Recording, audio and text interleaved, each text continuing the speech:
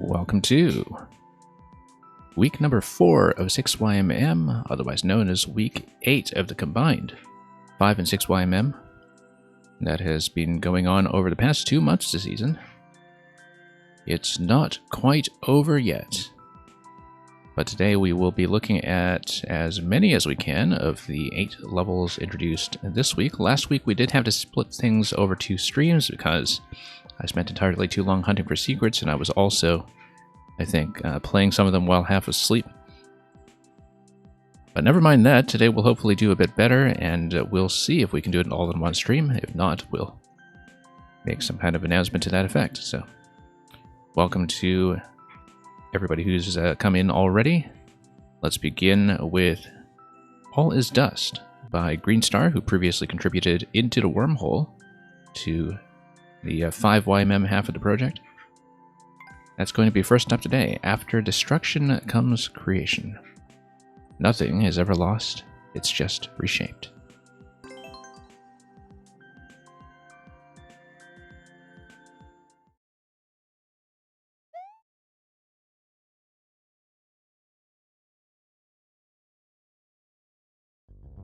Cryptically comforting? Oh, I certainly hope so. And, oh, that's neat. So you see what's going on here is that, well, first of all, I died in the lava, but secondly, that as the skewers are coming down and removing the columns, there's some kind of secondary trigger that's being disguised by the skewer that is activating these additional blocks in what were previously empty spaces.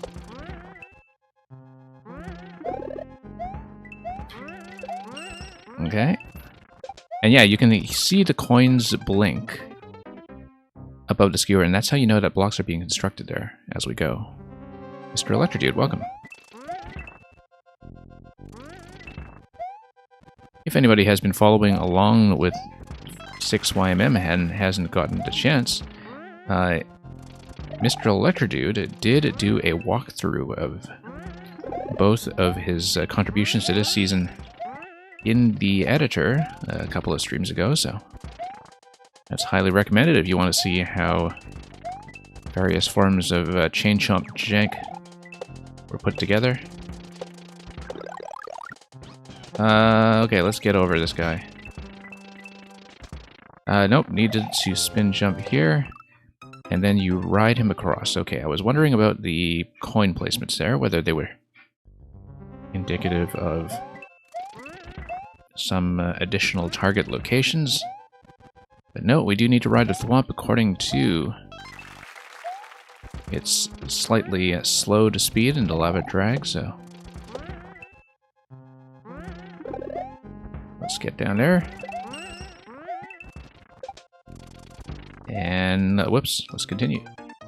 And yeah, Aliboo, I'm glad you enjoy the commentary, Indignation Judgment as well. We try to be somewhat consistent about the tone of the stream. So if you enjoy what you're hearing, hopefully there won't be any terrifying surprises out of nowhere, but anyway, glad to see you here as always. Look at that star going absolutely nowhere that I can actually reach. And welcome, Meng.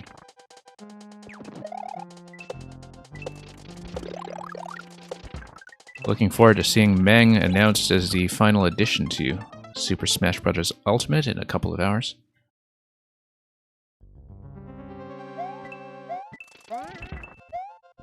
See, here's the question, Indignation Judgment. What part of the koala gives its flavor to koala tea? Do we really want to know the answer to that, actually?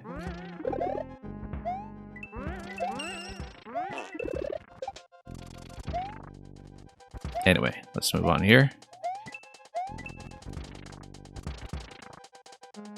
Nope, spin jump, obviously. I wasn't paying attention.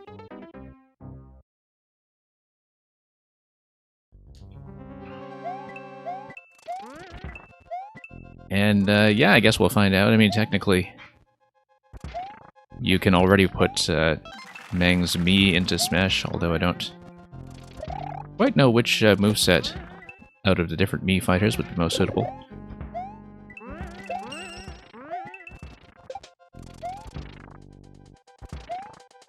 Still not quite the same thing as officially receiving Mang in Smash, though, as our Mario Maker rep.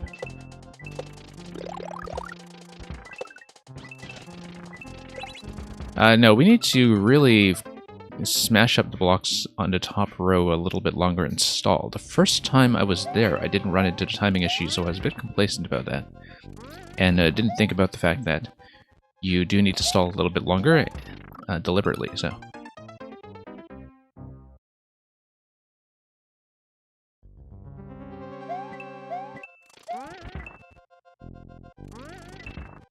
Anyway.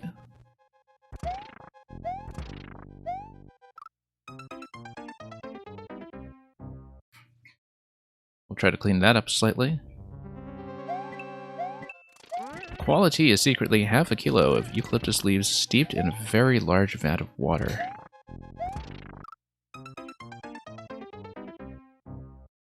I mean, if it's half a kilo of the leaves, why is it just ambiguously a very large vat of water? Wouldn't it be a specific proportion? Like if you already have a measurement for one ingredient, you would think that you would have a proportionate measurement of the other one, right? So, well, there's got to be a very specific, standardized vat of water.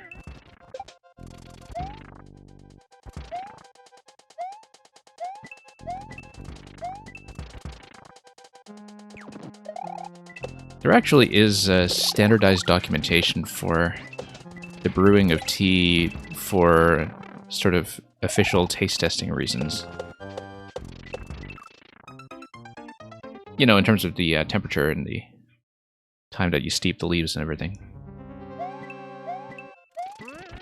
Like, there are official specifications. Certainly in whatever the standards body is called in the UK. And perhaps some other jurisdictions as well.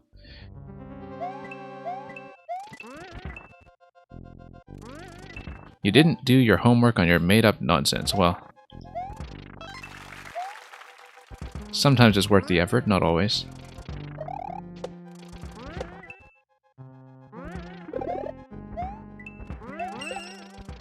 And okay, let's head over here. No, still jumping the gun on a skewer a bit, so... Let's clean this up. I mean, these timings are fairly simple. You do need to be patient in a couple of locations here. No need to rush ahead. The auto-scroll and the skewer timings are just going to do their work. And there isn't really much so far that demands a lot of forward time pressure. In many locations, the safe thing to do is to wait, including the location after you obtain the mushroom in just a moment. Yeah, the mushroom allows you to bust everything here, of course. And then, let's ride this out.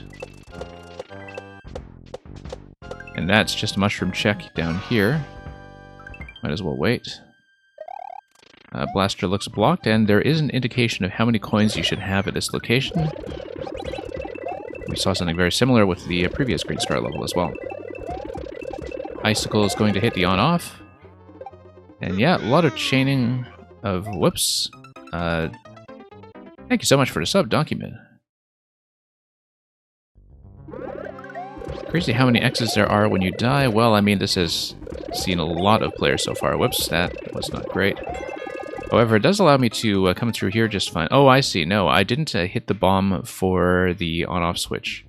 So I'm not supposed to run through the middle. I am supposed to go through the top row, but was not reading the bomb accurately because I was just depending on the icicle, and that was not clever.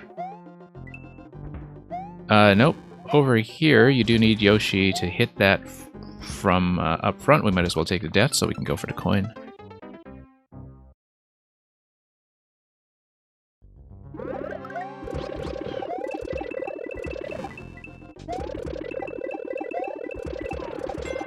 And yeah, it drops the bomb, and then you need to hit it the second time. And the coin allows you to see the proper alignment for the ice interaction over there. Drop the swamp. Okay, drop that. That's fine. Like that temporary caged Yoshi. Now, what's going on here? You're going to be jumping on top of the spike blocks. And over here... wait. Hit this guy. Blow that up. That's 2 additional coins, as indicated in the top right. Mr. Influential, welcome back. Whoops, no, bad idea. And we are losing Yoshi here, which means... was there an egg here? And yes, there is. So, no matter what you do, have Yoshi with you at the end. Nope, that's a bad idea.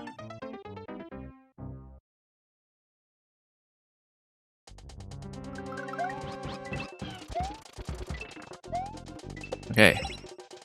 Love how responsive the little cage interaction here is. We probably need to be quite a bit faster about that, though, if we want to beat that skewer. While taking the time to grab the pink coin, so... Oh. There we go. And then, oh, need to see where I'm going. Just took me a moment to read the back and forth because I was looking at all of the different triggers that were laid out all around.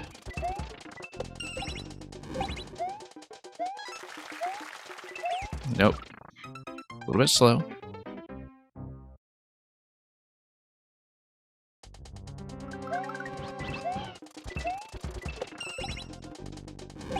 Yeah, so here there's some incentive to go fast.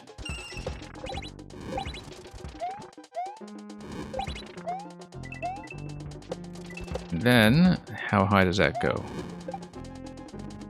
Okay, that's fine. No, I was reading the top right to see if there was any particular reason why I might want to stay there instead. It seems not. I think I should just go directly to the top left.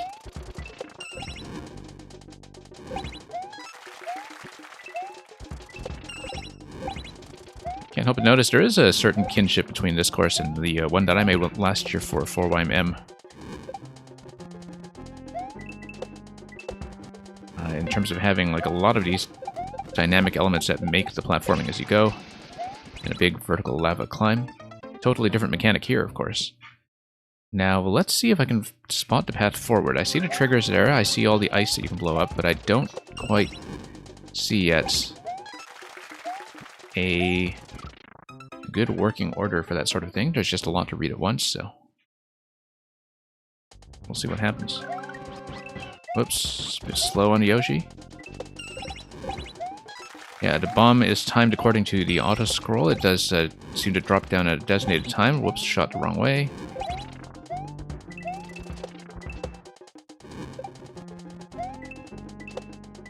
Okay, that's a lot better.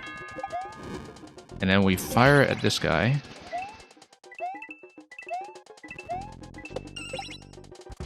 Follow the arrow for the shooting pattern, it seems.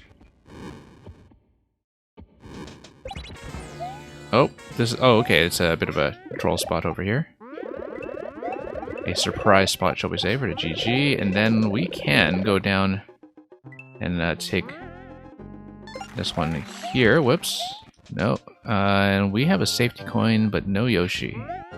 Did I get 2 additional coins in this section? Yes, I did.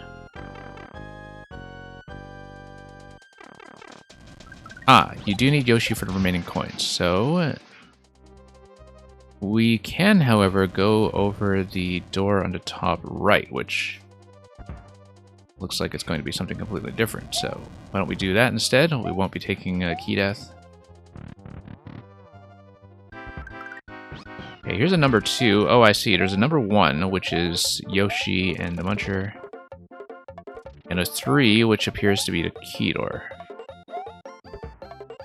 Yoshi and a Muncher, I'm not sure I understand, but yeah, we went through a door, we'll go through a pipe. So we have 3 bonus sections at the end. We have a dead Yoshi. Well, yeah, that's what happened, so...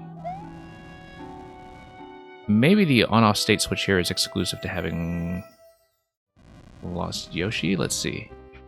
It's based on some kind of egg trigger from a pipe. Or from a blaster, for instance. Anyway, we have one modest cake here with 6YM. And we can pop back out. But we're still missing 2. So there's the key door for number 3, and we know how to get the key door. We just survived with Yoshi till the end. And number 1 we have not seen. So I should actually take a death here. Whoa, no, let's not touch the axe just yet. And after taking a death, we should come back here with Yoshi to get the last 3 coins all at once. And I think it's fairly clear how to do that.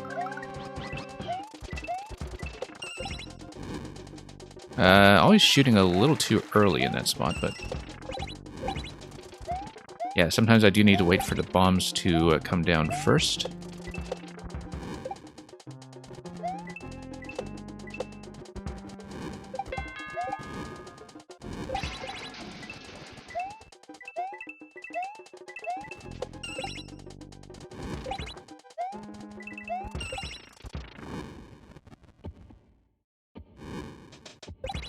Okay, yeah, that's the surprise drop.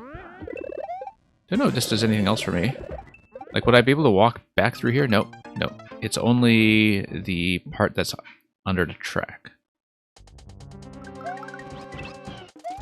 And when I get back to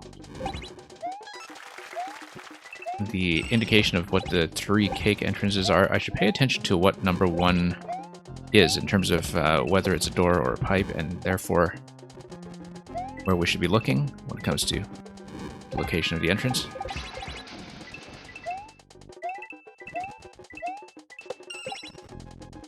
Yeah, the instantaneous activations of the bomb and muncher stacks is quite nice, of course. And Atlantis, welcome. And yeah, this one's been a lot of fun. So we can grab this coin, and we need to keep Yoshi. And we can do that. Tetraterix, I will hopefully get to everybody's level today. It kind of depends on some of the cake hunts early on.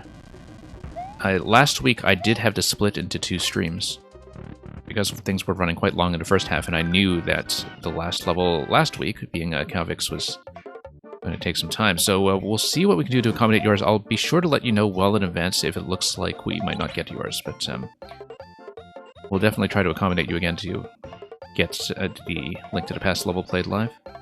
Anyway, so we see that here we came through doors from the goal screen. So currently we're in the main world.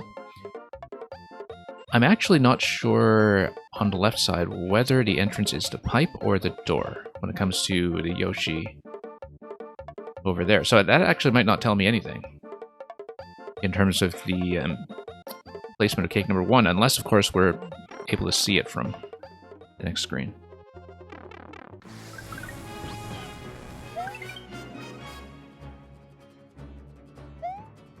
And yeah, Tetraterix, it's a little bit early to tell right now whether I will be able to get to everybody's in one session. I have done so every week except for last week, and that was a bit of an anomaly. So we'll know fairly soon, I think, whether the pace is looking optimistic.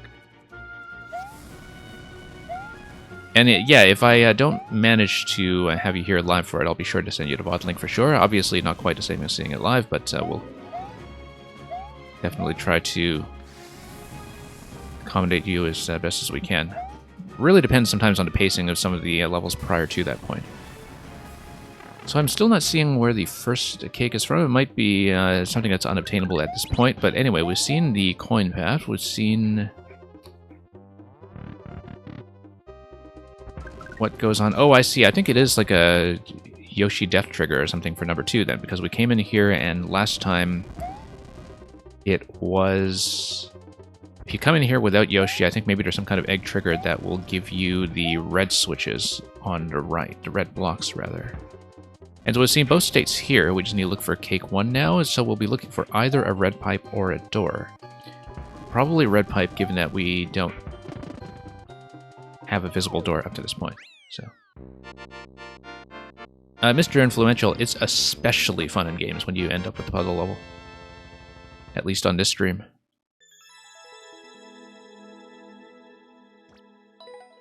Well, let's look for cake number 1.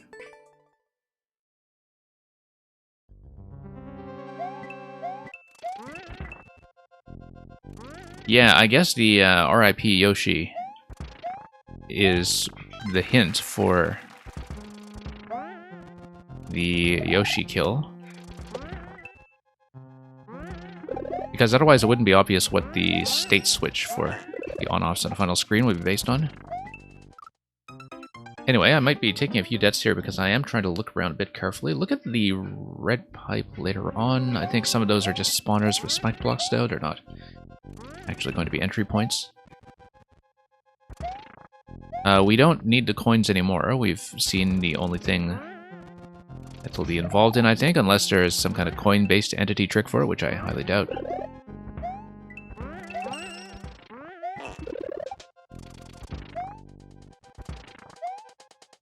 Yeah, so you see this red pipe here. It doesn't look like there's anything that you can stand below, though, for doing anything with that. Yellow pipe is not really accessible there either, and doesn't connect to the red pipe we see later. I was thinking about the walkable lava spot that we saw near the end of the level in the vertical section, but we had tested that already, and that didn't seem to give me much of what I wanted. So it was Yoshi and it was a Muncher. We might be looking for a Muncher clue. And Indignation Judgment, we'll look at that in just a moment. We will change character to the more popular brother. And Criticism, welcome.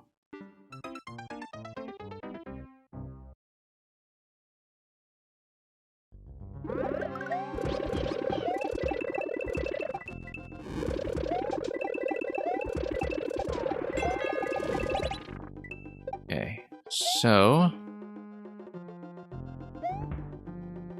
yeah, I don't need to deal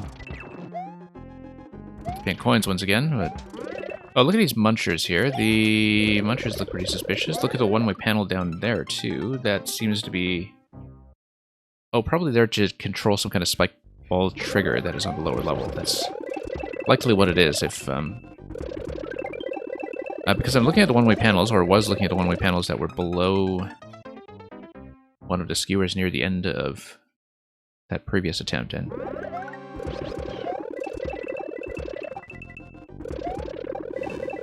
yeah, that's one of the things that I'm thinking it's probably used for, given that a lot of the spike ball chaining here... whoops. Yeah, this set of one-way panels right here. That's what I'm saying. No block there is just to bounce the skewer and constrain it, I think, but as a bit of a repeated endpoint, but given that you have spike ball triggers going all over the place, and that initially for some of these is sometimes a dry bone shell trigger as well, as we've seen in many levels in the past. Whoops. 50 coin thing over here. We're obviously trapped by auto scroll and we'll die, but that's okay because, oh, look at the red pipe at the end there. That doesn't look like there's anything to stand on over there either. Did I soft lock myself? No, because there's a Muncher that comes in. Yeah, there's the heartbeat noise and everything when you're trapped there. Troll Muncher comes in and saves the day.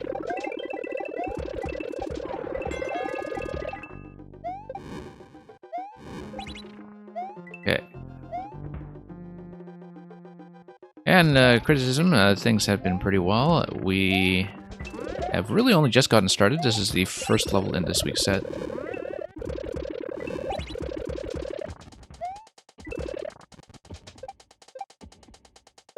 Yeah, so we saw Muncher as the clue.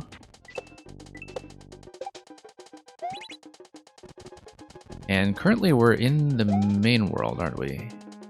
Yes, we are, because this was just the first segment with the first 2 coins. So if it's a pipe into the main world, which is where the 1, 2, 3 rooms are, we should be looking at a red pipe from the subworld here. And so we'll just need to scan around very carefully to see where there could be something like a 2x2 placement.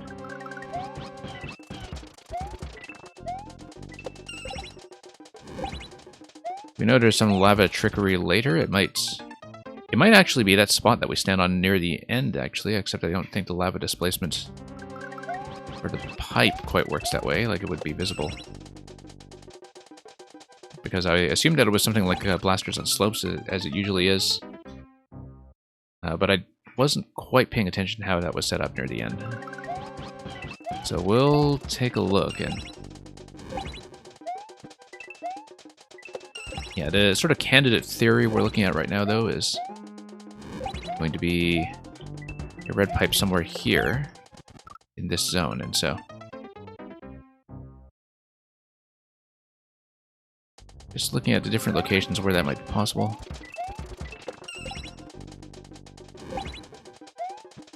Could be on a lower level on this skewer? No, not really.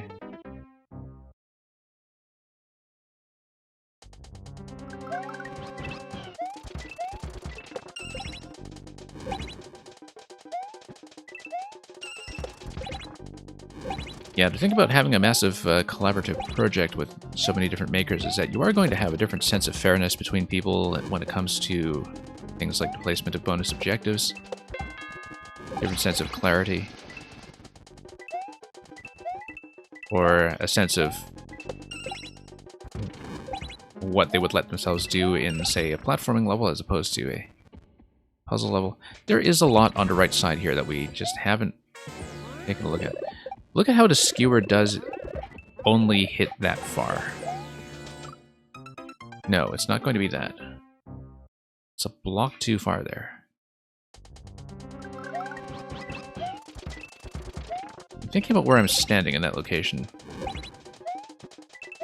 And how it's been set up.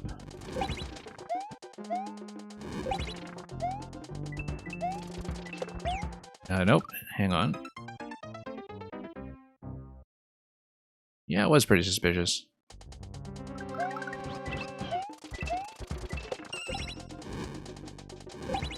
But yeah, there have been very few YMM cakes that absolutely required a player to take damage. Like, there is that one entrance in Bonsai Bonsai Bonsai Bill, which requires you to lose a mushroom along the cake route, and then you reclaim the mushroom right away. But that's one of the very few examples I can think of, and that one is really kind of clear what to do. Usually there isn't that much in terms of required damage. There kind of was, I guess, in this level, in that one of the cakes is dependent on the state switch at the end. That depends on whether you go in with Yoshi, which might be a bit of a surprise, but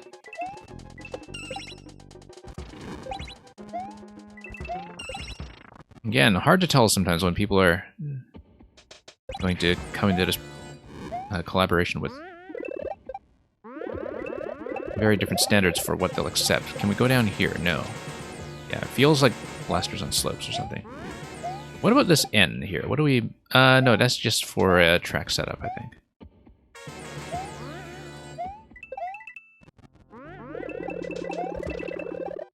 Is this skewer going to punch all the way? Do we see anything else? So we saw a muncher as the visual clue for number 1. And Electro Dude, you haven't played these yet. Okay. You're usually ahead of me week to week, but I guess this week we're busy with some other things. Let's go back to the clue room. Burner up there, so it's not going to be up there, I don't think. The ceiling. I mean, it is... Let's take a look at this one. No, we have Yoshi, so... Oh, that's interesting. Because we came through with Yoshi, but we didn't grab the coins, we're not able to access either cake right now. Because this one is coins plus Yoshi. This one is no Yoshi. And so I'm not able to grab anything. Let's start over. Let's grab clear, if we're starting over anyway. Too tired this weekend to stream? Yeah, understandable. Considering that last week, of course, you were busy finishing and then watching your own level.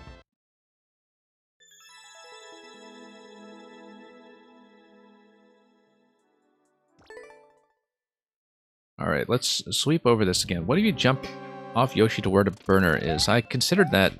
I was looking at a ceiling placement there in the camera movement, though, and I kind of doubt there's room to maneuver there. But we'll see. I wanted to see the clue room again, because there was something going on with Yoshi and a muncher over the door, which I think just means that Yoshi is required for the door entry that you see in the Cake 1 room. So whatever it is, it probably does require me to keep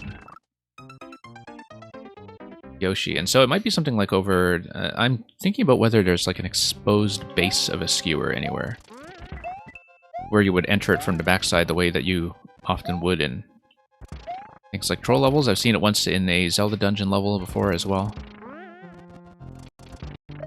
because of the way that the skewers overlay pipes. I'm thinking it's going to be something like that, except you would, in order to not take damage, be entering from the back of the skewer rather than the pointy side. Yeah, you don't know where the cake is? Yeah, that's fine. That's a fair guess. But I'm thinking back to the clue for Cake 1, and because it goes either red pipe to door or door to red pipe, and the door has a muncher underneath it. One thing I do know, I think, is that I have to survive with Yoshi into that room wherever the entrance is. And so that gives me a bit of a lower bound on the initial position, which is that we know, at minimum, that we have to have Yoshi by that point. Like, the entrance is going to come after Yoshi has been obtained. Which means it has to be in this section. And we know that, actually, if it's a pipe, that it has to be in this section anyway, I think. So I'm just looking at the level to see if we missed something really subtle in terms of a pipe entrance being exposed. Also, notice that entry section, actually, if you jump up immediately, I wonder. Look at the ceiling here. No. Probably just a drop location for something. Okay.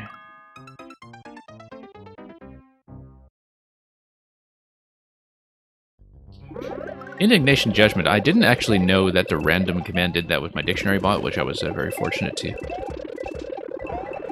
activate today. Oh, I guess... No, it just picks a random word from the dictionary. I see. Yeah, I've seen somebody else do that on their stream. Look at that slot down there. I should check that next time. Actually, the one-way panels now look pretty suspicious to me. But, wait a minute, what did I just do? What on earth did I just do? I didn't even see that happen. What did I... Wait a minute, I didn't even see what happened there. What was the interaction? Hidden pipe off screen. Yeah, I didn't even see where I was. Like, I didn't, I wasn't paying attention to my position because I was too busy talking. But anyway, there's the answer. West Second, good to see you here. So, hidden pipe. Let's take a look at that again. I mean, I found it, so I'm content with that, but I just want to see what location we were in. Because you all got a good look, I'm sure, but I didn't. Because I wasn't paying attention. I thought I was dead, actually. And then all of a sudden, I'm being carted up the cake room. So anyway, as we determined... Oh, okay, so we weren't constrained by Yoshi after all, in fact, because of the fact that Yoshi is given to us in the room that is the transition between pipe and door at the end. I'd forgotten that because I hadn't seen the Yoshi egg since previously I would have had Yoshi going there, and the egg would... depending on whether there's a second off-screen Yoshi, I guess maybe that's why I wouldn't have seen it. No, I was talking about the one-way panels that were on the ground level at the time, so that was when I thought I died. And so the position is somewhere in that area. I just want to take a look quickly. We won't spend too much time on this because technically I have found a cake, but... Anyway, no mushroom over here. How many cakes did I find? Green Star, we found all 3, but I didn't understand how I found cake number 1, so I'm trying to go back to it. We just found cake number 1, and I didn't know how. So I'm retrying it. We found 2 and 3 really quickly. That was not an issue, but... Number 1, I just found it by accident, and I wasn't paying attention, so... But like I was saying, it was close to this one-way panel segment here. Oh, you see how the thwomp smashes those blocks? Maybe it's under the thwomp. It's not. Okay, I thought I was checking the one-way panel area, though. Because I was looking at the one-way panel and thinking, okay, maybe it's there. And...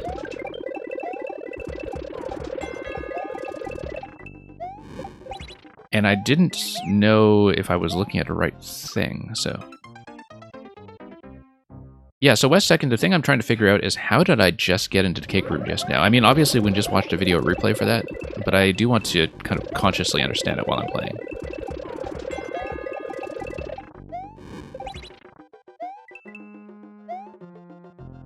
Because there are 3 hidden cakes in this level. We found 2 of them earlier, and we just found a 3rd one, but Oh, no, I bet you go into side. I bet it's inside the side of the skewer, yeah. Yeah, you stand on top of the thwomp, you enter the skewer from the side. I think that's it.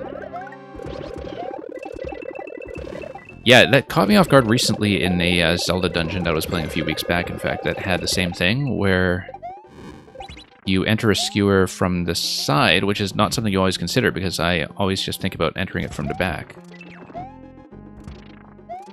But if you stand on top of the thwomp, you go in, there you go, yeah. And yeah, Meng, I guess that's the solution for another cake that's cake number 4, because it's obviously in the 4th dimension if you take the wormhole from the other Green Star level. So, okay, we got it. And that sends you over to the pipe entrance. Okay, that's great. We found all 3, so. Let's take a look at the comments. Yeah, very neat level. How do you pass the plant? You say, please pass the plant. Yoshi-tastic. Very much so.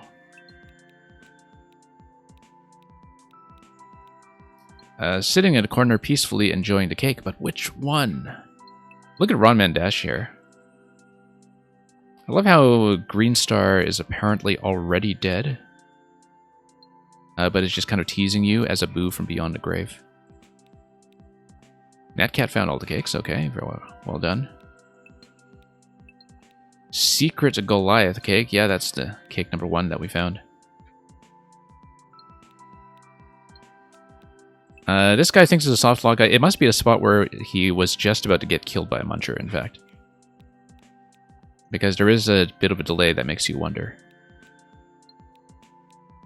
Just enough time for you to comment and rage at the level before you pop back out of the comment and die. Anyway, let's move on to the next one. Yeah, I guess Green Star, you would be dead on the inside. Next level is going to be Powerless Plumber by Luca. We're going by the website order. I'm sure most of you are aware of the website, but for those who aren't, we're on what is listed there as week number 8 of the combined 5 and 6mm. And the Powerless Plumber is going to be number 2 this week. Bang your head against thwomps and release your rage. And of course we have the Maker here to witness us bang our head. Meng with a record that's nearly 3 minutes.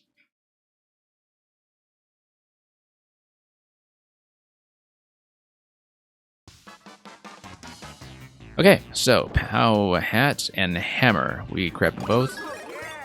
Looks like it's going to be a combination crate and hammer puzzle.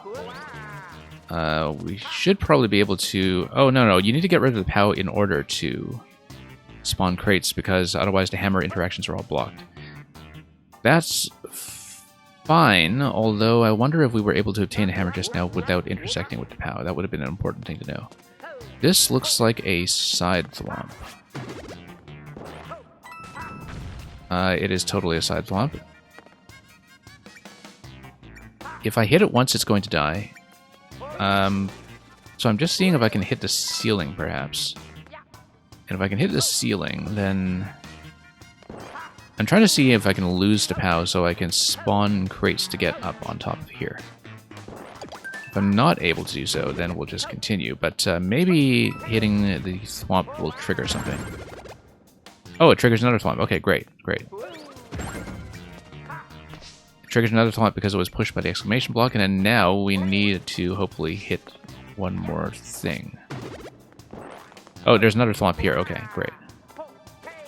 Probably once again triggered by exclamation blocks. We do need... Oh, whoops. Probably twirl jump to get higher onto the wall, followed by a wall jump. And Tetratarix, you don't want to be spoiled? Yeah, totally understandable.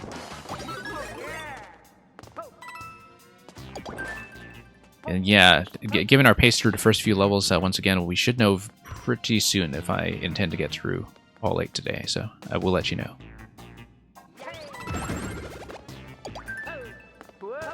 Unless we hit a really serious roadblock in level 3 or 4 or something.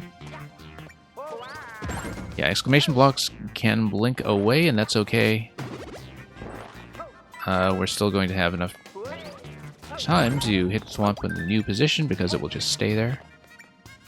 At this point, we can bust down the blocks on the right side, but why would we want to do that when we can go up instead? Whoops, I think it's probably just the exclamation block that pushed the thwomp, though. I doubt as much else there. Never mind, we have plenty here. Spike mechanism. Let's just whack this guy. And break this. Key door. Okay. I wonder if it would be in the crate, actually. Let's just stomp the crate and find out. Or hit the crate and find out. Not in the crate, okay. Yes. Looks like Thwomp got pushed through here by this exclamation block. Or one of the two. The one that was activated on the left side, actually, probably. Yeah, because the left one is out of range of the bottom Thwomp. Or the bottom hit location. So this one gets activated first, this one gets activated second. You see some Thwomp pushing here and there, and then we'll deal with the key door later. For now, we've broken the scroll, we have the key, okay, that's fine. Wonder why it's giving you some extra crates. Doesn't seem to be particularly useful, given that we can just spawn crates whenever we want. Oh, you could probably have taken an extra crate through with you as well, except here you would have been forced to drop it. You can get under that Thwomp just fine. Looks like a wall jump location over here. And that would allow you to hit that Thwomp in midair. I don't know why we would want to do that yet, so let's not deal with it just yet. I guess we hit the Thwomps in a certain order. I don't know if the order is going to matter. But having a POW activation in that location will do something. Yeah, the objective is to get the key here. The objective also is to lose the POW. We lose the POW by hitting 3 Thwomps. That's basically what we're going to do. Okay, so it's pure wall jump over there. That's fine. Wall jump back and forth until you hit the Thwomp. More of a platforming element then. Okay. Pretty simple. Grab the key. The crate is to remind the player they can spawn crates, I see. We're in trouble. That's okay. We'll probably long jump across. Once I whack this thing. Can I whack this thing? Or can I just long jump across? Bad idea. Probably should have stood on one crate and then whacked it, actually. That would have been a much more sensible thing to do.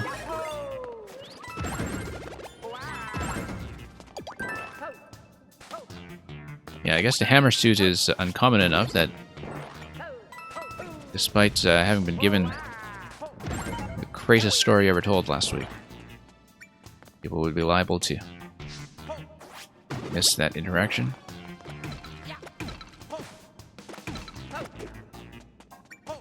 There we go. Probably, yeah, we can long jump now, I think, but here we'll try to build it a little more accurately.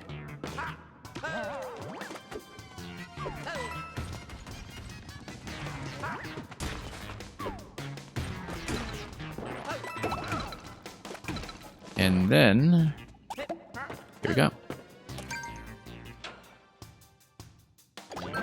So yeah, once again, we'll wall jump here. We'll just try to hit some thwomps. Whoops.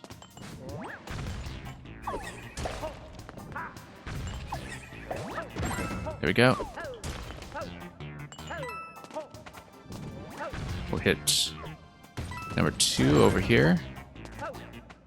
Number 3 will be by wall jumping to position it first. And eventually we'll be getting upstairs somehow once we get the key, probably using crates. Or using the exclamation block, actually. That seems like it's going to push something useful.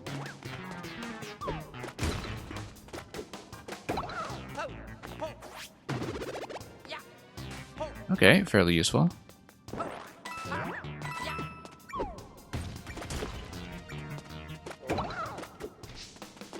And 30 coin on the left side. Interesting.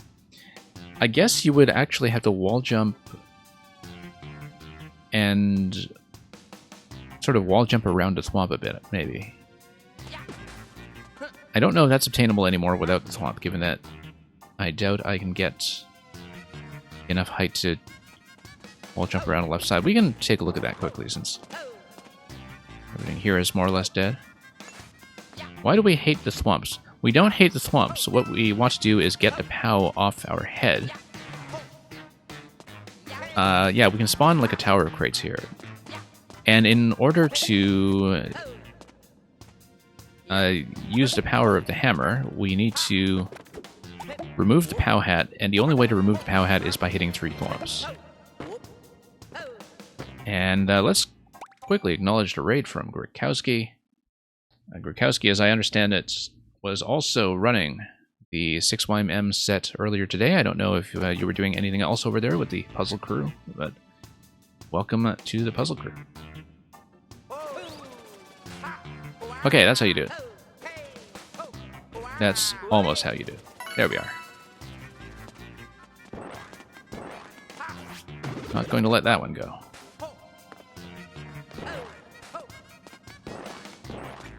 And over here, 6Y, very fancy 6Y there. Of course, we're going to check this. And is this? Well, it's not a cake yet. It might be someday when it grows up. Thank you so much for the follow. Yeah, Indignation Judgment, just all the little children in Monsters Incorporated in the daycare. Mike Wazowski. It's been a long time since I watched it, but I do know my Pixar films quite well, so. Although I haven't kept up with the recent... I know there was a new short animated series on Disney Plus that was based on Monsters Incorporated. I have not caught up on that at all. I think it's called Monsters at Work or something, but I don't know a lot of the spin-off material, but I've kept up with all of the major Pixar features and shorts. So yeah, once again, we do need to get rid of the hammer. We will eventually drop some crates on top of the creeper, so I have somewhere to stand on when I grab the key. But the first thing that we have to do is push some thwomps around. Is this a side thwomp? Yes, it is. Let's come back and I don't know if order is going to matter here. It might, actually. If order does matter, then we would have had something like a reset, though. Wouldn't we? Although, let's figure out whether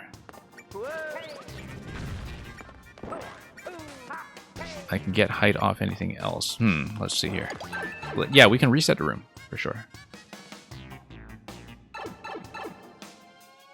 You played a new boss fight by Glitch as well, and a newish Loop and Snoop puzzle. If it was the track block puzzle by Loop and Snoop, I played that one last week as well. One thing that Loop and Snoop is always talking about is that even fairly experienced players in this game don't really understand track blocks. So, it was kind of nice to see a demonstration of that one way or another. Yeah, so here's what I'm going to do. I'm going to push this thwomp with the other exclamation block. The thwomp is going to push me first, but the next time we go back there, I'm going to push that thwomp with the exclamation block and move it up. And then I'll be able to stand on it. That's how it goes. Wait, did we see... We did see the cake already, right? Like when I went through the top room there. Was that the cake, officially? I was not paying attention because we were still receiving the raid at that time. I don't know, my memory is just going, I think. Because I remember going through that room. That's okay, we can just look at it again quickly. That was a burnt cake, yeah. Okay, so it wasn't a lie, at least. That's still an improvement. Oh, right, so it's only the burnt cake and it spawned me back here. Yeah, that's right. So, not the real thing. Not the real thing. Well. Okay, we'll get over here. We'll make sure I don't get coasted by the thwomp. Let's, get over here, push it. There we go. Now, before we hit this guy, let's make sure we don't need to hit anything else first, because order might just matter.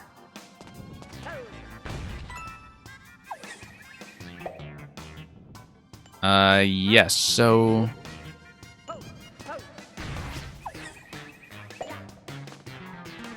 Let's see here. Might be timing based. Yes, it is.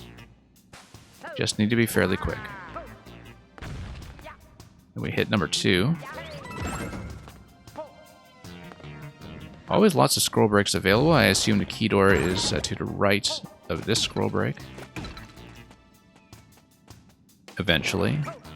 We'll grab the key first, since we know we'll need it in some fashion. There's Uno Mas cake? Oh, maybe so. Yeah, only 68 remaining. Exactly.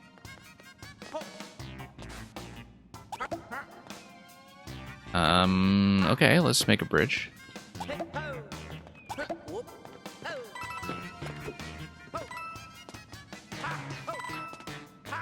Nothing else to check here so far. I feel like something like carrying a crate through might actually be a bonus solution at some point. Let's, Oh, I can't smash this yet, obviously. Nope, wanted to wall jump around there, and that was a miss. That's okay. We know how to do everything here fairly quickly, so...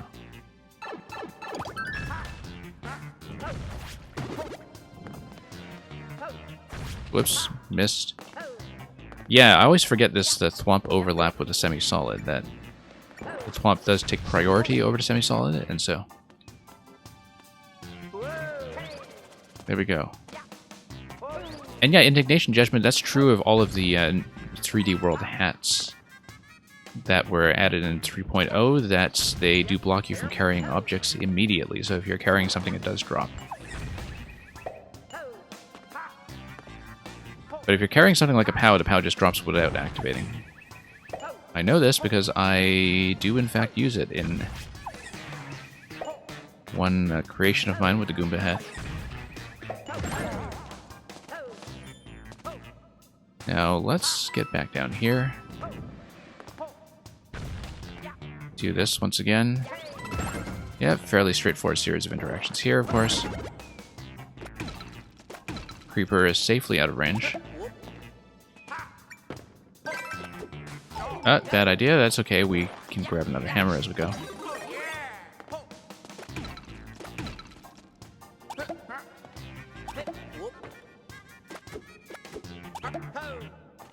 Hang on.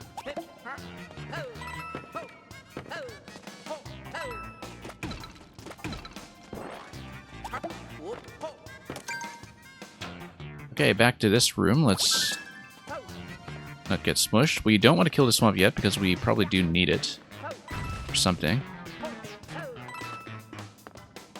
Eventually.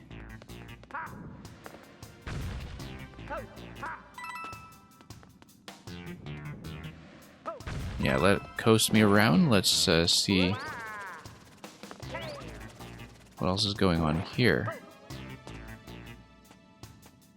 Exclamation block, we don't know where that's going to go just yet. This looks like a side swamp that's going to get you in under the pipe. That would allow you to hit the swamp. I don't know if we want to do that just yet. Let's watch this swamp's movement before we jump to any conclusions. Looks like we can probably stop this and move it. That just allows you to get under that swamp and hit it. That's great, because we don't want to hit too close to the other one, though. Because we don't want to blow up both swamps at once. Since we need two separate POW hits. Now, why can't I just go down here instead of... Yeah, you don't actually need to engage with a pipe and a wall jump on the left if you just go under. We might have wanted that for the 30 coin. But I guess we'll just have to eat the loss on the 30 coin, unless we just... No, we just need to build crates later and build a tower. If we really want to go for that.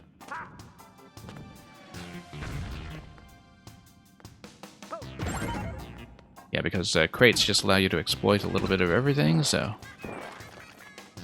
Key door is going to be over here. Key is up above, so...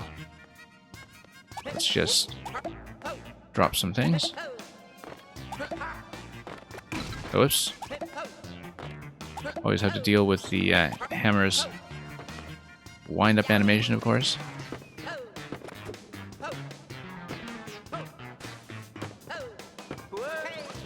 And you cannot actually hit that out of a twirl.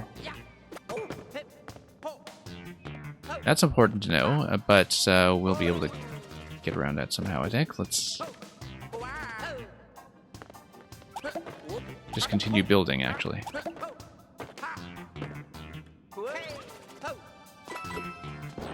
Oh, so this is interesting.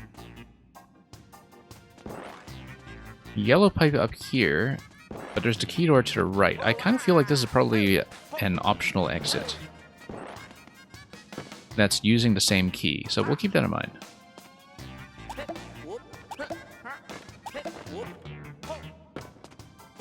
Whoops.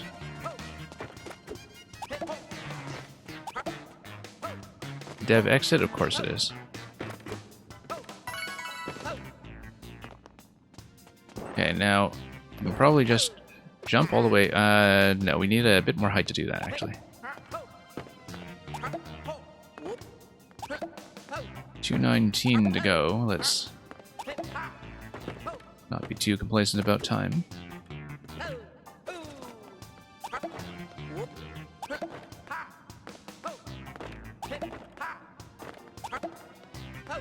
I'm gonna get pick-a-piped. Yeah, of course we are. But there's only one pipe to pick, so just fine, I think. Okay, that little timing there I actually know from a course by Rammers, who used to submit here pretty regularly. Had a whole level that was about the timed hammer swing in a platforming context. It's one of the only levels I've seen that makes it work, given the massive and atrocious cooldown time on this thing. There we go. 100 seconds. Let's be somewhat quick about this.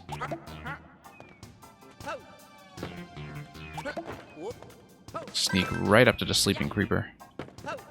Who's the creep now? We'll find out when we play the Radiohead level later. Okay. Over here. Let's take the key. And move it up. And Ziggsy, welcome. You've been working quickly with that free trial you got on your account. Okay, here's a big 6Y. We can really smash this thing up. 6Y. Let's not die to this. Okay.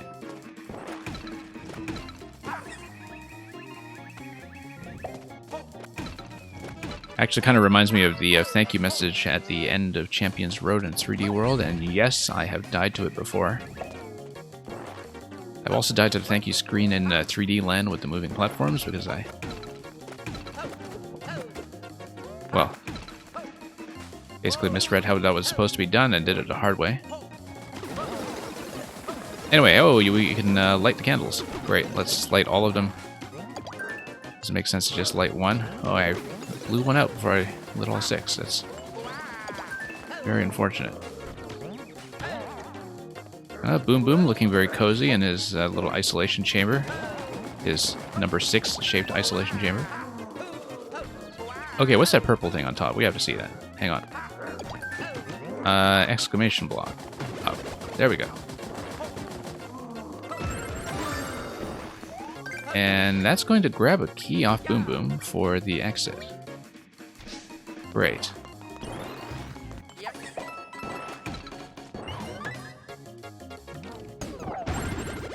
It's funny how people don't see the intended way to get the key. Oh, I love how the MM here completes what was going on with the 6Y earlier on. Nothing up here, though, unfortunately.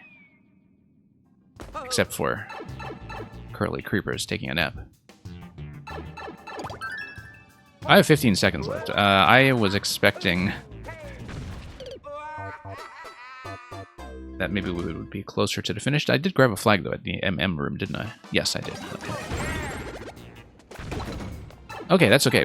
More puzzling? That's great. That's great. We welcome that around here. So you say it's interesting how people don't see the intended way to get that key. What did they think was the way to get that key, then? What could they possibly imagine? Okay, so this is a bit of a thwomp timing thing. We come up here. We'll eventually find ways to kill everything. I need to scroll the camera up just to see what's up there. Oh, just coins for now.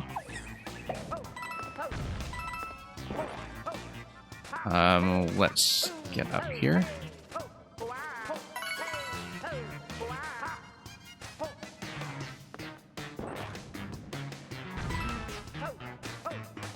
There we go. Now we've positioned this guy. And that allows me to whack this thwomp without killing both. And then we take this guy out like that. This now allows me to go up pipes. And whack this. We do not yet have a key. The key looks like it's going to be on the right side after this. Let's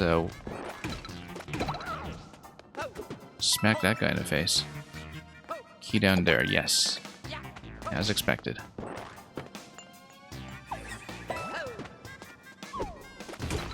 I just have to not let the wall jumps catch you off guard. This is really going to be the whole thing in this level. Do I want to drop crates here? No, I want to bump the creeper and use it as a launch pad for wall jumps.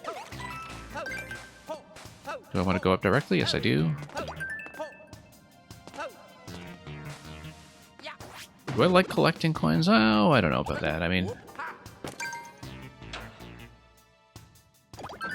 depends on the coins. Thwomps all go up, okay.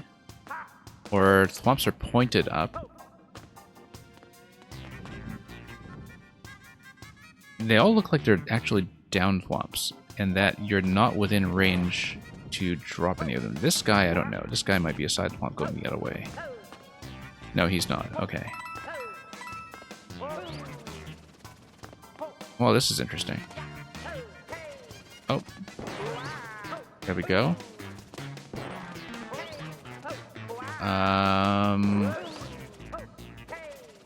I feel like I should be able to get 2 wall jumps in here if I position this a little better. Maybe not, though. Not going to do anything silly like grab the key, of course.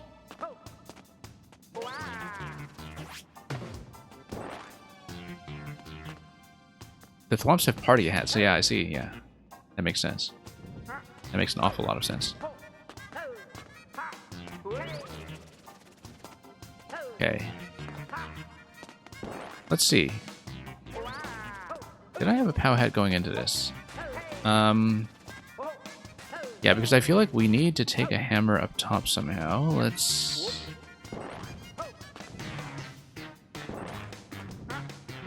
If thwomp drops like this.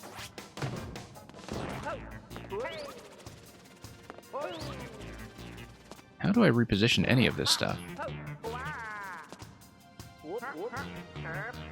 Because, yeah, I did get the POW hat when I came in, so that's not going to be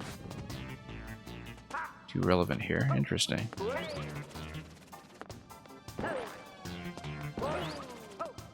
I still think this looks kind of promising, just tricky.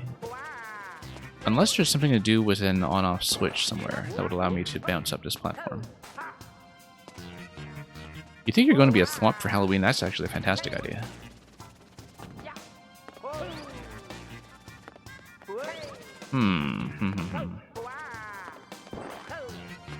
What is there for me to interact with other than this potential jump, which feels like it's just out of reach?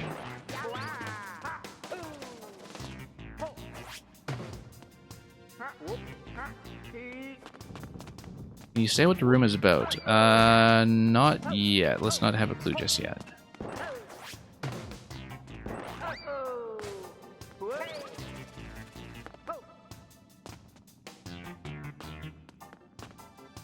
Because it looks like there's some kind of thwomp sequence here, right? Look, like we're getting within 2 tiles. I feel like there are actually places down thwomps that will give us a drop at some point. Maybe the upper section was part of the alternate key door earlier. You mean the one that branched off from the cake? No, because that would have been before the entire MM segment after checkpoint 2. So Bonafide Pirate, I think that's probably not the case. I think we have to think about losing the POW somehow. I may even take a death here. Oh, I can't take a death here. Let's see.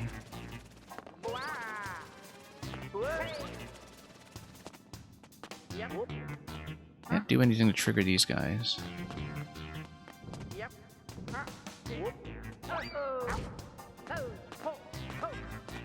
I maybe should have considered re-entering the door, actually, before I jumped up here. I think it's unclearable now. I think I should have gone back through the door to lose the POW and then come back in. I think that's what it was. You come in, you grab the POW. Oh, I don't know about that, because if you come back through the door... Like, the POW was obtained at the door, right? Like, it wasn't obtained earlier. Maybe it's not that. Let's check this. In case there's a block or something here. I feel like I'm missing something extremely obvious. And Ziggsy, no, you cannot do anything ordinarily with the grab button while you are wearing one of the 3D World hats. Luca, I guess I'll just ask one question, which is that, is this still doable, or am I already past a point when I have locked myself out of the top? Like, I am still able to do this, right? And yeah, Atlantis, I know there's a timer. Actually, timeout might be a better way to die at this point if we haven't figured this out.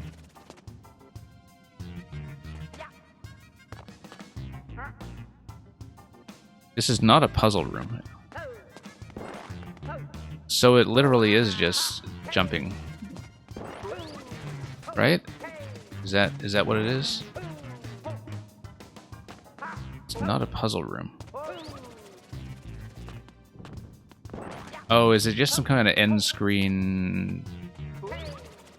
No, I mean if you jump off the ending, you would just jump and hit the side. Not a puzzle room. I feel like I am going to take time out and just probably do this one more time. P... Why does it say P there? I can't actually see that. It is a party room, okay. I mean, shall we grab to clear? I don't know. Let's take the time out, in fact, since I'm so close to taking the time out anyway, we might as well just do it. And then we'll come back here too. Take a look. There's something about it in the description. Okay, but then we'd have to pop out to see the description. And... hang on here.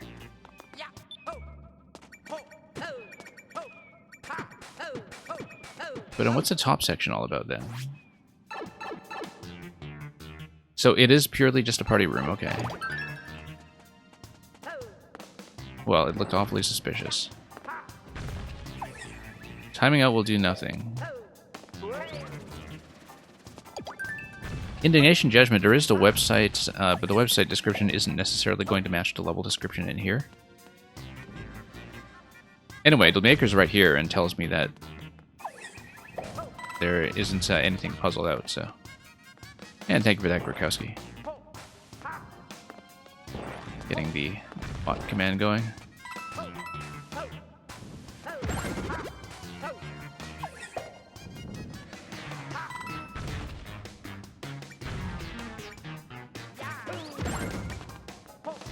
Okay.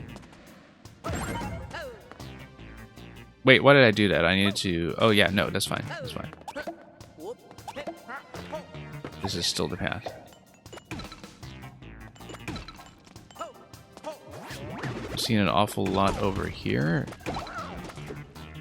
We know how the rest of this is going to go.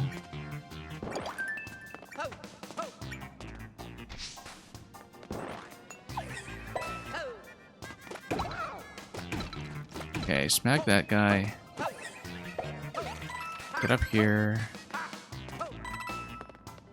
And then...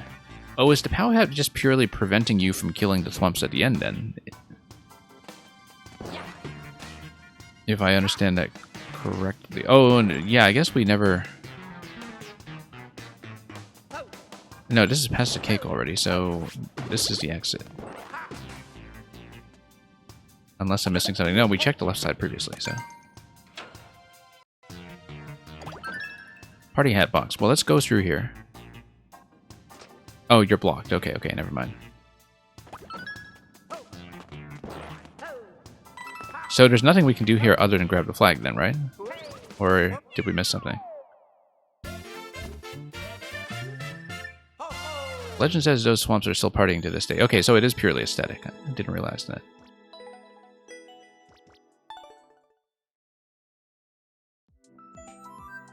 Bang your head against swamps and release your rage. Oh, is that... Oh, you mean the website description. Let's take a look at the website description then, in case there was something here.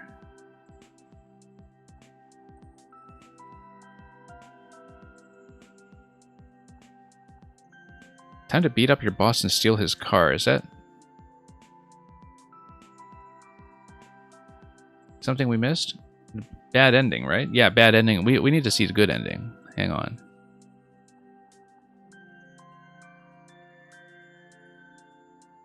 The swamps are enjoying a party as much as anything you've ever hosted. Yeah, like, is it just purely a wall jump check near the end, or what's going on here? Because I see that the top and the top of the flag are clearly accessible.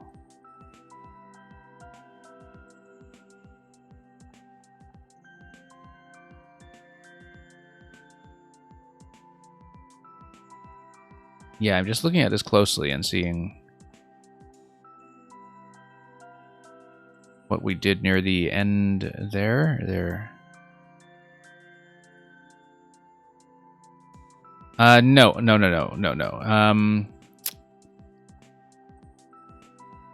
One thing we didn't do was try to take a crate through, but when you take a crate through, you obtained a How Hat. It drops the crate. That doesn't really do anything for you. Unless there is something entity dependent in the final room if you bring a crate, right?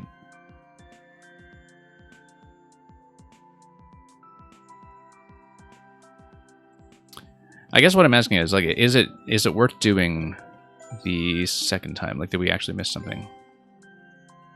I mean, we missed the top of the flag, I guess, but...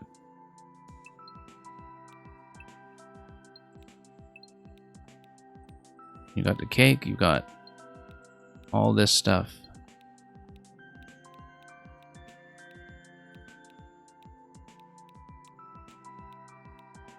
Not much artwork yet, though. 3, 2, 1, swollen forehead. Yeah.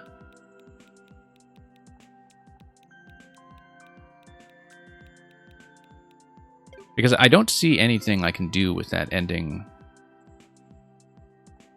other than try to make the wall jump, which I seem to be unable to do. So if I really did miss something, do let me know. If we had something that I didn't get. But the only thing I can think of is bringing a crate through. So yeah, do let me know, because then we'll decide whether to move on to the next one right away.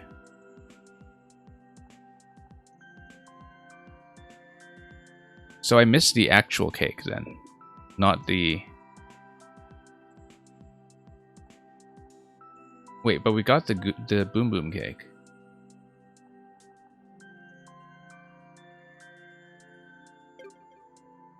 Right? Or...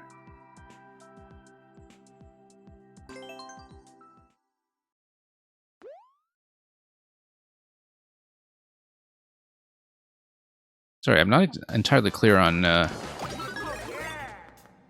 Yeah, we got the Boom Boom cake. So did we miss anything on the ending screen, I guess is what I'm saying.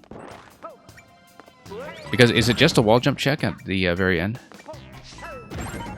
Not the true ending, okay. Let's do this quickly for a true ending. Let's see if we can do this properly.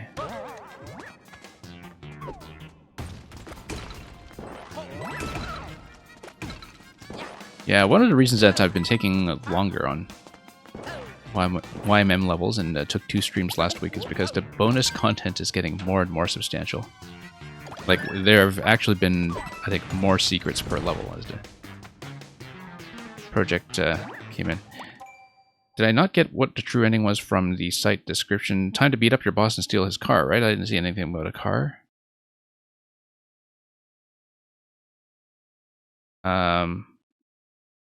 Or is this... Is this correct? Okay. Time to look at...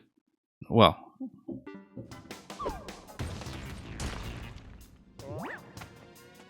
Maybe we didn't kill something then.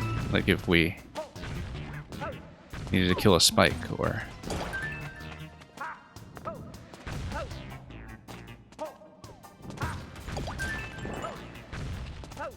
What is it about OSHA violations anyway? I feel like we've seen multiple levels that said that. There was Lecter's one last year.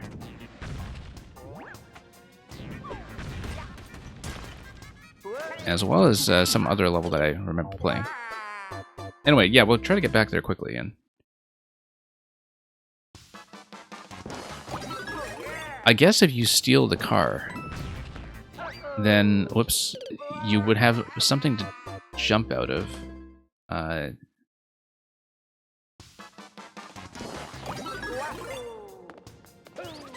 the ending screen, but I'll have to think about that.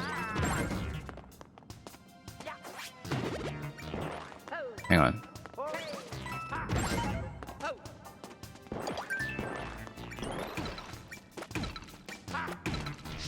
Oh yeah, we have this problem again. 1 second. Let's drop this guy. Whack this. And, whoops, no. I was trying to long jump there. I didn't realize I was holding the crate.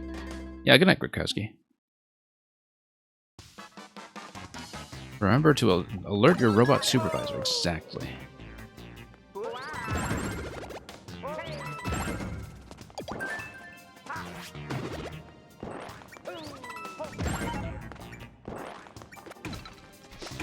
Now, let's get over here. Toss this stuff well out of the way.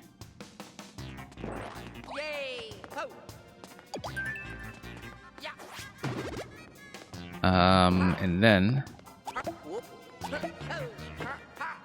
up we go.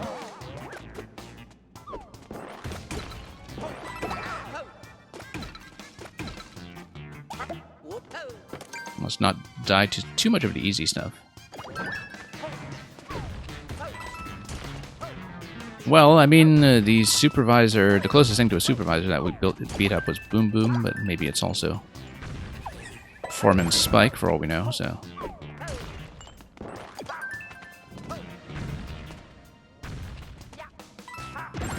Okay.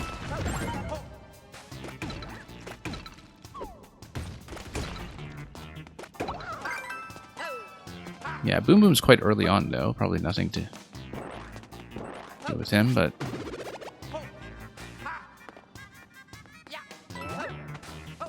Whoops.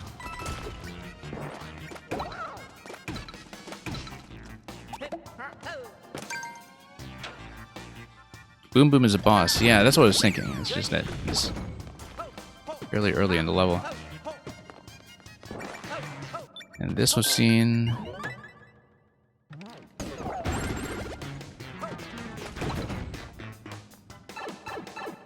So I guess I wasn't looking cautiously at where to exit after the cake room then. Maybe that's what's going on here. Anyway, let's pop this guy. Move. Nope. And yeah, Indignation Judgment, I'm aware. That is from Portal 2.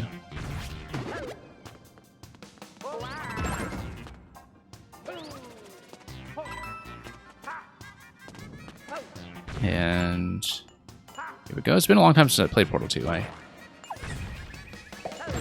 always loved it, though, including the co-op campaign. Didn't actually spend too long on the level builder in that game, though. Surprisingly, considering how much I'm into Mario Maker these days. It would have been nice to have something like a very active Twitch viewer levels stream back when Portal custom creations were much more active.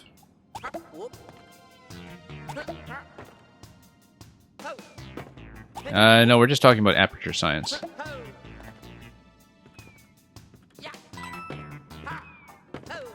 And let's get up here.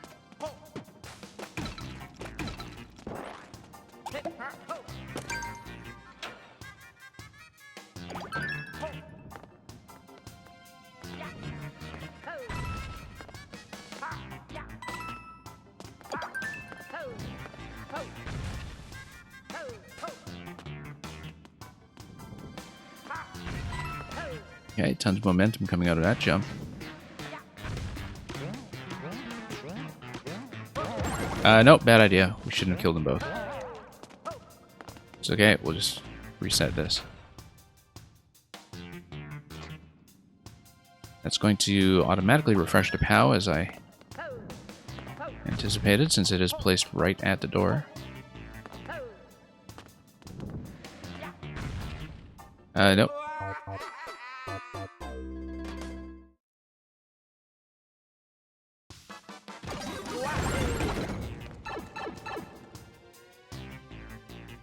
But yeah, we know that cake is at the end of this section, so... Okay. Alternate exit we saw earlier.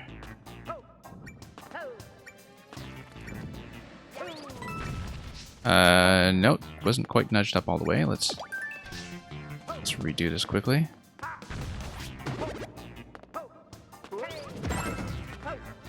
don't quite like the spacing on a lot of this.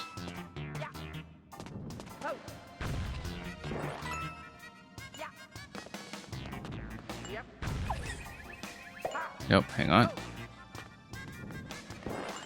Oh, I see. The swamp was dragging me a little bit. Let's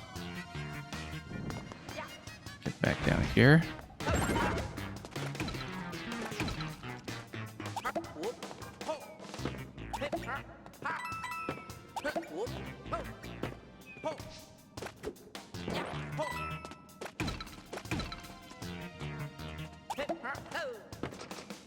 How did I not get the key? What did I forget to do?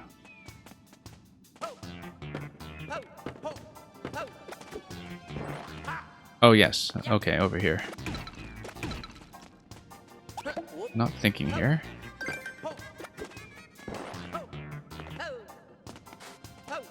Anyway, everything is going to stay loaded, of course, on top of the creeper. One of the very nice things about piranha creepers.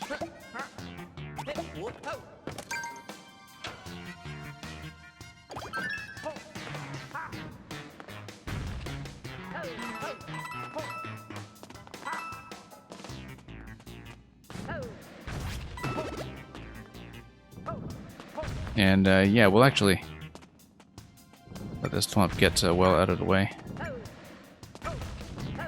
Might as well move everything apart just for safety.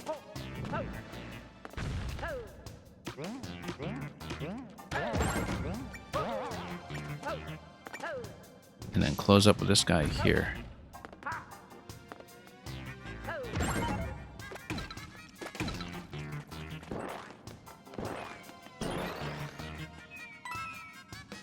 Okay, we can go through directly if we really wanted, but there's no particular reason to do that.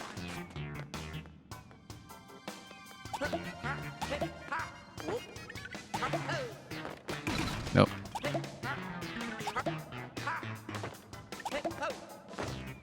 Nope.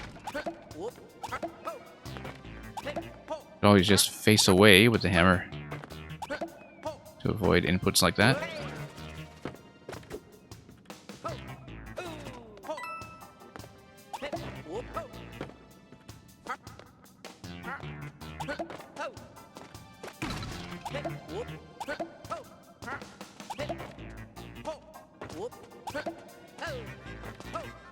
Okay.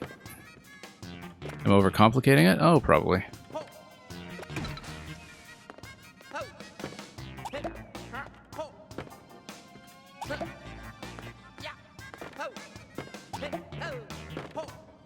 But it works. Can't argue with that.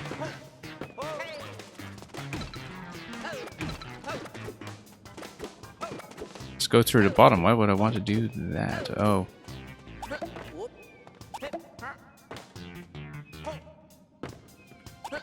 This is elegant enough. This is elegant enough.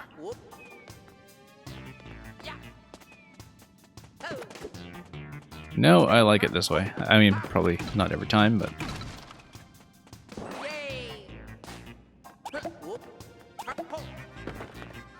Okay.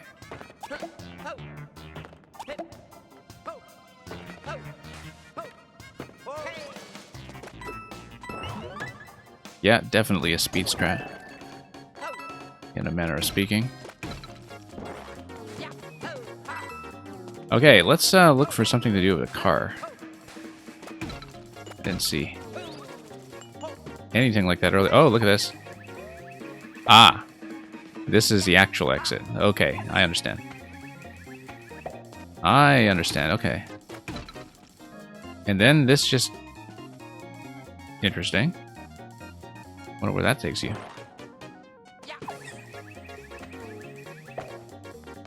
Okay, no, we took the wrong exit with the Boom Boom key. That's what it was.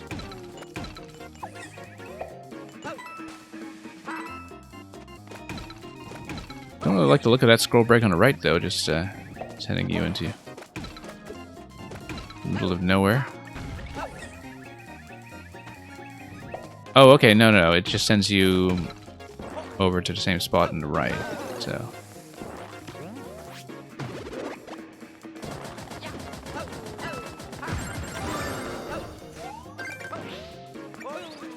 Yeah, it's actually pretty well hidden. I would not have thought to consider that. Take the key over there.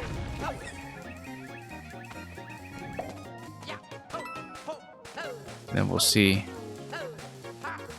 what's upstairs.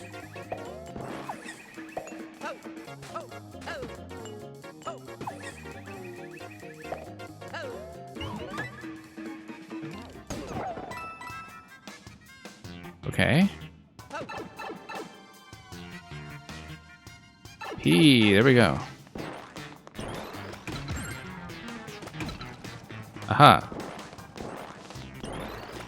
Hang on. Let's break this open.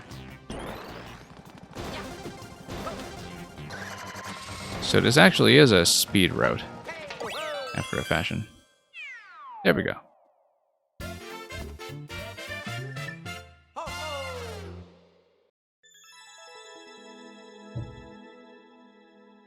P is for parking lot. Ah, yes, of course. Yeah. The bosses reserve the only spot. Okay, we got a true ending. That was the important part. Let's move on.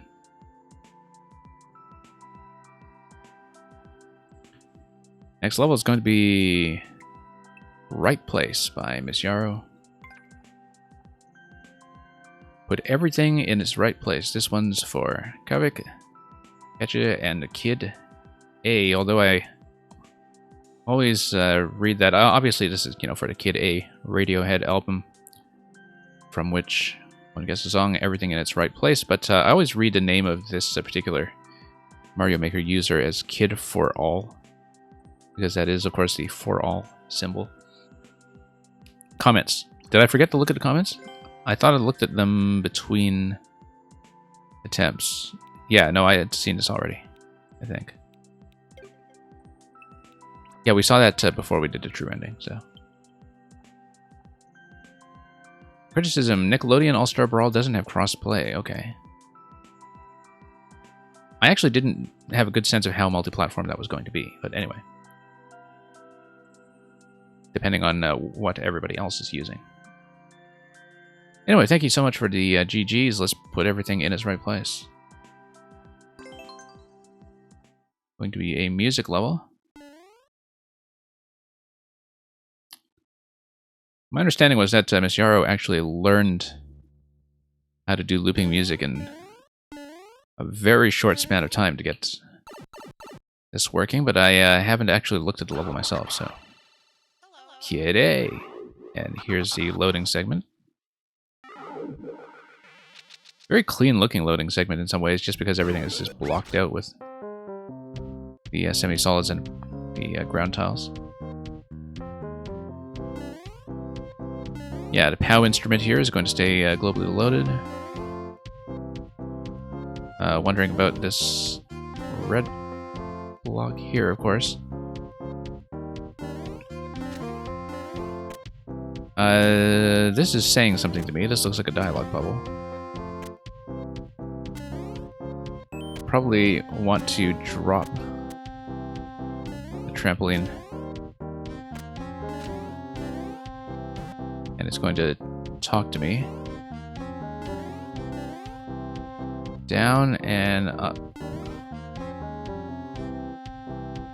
Don't know if this needs to remain weighed down. Yeah, we grab the spring and then take it on top and then use it as a weight. Dialogue bubble is going to serve as a track. Oops. Come on. Let's do this.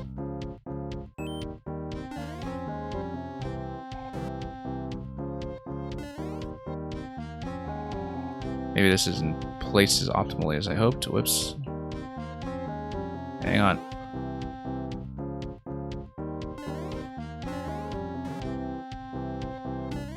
There we go.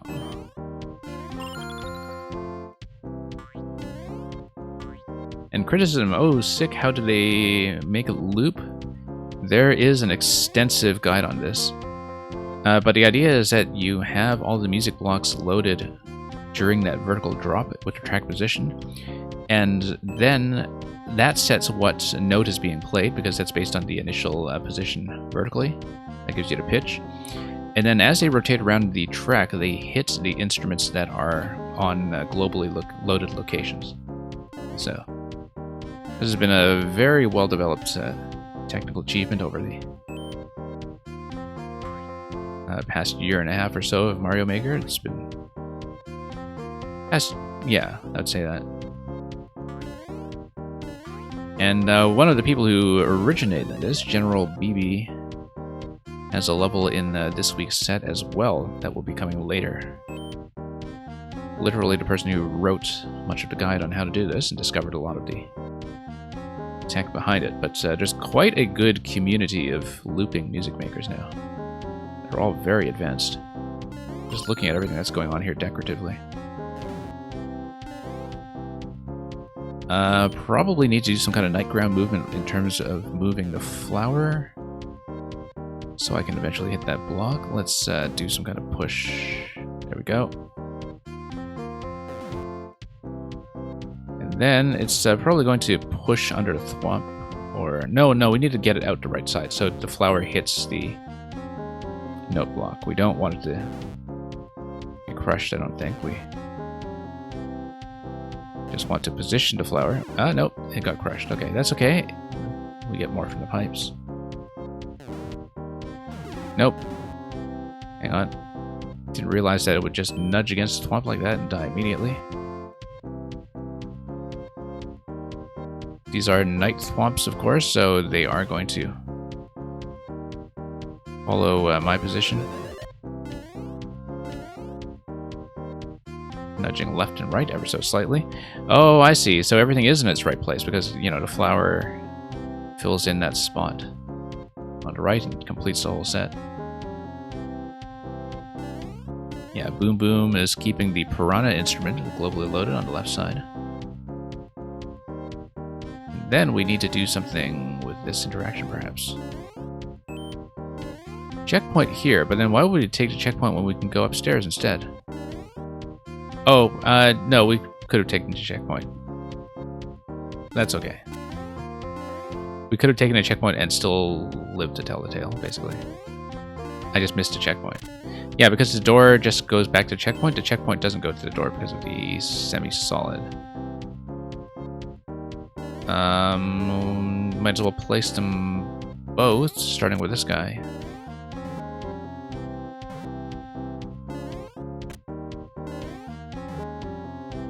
And then we can stack these two on top of each other by using the conveyor to get the first bounce.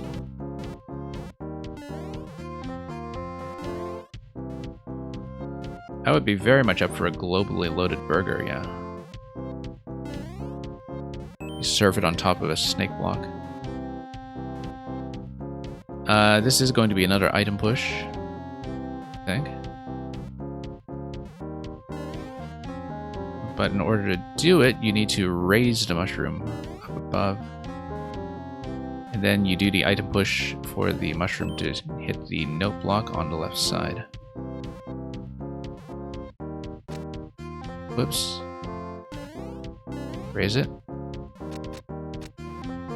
And then nope.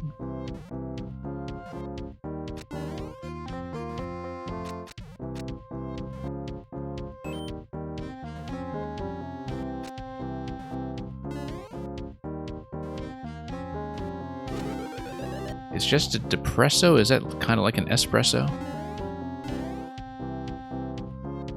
Except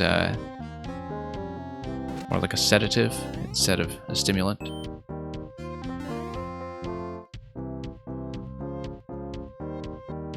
We can probably make the frog hit the blocks over there, but in order to do that we need to trap the frog on this side. And probably bounce it by... yeah, just manipulate its position by doing a deflection.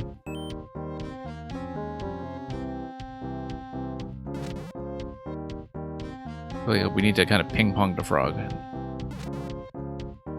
There we go. Manipulates its position.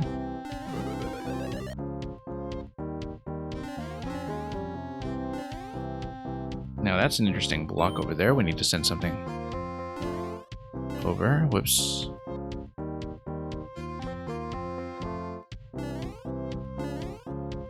Probably need to whack this with something such that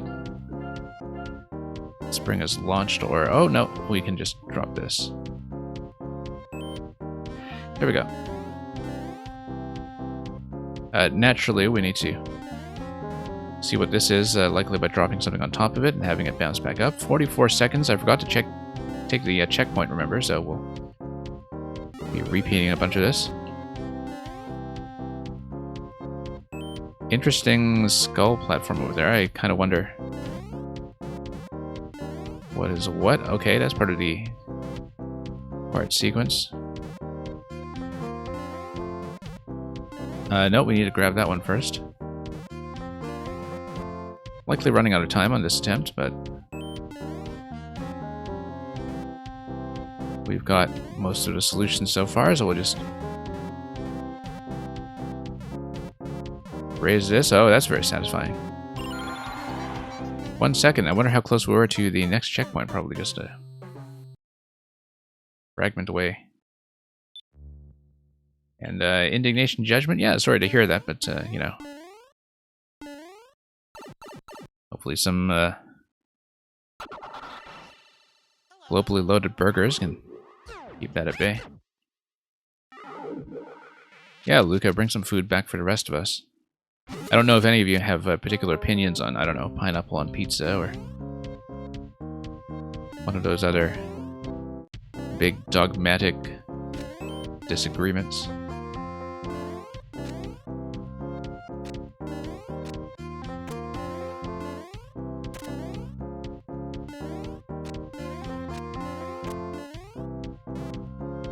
Bang suggests eat Atlantis, which is kind of like an electronic Atlantis, an E-Atlantis.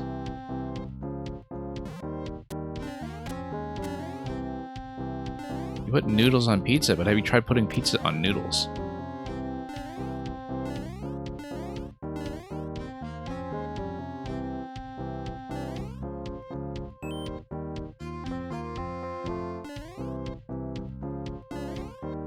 Okay.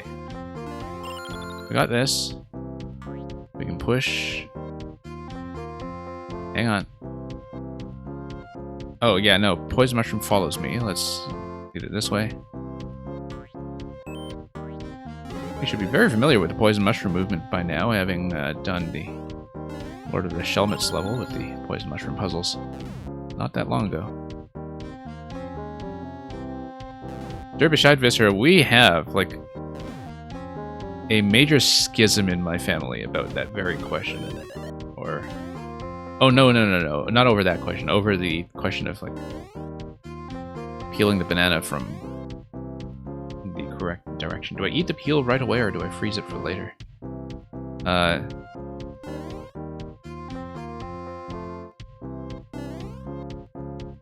Why not both?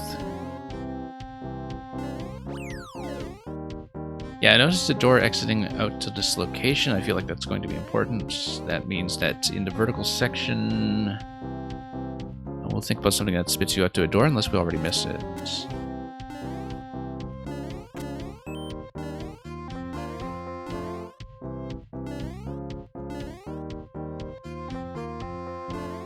Yeah, I gotta save up all your bananas for Mario Kart. Unless you're that one guy in Breath of the Wild. Actually, the entirety of the Yiga clan in Breath of the Wild. Yeah, I guess the point of dropping it on a claw is so we don't activate the claw, so let's get around. So we do this properly. Whoops. That's okay. No, let's not grab it.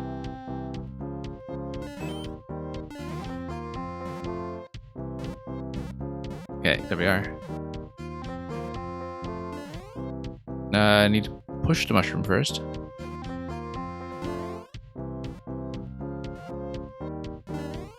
Push it back.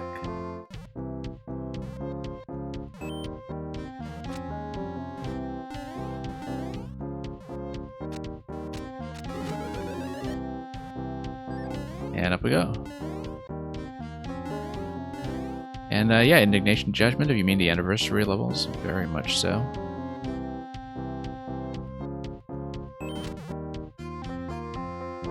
A lot of work went into every one of these. Well, most of these. No, every one of these. Let's get up here. 2:55 seconds this time. I must have just stalled a lot in the previous series of attempts. Let's do this. I do love the snake block, or rather not the snake block, the skull raft interaction afterwards in terms of how it lifts the entire stack.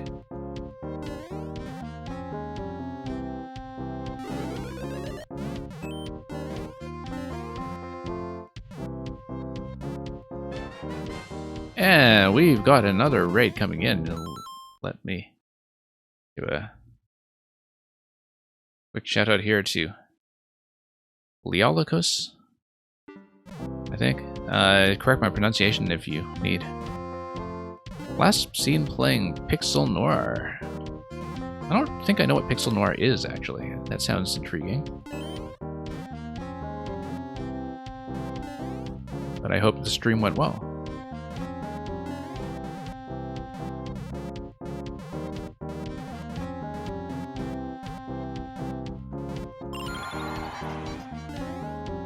And yeah, so far we've seen this arrangement of power-ups. We have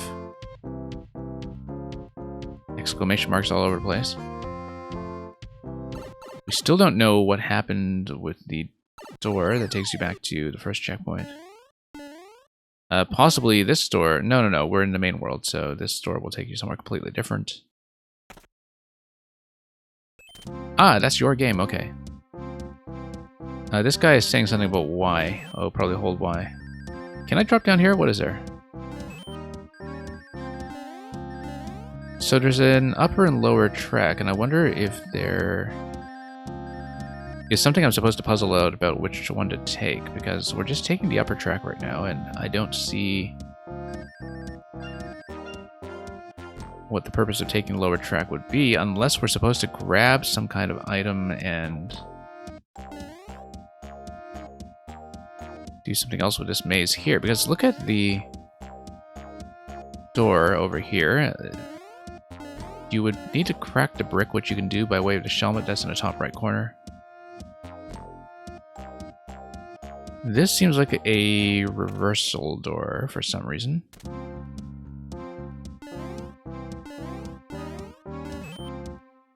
So what's the idea behind...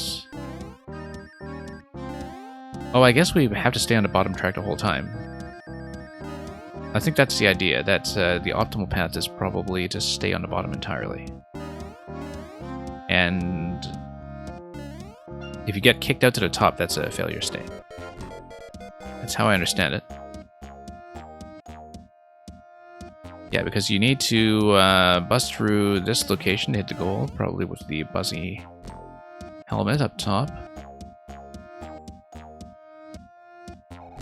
Don't know if these do anything else, so yeah, let's take the donut block once again in reverse. It was game dev night and you got a lot done. Well, good to know. The stream is going pretty well so far. I've been, as usual, taking far too long hunting for secrets everywhere, but we got the true ending so far, and so I've had a pretty good record of completionism.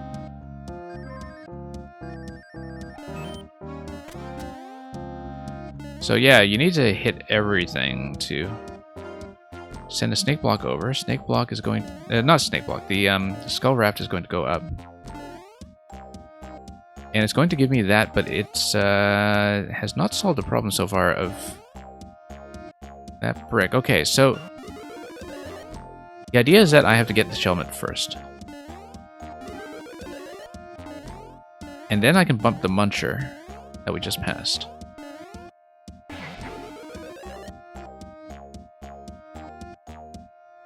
We're saying old school 2D Norse style turn-based RPG. Yeah, I'll have to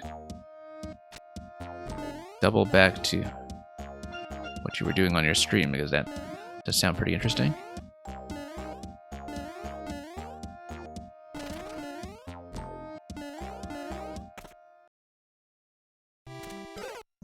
Oh, time's up. And we got GG over here, but time's up, so that's okay. We will do it properly so I can actually look at that. And yeah, so you just need to hit every switch and every corresponding path. It's actually quite clear what to do. Nope. No. Let's just get a crush.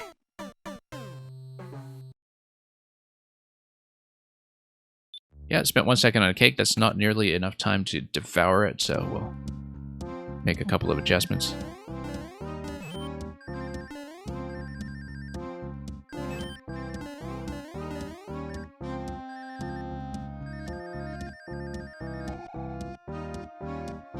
Okay, up we go.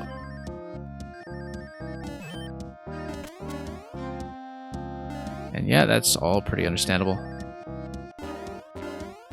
We'll go over to helmet.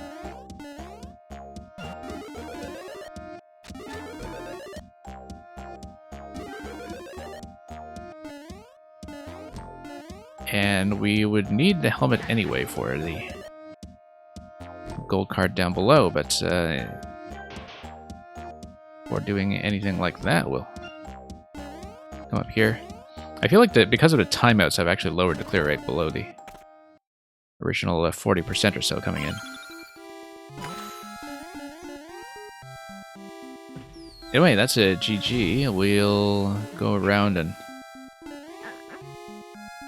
kind of fruit is this exactly? Not exactly sure, but yeah, St. Atlantis, I don't think it's a bomb. I think it's some kind of fruit. And we just pluck that off. And the Hot Dog Man, welcome. Anyway, true ending. There we go. Well, it was an egg. It wasn't. No, it wasn't an egg originally because we plucked something off the top of the egg. I think it was actually some kind of fruit, but maybe there's some kind of Radiohead themed subtlety here that I've just totally forgotten how to pick up on. I was once familiar with the song Donkey Mint, like a long time ago. Like I used to know my Radiohead fairly well, but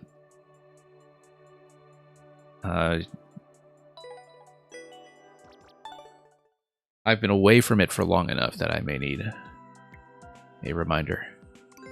Lemon flavored egg, egg flavored lemon. Oh, okay. No. I know what's going on here. Yeah.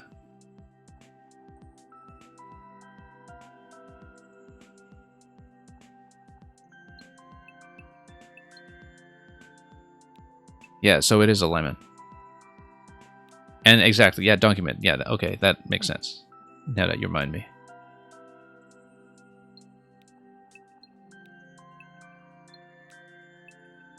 You see, my memory for lyrics is actually extremely poor in general, but that's usually because, you know, I have a far better retention for melodies, chord structures, song structures on a large scale, and then lyrics are sort of this usually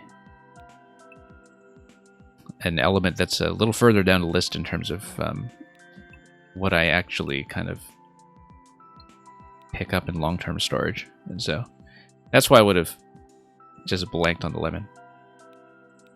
Anyway, some pretty interesting illustrations. Here's the lemon cake. And Sergeant Bomb gets it.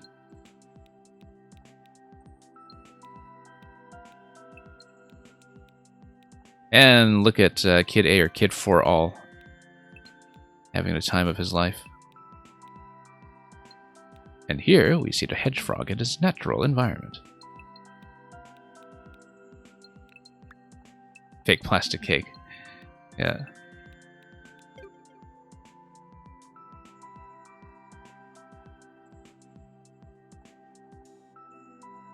Anyway, so much for Right Place, tribute to Kid for All. Let's move on to the next one, Cheese Block Sahara. Hey, you know what's really quite nice about this week of 6YMM now that we can point it out. This is the first time. I've been playing them on the sort of Monday night to Tuesday morning stream every week. This is the first time that I've actually seen all 8 uploads in a row without anything in between. First of all, because nobody else on my list uploaded in between, and secondly, because there have not been any emergency day 1 patches this week, so far as I know. I don't know if any are coming, but so far it looks like everybody has survived the initial run of playthroughs without anybody breaking anything. So, congratulations to the makers this week for all showing up as a bunch. Also, I guess I don't follow anybody who might have uploaded in the interim between any of those, so. Yeah, week 8, almost like tons and tons of advanced preparation went into week 8. And it's not like people were just swapped in on the fly or anything like that. Cheese Block Sahara. Do you want a cheese? Too bad. It's nacho cheese.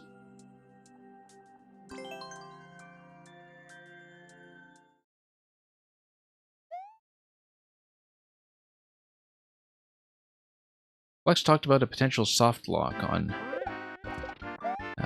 BB's level later. Well, we'll see about that. Supernova has made more than one level using the Super Mario World yellow blocks before.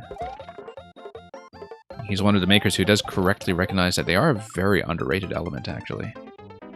In terms of what you can do with design, we do need to hit that Koopa before we get back on top of those blocks. And yeah, the Super Mario World bonus room music is quite a nice choice here.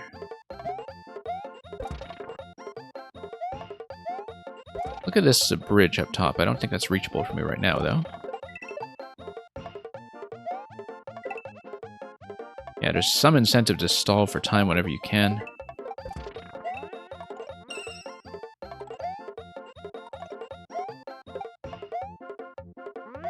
Looking at that spring on the right side.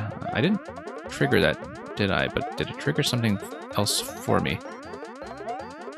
On-off switch is going to release everything from that conveyor. Spike block is probably going to kind of create a ripple all the way down here, but then I would get a chance to jump on top of these platforms to survive until the wave pretty much crosses and drops the muncher out on the right side. So the idea here is to survive until the muncher has dropped and all the blocks have been restored.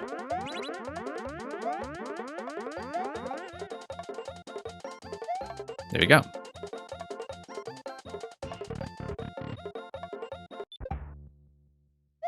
And yeah, so if you like this level, I strongly recommend going back to Supernova's Turn Block Terror. Why did it say no to me there?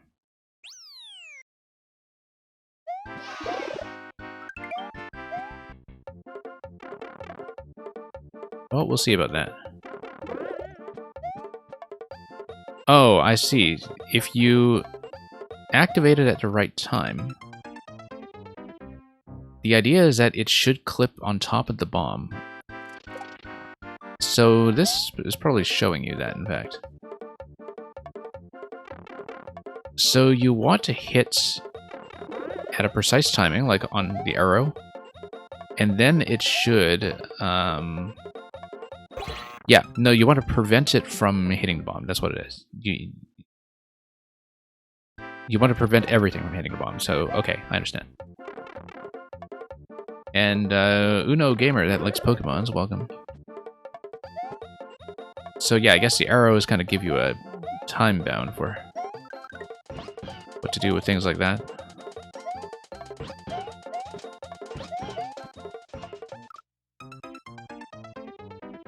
And you hit Yoshi, and then you have to ditch Yoshi in order to get over to the next set of red blocks.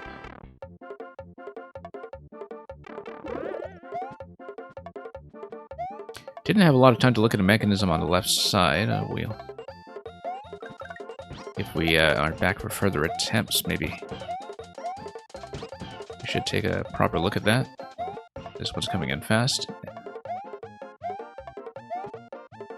Don't want to hit any of these too early, of course. I do like the doubling of this element, using it to walk around a bit afterwards. No, we missed that. Okay, I was waiting for the next block to come around, but I guess it's just much too slow. And here we grab the mushroom, and then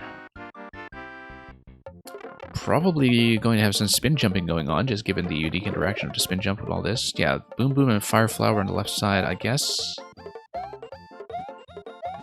Well, I didn't really get to look at that for very long, so...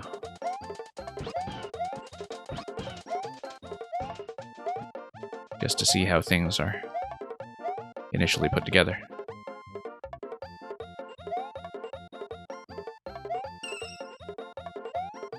No, we don't want to do that. We also don't want it to hit the second time, so we do need to hit it both times in that loop, and then we jump over. And Uno Gamer that likes Pokemons, you found that they were all around your skill level. That's good to know.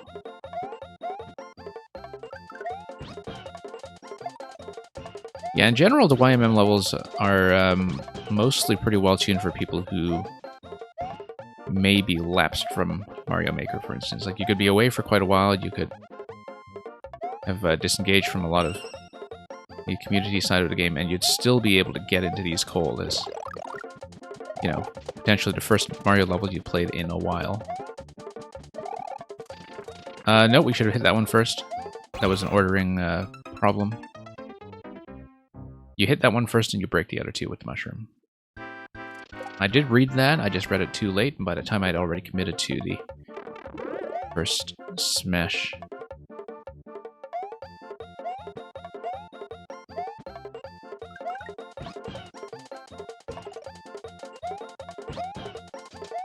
No, don't want to do that. It's maybe a little too fancy.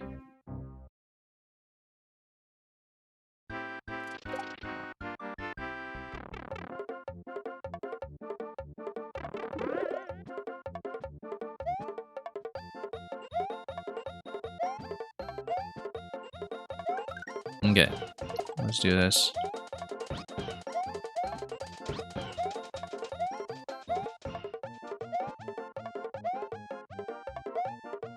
Get this guy. Once again, really enjoy that you ride this and then hit it.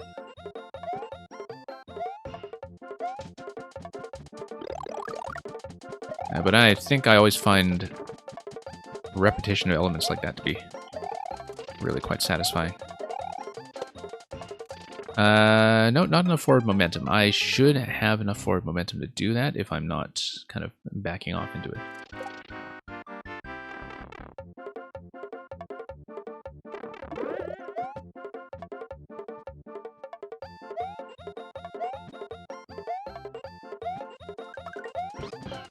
And, yeah, Hot Dog Man, I can't quite tell if you're singing along or if you are kind of describing a rhyme scheme or something, but... or if you're just very stuck in some puzzle and Baba is you.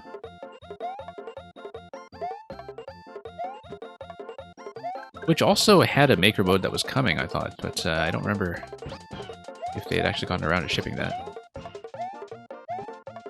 Oops. Like a custom puzzle maker in the Baba is You engine. Oops.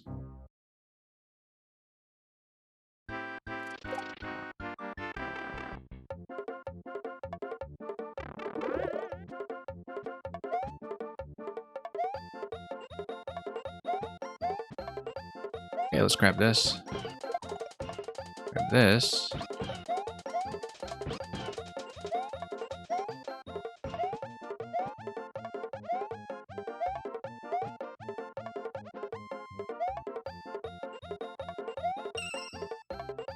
Get this guy. Whoops, nope.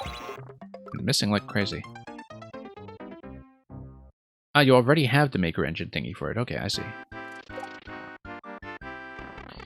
And yeah, I did play Baba Is You back when it first launched onto Switch. I didn't have a capture card at the time, so I didn't stream or record or anything, but that was fine given how much I kind of depended on occasionally just, you know, putting the game down for 5 minutes as my way to solve things.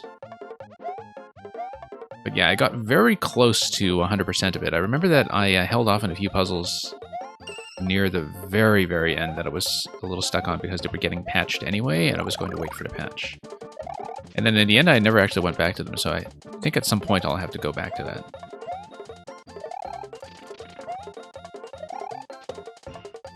No, I keep running into that thing. I see what's happening in that I'm hitting the hard blocks dangling from the ceiling before I'm going over, so I just kind of need to come in there at a bit of a shallower angle. It is still in beta. Okay, that's why I wouldn't have seen it talked about as something that was released. I haven't been keeping up, so good to indirectly receive some of these updates.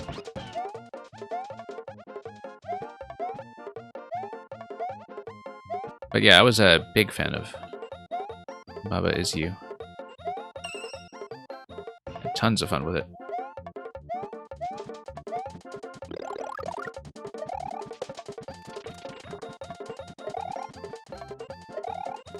Oh, whoops. No. Wrong order. Wasn't paying attention.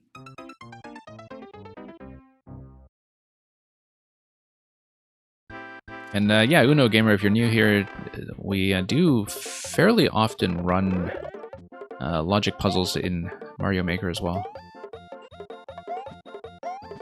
I usually try to have a puzzle special stream at least once every 1 or 2 weeks. We just get through a whole pile of them at once.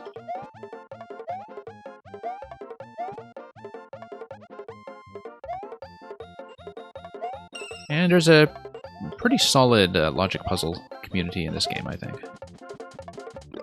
Some excellent makers who just keep on delivering.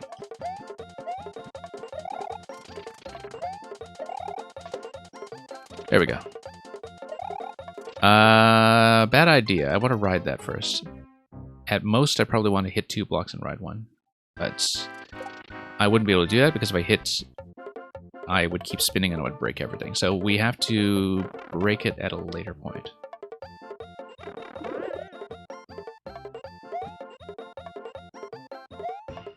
Do I know when I do the next one? The next what? Sorry, I might have lost track of where we were in that conversation document.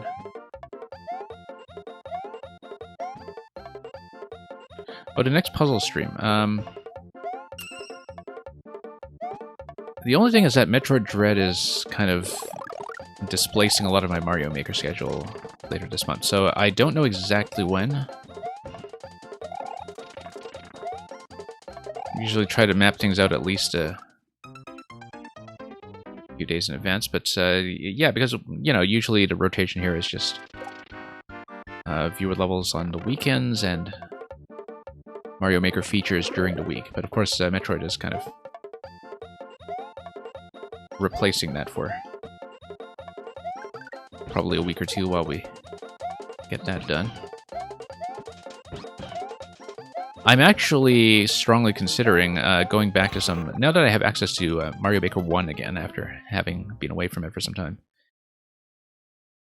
I never played puzzles, really, in Mario Maker 1, and I have a list of puzzles that I want to go through. Actually, Tetrateryx, you're back. Yeah, just in time for me to talk about how, like, I'm planning to, at some point, do some of the more notorious Mega Puzzles in Maker 1 on stream. Probably not for a few weeks, at least. I mean, you know, it'll be after both YMM and Metroid Wind Down. Hot Dog Man, give me one moment. Let me give you my Maker ID, if you're interested. Yeah, I haven't been able to upload very often in over the last year. But I did have something very recent that was released as part of the 6YMM project. It's just 3 weeks ago, I think. Yeah, no, I spend a lot of time in Maker mode in this game. I just don't tend to finish things or get them into a playable state.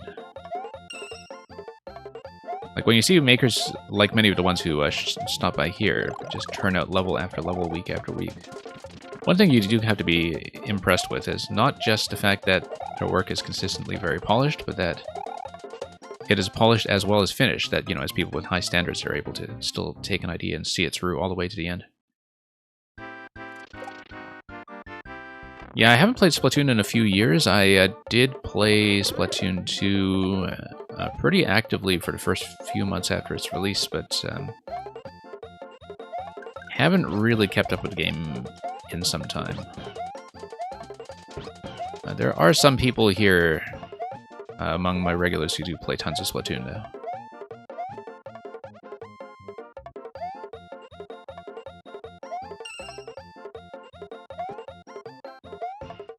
And yeah, when Splatoon 3 comes out, if I'm still able to stream at that point, I'll likely be doing the single-player campaign, at least, if it's anywhere near as good as Octo Expansion.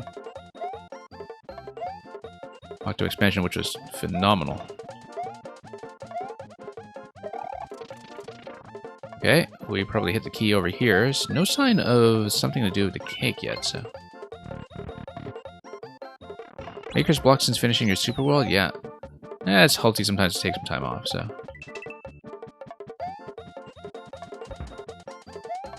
Especially after a big project like that. See a question block there. I'm kind of wondering how we'll set everything on fire, but we'll find out soon enough, I'm sure. I guess all the P-block markers are telling you where things are going to be safe. I do like that little parachute displacement there on the Podoboo.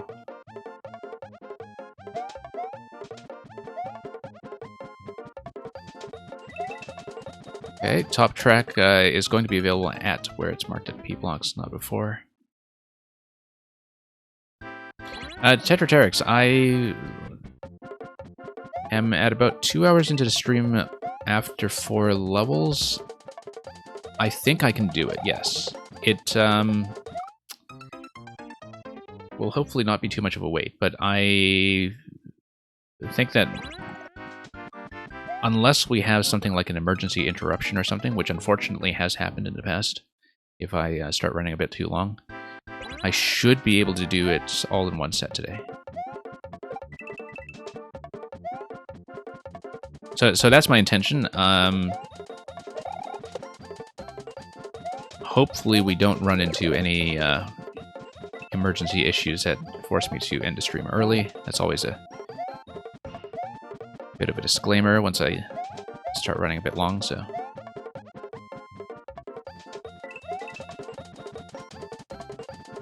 But yeah, going by the current pace, I should be able to do it.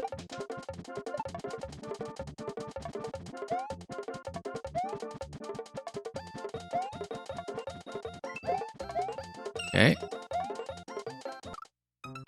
That was clearly marked. I don't know why I backed up on that jump.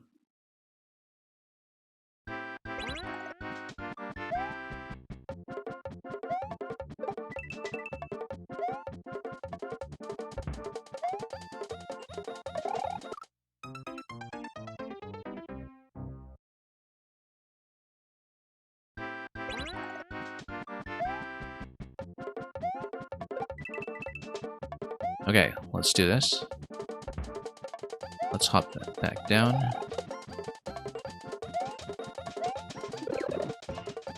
And... here we go.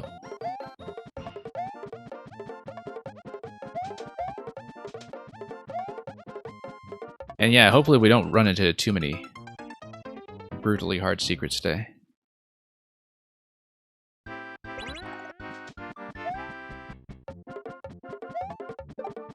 Not necessarily even hard, but just, you know, things that I might spend excessive time on.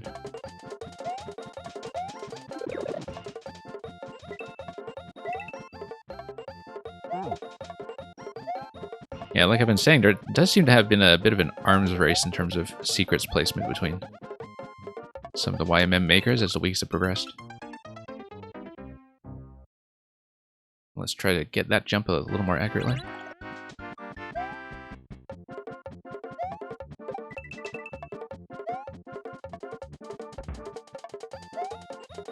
Okay, up we go. Why did I miss that? Oh, just a momentum issue. Okay. Yeah, there's enough to pay attention to in terms of the platforming that I'm only kind of partially paying attention to the slope and buzzy setup that gets the blocks turning.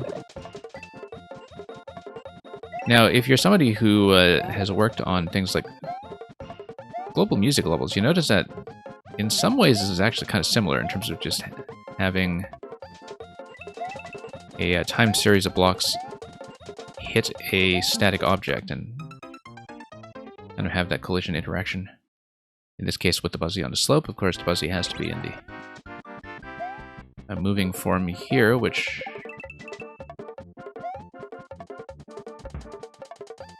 we don't really get to see set up on screen before it gets going.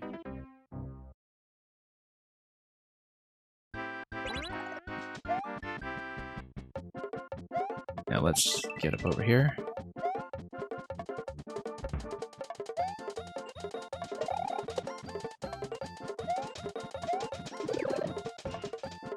Pop this thing.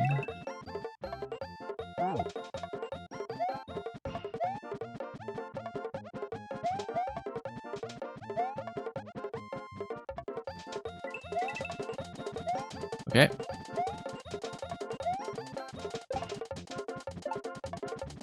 Plenty of time over there. Let's fix up some of this. Right, this was the limit of where I've been so far, I think. And we can't take it up, and then what's going on with the mecha? The mecha is going to fire, and then if we don't take the pipe, then what do we do? Is that just... Oh, okay, no, the mecha is just soft lock prevention. It forces to death, okay. Because I was looking at the pipe that was spawning the mecha and naturally sort of wondering, is there a safe way to enter the pipe? And it does not appear so. But it just took me a moment to read everything that was going on there.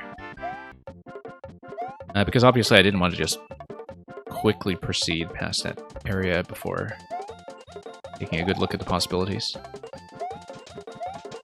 And let's drop this.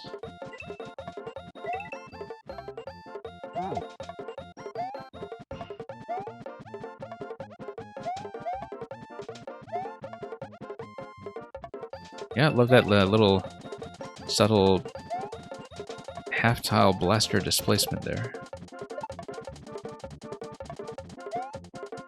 There's lots of little bits of fine-tuning like that going on all over the place in this level.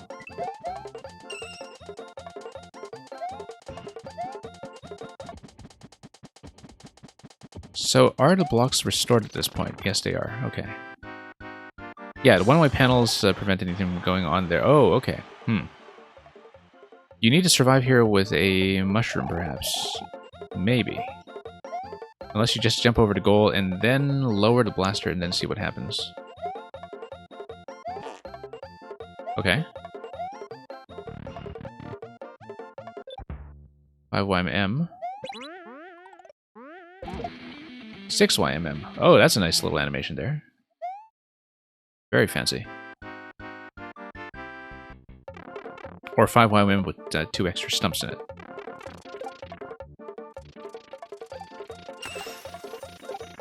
And here's a cake. Gigantic cake. Wait. I count 70 of these blocks. Oh, no, I guess they're just berries or something. Here's a big 6. Big hero 6. And, whoops. Let's make our way up. Hang on. Surely we can make some of these jumps after getting through the whole level. And yeah, because I was thinking that too about the blaster offset. Okay, there's a state switch because the state switch specifically prevents you from trying to return to the cake. Hey, this is tempting, right? Are we doing it? Because why else would you be here while big? We're doing it, right? Hang on. Okay, that's what it does. It gives you a sound effect. I'm very tempted to just jump down and check it further. Like, you're all curious, right? Are we doing this for the content? I think we're doing this for the content. Hang on, let me check the camera positioning here. Camera positioning. We're doing it. Okay, now we know. Because I was thinking, okay, is this like a goal that's built fairly high, or... Alright, that's fine. We'll clear it properly.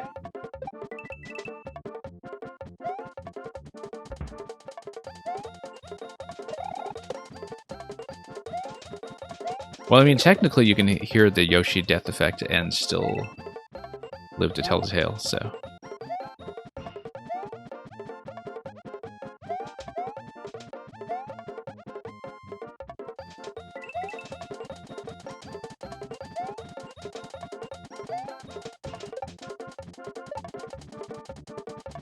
Anyway. Just checking.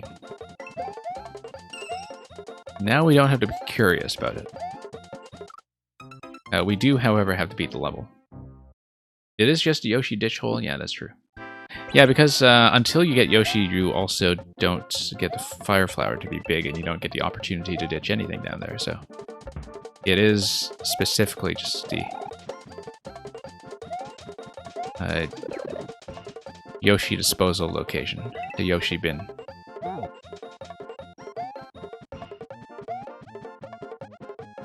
Eggus Cook, welcome.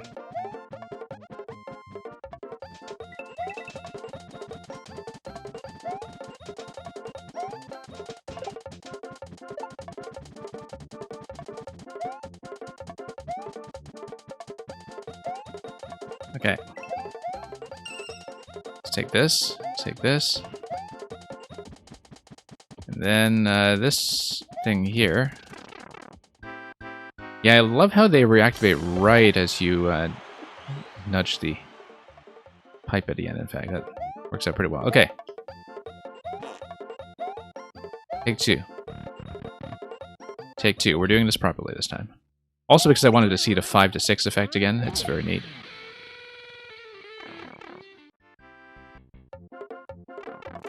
And yeah, we've gotten this before. Let's just speed through it. Not die to any spike balls. Grab the 50 coin for completionism.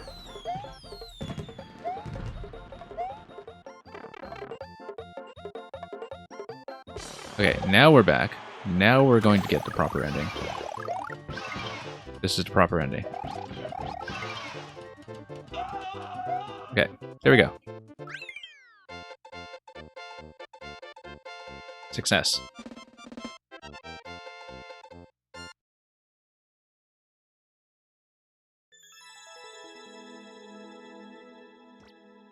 Love how Luigi at the end there just kind of crouches in shame. The truest of the true endings, exactly. I mean, we weren't just going to leave that untouched. Glad you could come by to catch some of that supernova. For a cheese block Sahara, it doesn't seem like I found any cheese. Nothing too serious anyway. Let's take a look at the comments.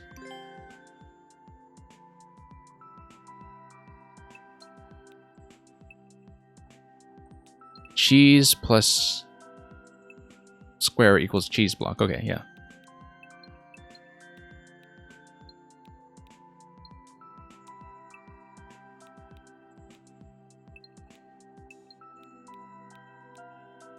Oh, somebody got deleted. That was Nacho Cheese. 2 hours and 40 minutes. Wow, this guy was trying really hard to kill Yoshi. This is great. This one here. Especially because, you know, you're seeing this style of obstacle rendered in 3 dimensions, and to look at it this way makes it very reminiscent of certain things that are actually in 3D Mario. One thing that we were remarking on back when we were playing 3D World and Bowser's Fury on stream is that something very underrated about 3D Mario is how much a food and dessert theme, like a cookie theme or a sweets theme or something, is actually kind of a core part of the identity of the 3D series. Like, people don't really talk about that as one of the central Mario worlds, but it's much more explicitly present in the 3D games than in something like, you know, Cookie Mountain and Super Mario World, which looks nothing like a cookie, despite the presence of cheese blocks everywhere.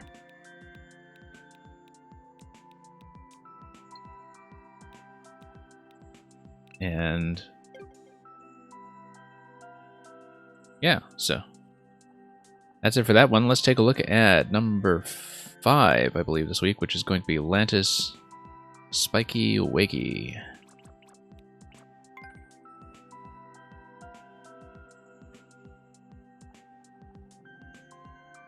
So this is the rarest of all things, a Lantis level that has a clear rate of 2.64%.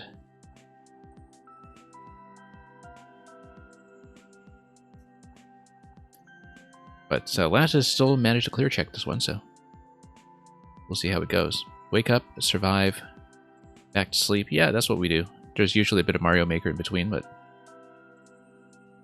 I think that counts as survival. Or does it count as going back to sleep? It depends on the stream, I think. Let's go. It may very well be the hardest Lantis level ever, judging by this statistic.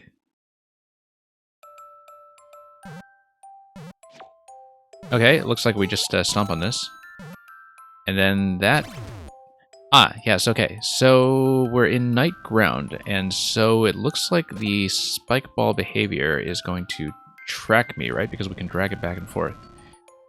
So the idea is that if we are in the invincibility form for the dry bone shell, then I don't get tracked.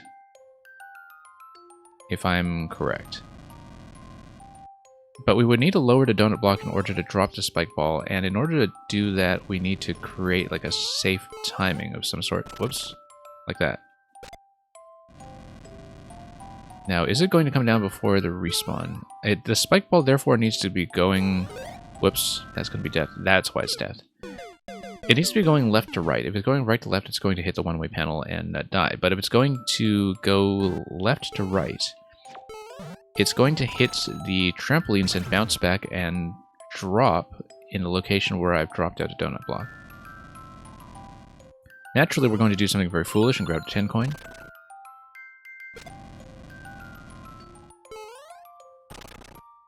Not quite, but that should successfully... No. Hang on. Let's drag you back. Nope.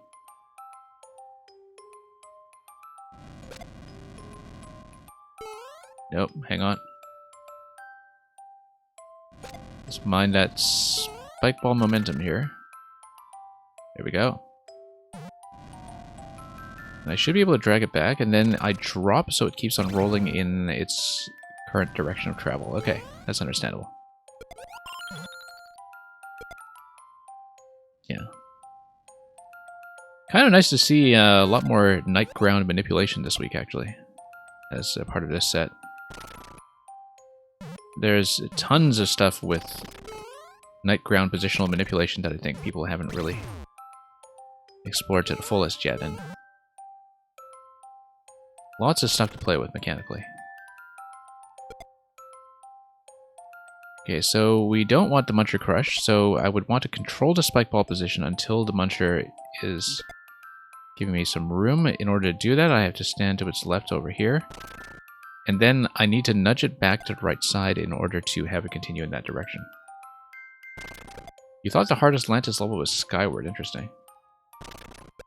I actually found as sort of an alternate solution to the final puzzle in Skyward, I think, the first time I played it, but... I know I did it in 2 ways back when I did it, because the cake did lead me to replay it. Nope, hang on. It's purely a timing puzzle here. Drag this thing back and then drag it forward. Drag it back. Drag it forward. Nope. It wasn't going forward. Let's see. Drag it back. Drag it forward. Drag it back. Drag it... Nope. There we go. Then, once again... naturally we're going to check that pipe, right? Of course we are. The cake is a lie, okay. And there are 2 yellow pipes that tell you that.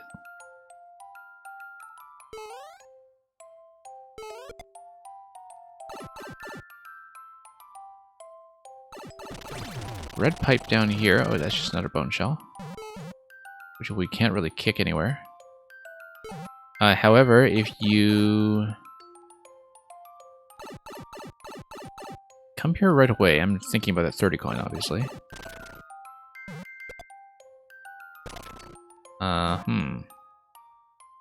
It's going to roll towards you right away. You do need to lead it pretty much immediately. Possibly if you come back through the door, I think it's going to work a lot better than trying to do something with that pipe. So let's say we come back here. Yeah, that gives you the 30 coin. And, oh, that's interesting. P-switch. Let's go through here with the P-switch active.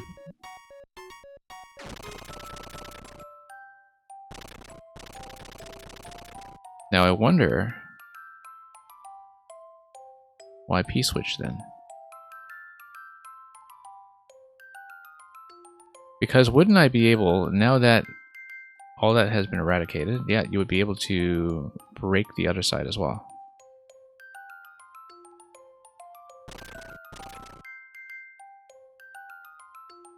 And then, I have a couple of additional, whoops. Okay, I wasn't thinking about that door on the left then. Roger Boyle, any puzzles tonight? Yeah, there will be later, I think. Well, not exactly a puzzle, but more. There's definitely going to be the Zelda adventure level later. I don't know if there's going to be any kind of big logic puzzle in today's set, though.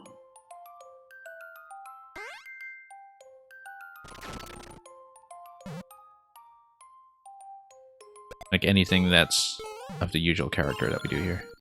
We get the P-switch. P-switch makes this not break. Okay.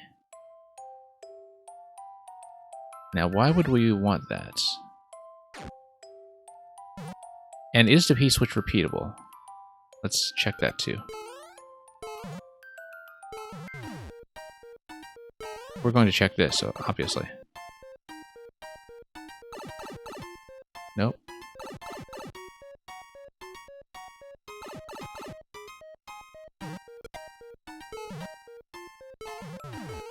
Okay, reset that.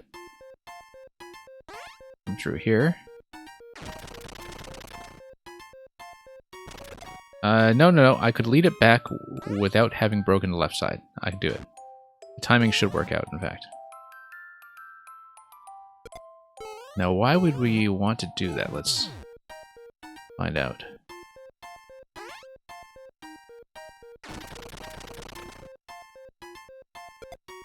No. So I would want the spike ball to follow me back in this direction before it hits. I think we could do it.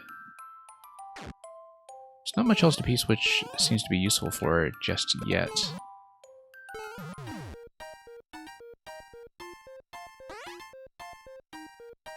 Yeah. Nope. Bad idea. We're right at checkpoint, though, so we can manipulate the timing as necessary. Yeah, I was doing the early exit. There, we'll need to rethink this. Okay. All of those blocks clearly have vines in them. We do see the block break repeated when we go through this room here.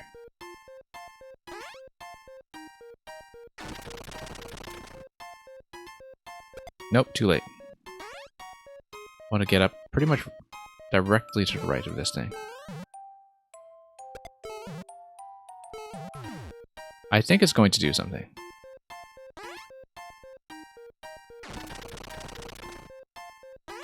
Nope. No, no, no, no, no. I tried to get up directly in that location. No, it's not wise. You need to move off the door slightly so I don't accidentally re-enter.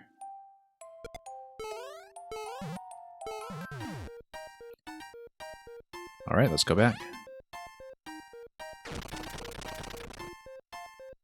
Alright, drag this thing back.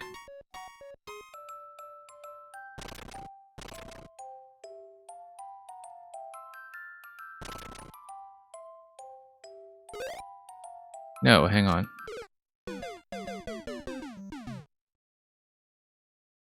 I don't see the advantage of doing that, though, because releasing the P-switch... Well, I mean, we never saw what the door was on the left side, I guess. Oh, no, the P-switch kills the trampolines. Okay, no, you want the P-switch because it kills the trampolines, and you would then be able to break through to the door on the left side. Okay. I wasn't sure if that was the main path or an optional path when we saw it earlier. That's the issue. But you only need to kill that stuff once. No, you know, the way to do it is to wait out the P-switch a bit and enter the door near the end of its timing. That's the easiest way to deal with it. We wait a little bit.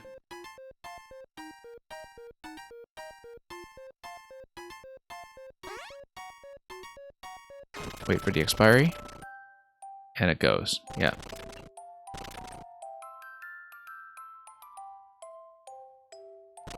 Okay. There we go. And in. Okay, so now this is going to be a timing puzzle where we need to be down when it goes out of the pipe, right? Yeah.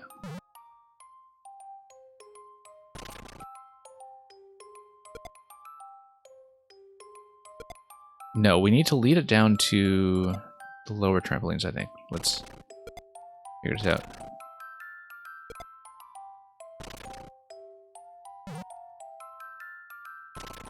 Hang on.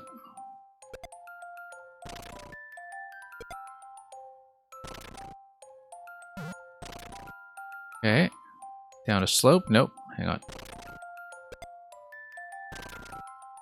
Timing here could take some time to work out, but...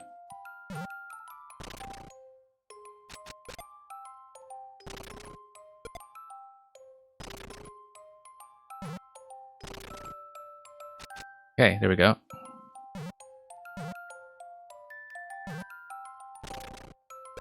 Nope, and then you need to go down to that location.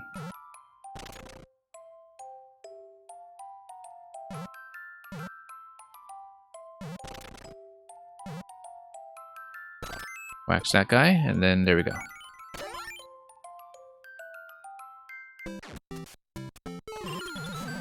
Almost kind of like a Breath of the Wild physics puzzle, in fact. Anyway, here's a 6YM with 6 spike balls being blown this way and that.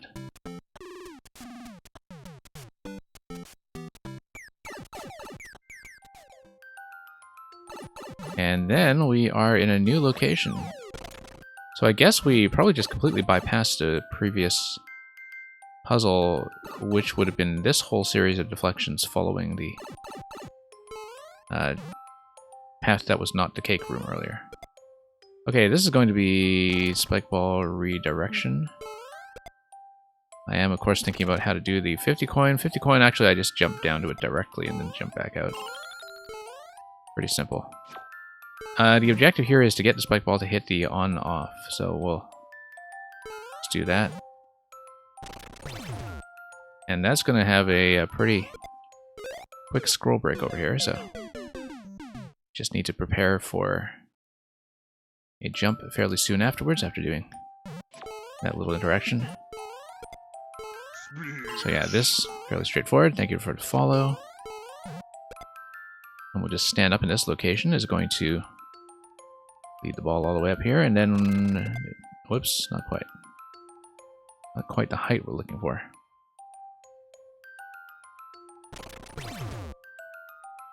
Okay.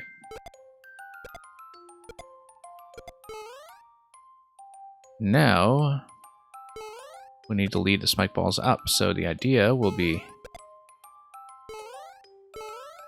to lead something through this way. Oops.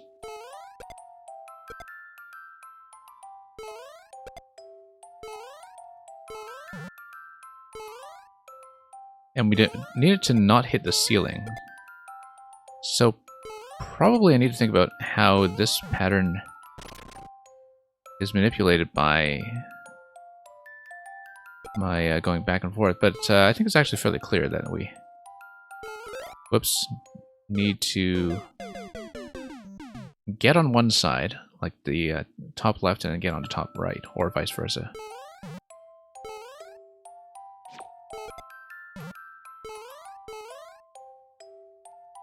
Yeah, this kind of interaction at Nightground seemed a lot more popular back when Maker 2 came out and people were just... well, back when the Spike Ball was released, rather, with the Link patch, but... Because it seemed like people picked up on the Spike Ball interaction right away, and then I just haven't seen it lately.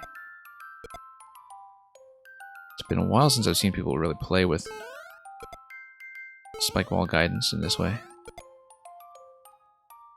Seen a few concepts with that, but not too frequently. Nope. Need to lower that somehow. And thank you for the follow.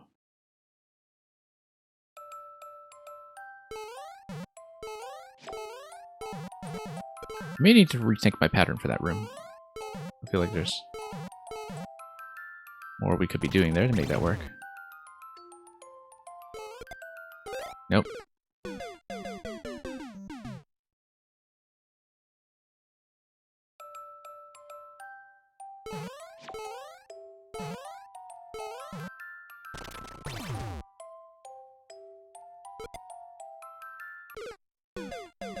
Yeah, hitting the ceiling there might not be the best idea. Let's not do that.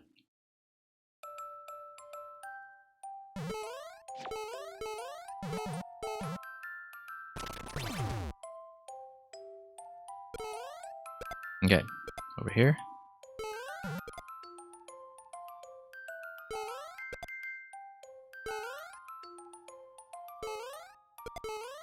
Almost. Yeah, we need actually a spike ball to go fairly low without hitting the ground first. Fairly low. And then we get off immediately. And not quite. We need to lower it.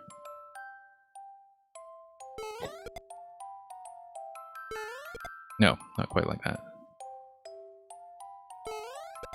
Not quite like that either.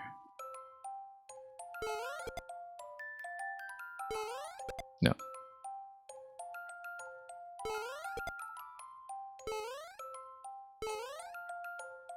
There we are. It took some time to set up, but I think we got it. Whoops.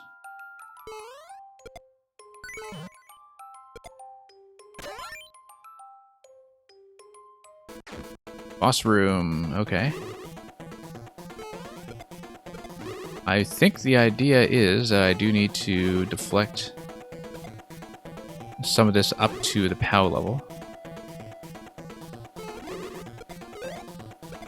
Oh, we'll need to set everything up to get back in here again. So.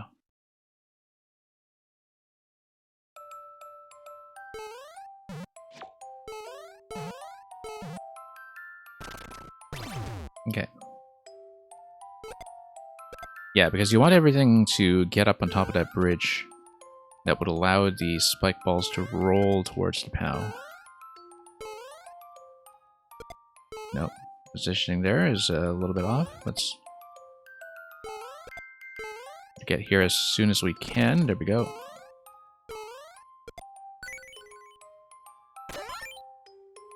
That seems to work out much better. Now here's the thing, if we...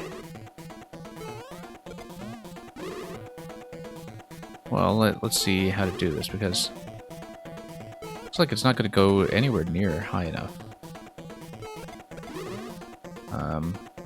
I see. No. But we know that the spike ball trajectory continues along this path if I am in a collapsed form. So the idea is that we want one of the spike balls to be heading upwards at a fairly sharp angle and tracking me. And then at that point, I go invincible in order for it to continue its motion. When it continues its motion, then it should be able to hit and get on top of the bridge just fine. I just need something to be angled on top.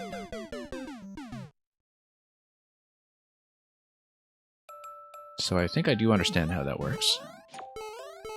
We'll just need to get back there safely first, of course. Just to get into a position to make everything happen.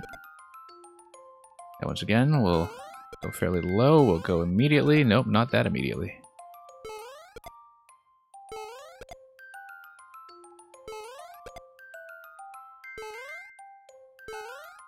Nope.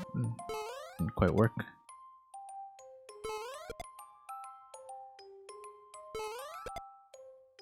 Okay. Here we are.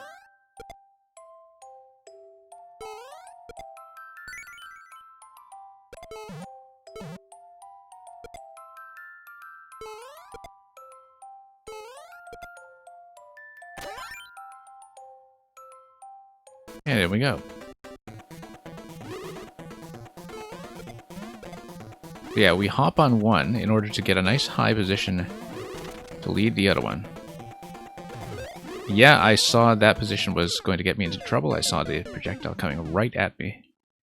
And not much I could do about that, given the delay in trying to get out of the shell. But that's exactly how to do it. And we need to swap sides between those two. So we have one spike ball that's going to be going to the left and one to the right. But that is going to be the solution.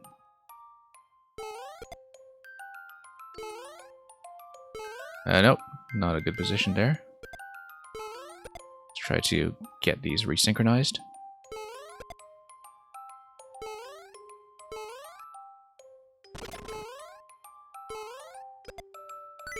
Yeah, that method seems to work pretty cleanly. And consistently.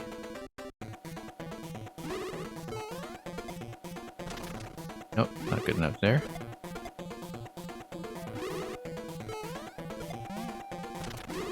Nope, needs to be heading pretty much straight up.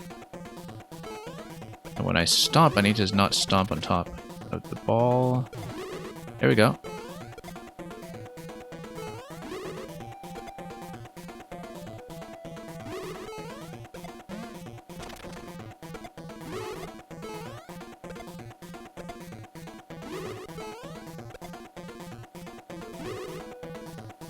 Just need to find a good position here.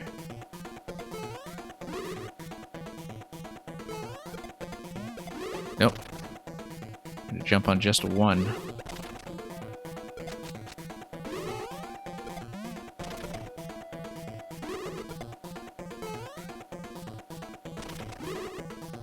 And that's gonna roll. Great. Now that you've tapped two on-off switches, now what? Probably just need to roll that over, okay, for a third switch here, and then that's going to hit, yeah.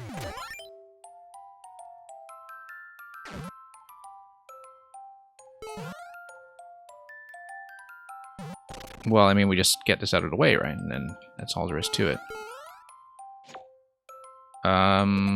Okay, yeah. Does not crash against a flagpole, thankfully. And there we are.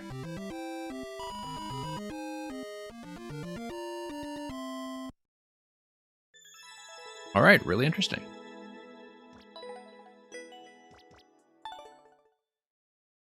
And let's take a look at the comments. Wake up, read the comments, back to sleep.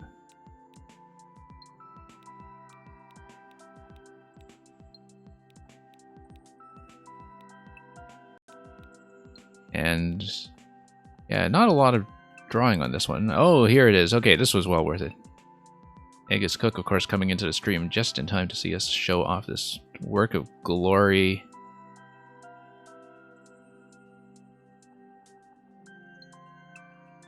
Yeah, that's somewhat statistic. I wonder if the thought bubble with the heart is coming from the spike ball or if it's coming from Mario, where, you know, Mario is just sort of thinking to himself, oh, this feels surprisingly good. Or if the spike ball is just going nom nom nom. Cake. Probably thinks it's a cake. Yeah. Like, Mario's skull has not only come off, but has completely rotted since. Unless that's just somebody else's skull. It's probably just a skull from... Oh no, that's the bone shell, okay. It's the bone shell that's been crushed underneath. Because Mario was too busy wearing it at a time. I'm surprised that Nintendo would be okay with this, not because of the gore, but because of the heart. Look at the panorama. Yes, we'll do that. Don't cheat. Now, why would you possibly cheat? What would constitute cheating here? Just looking up the solution, or is this just a sort of public advisory? You know, like Spinix says, don't cheat.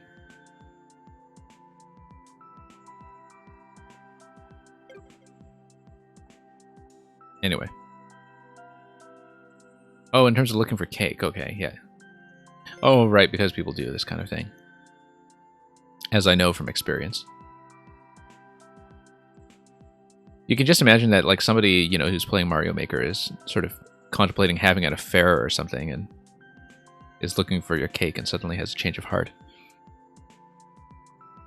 Anyway. Next level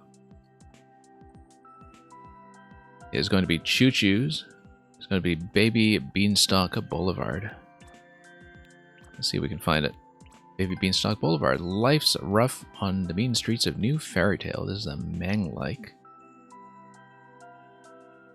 Kind of like a rogue-like, except a rogue is Mang. Let's see how it goes.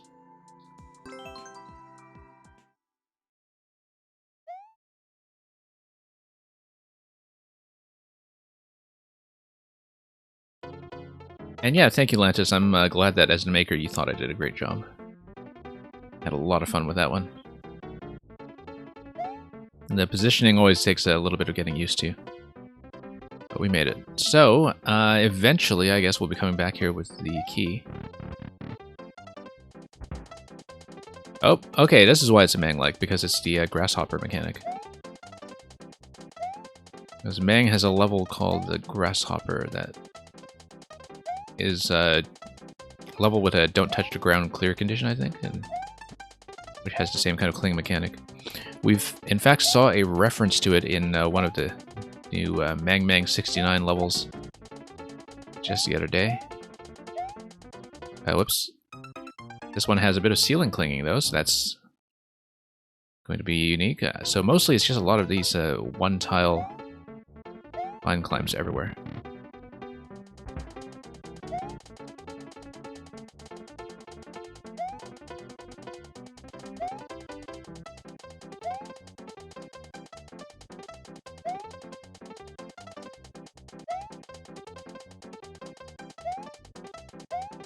And okay, here we go.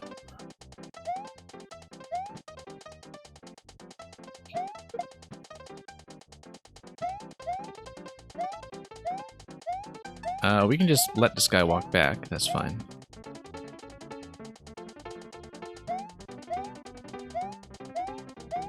Oh, this guy's gonna be quick. A little too quick for me, so... Probably should have gotten a little bit more distance on the icicles. We jumped off the icicles a little bit early there, so... We'll need to watch that timing for sure. Whoops. I was contemplating just jumping directly off this one.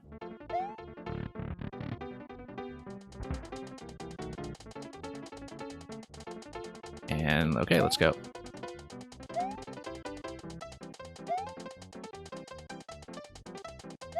And up here. Yeah, I like the piranha plants on either end, just kind of acting as a bit of a visual boundary without really enforcing a hitbox much tighter in either location. I guess, I mean, theoretically you could just spin jump off of them as well if you really wanted to be speedy about it. Piranhas only, though. Obviously, everything else has booze on it for the specific purpose of preventing you from doing that.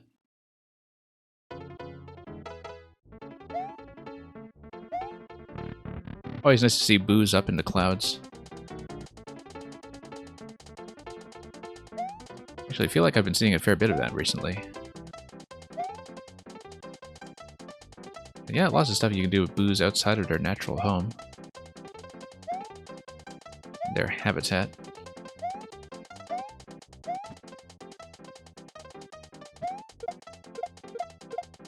Okay, there we go.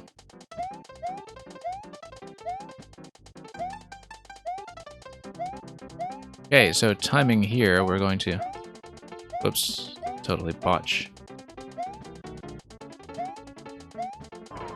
Okay, pretty generous timing once you get down to it.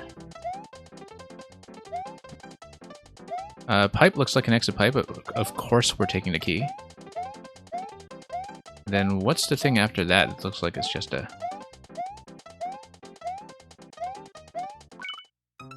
smiley face, okay. Trying to edge into that a little too far to the left.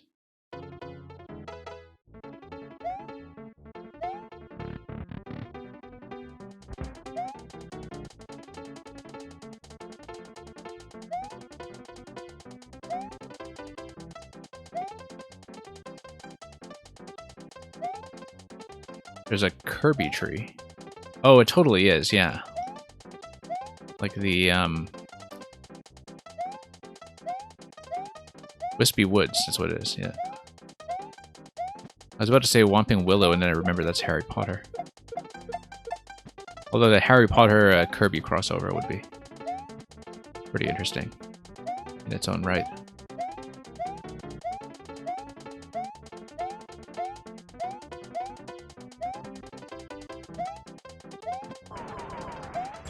Okay, let's get over here, watch this boo timing. And watch this boo timing. Yeah, there is a sort of an open segment in terms of the track timing. There we go. Keep the key, now we stay alive. Oh, 2 pipes there. Maybe something brings you back. We'll continue with this segment. Now that I know how to get the key, we'll continue with this segment just to learn it first, just to, so we know we're going to be absolutely consistent. So on the deflection, you're going to come back. And yeah, I have to correct for the Thwomp speed there, of course. Probably need to jump over and stay on the same platform, so let's just try to do this appropriately. Much more room on the camera this time. Yep, pretty safe. Going to be a spin jump up here. A pipe is going to be pretty gentle. Now, we didn't see where to apply the key. I think we're scrolling in here, we should be able to see that it will be not over the goal, because there's nothing after the goal, given its current spacing. So, I did not really take a look at where the key is going to be used.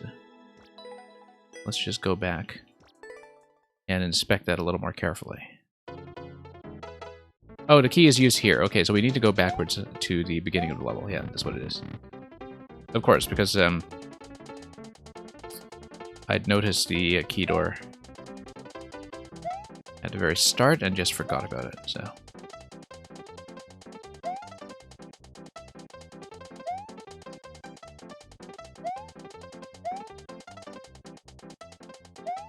And And yeah, always nice to see when levels are designed to be traversable backwards.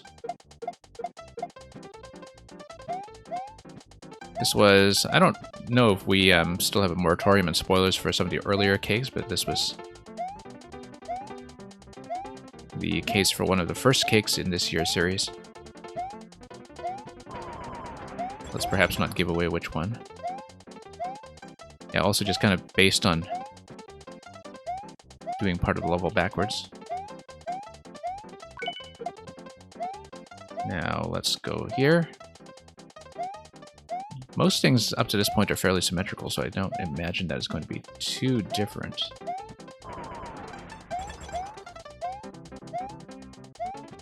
Okay. Yeah, and I see now where there are two exit pipes to the checkpoint later then.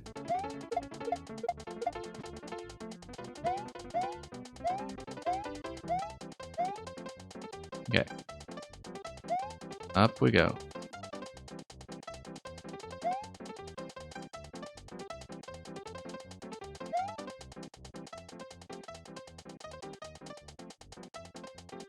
And yeah, let's just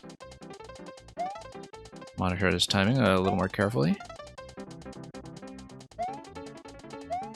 Yeah, I didn't think I was going to make the donut blocks. I'm glad I planned to do a bit of a cling there.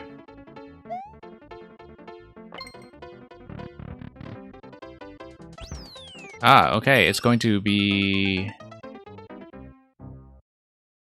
a push segment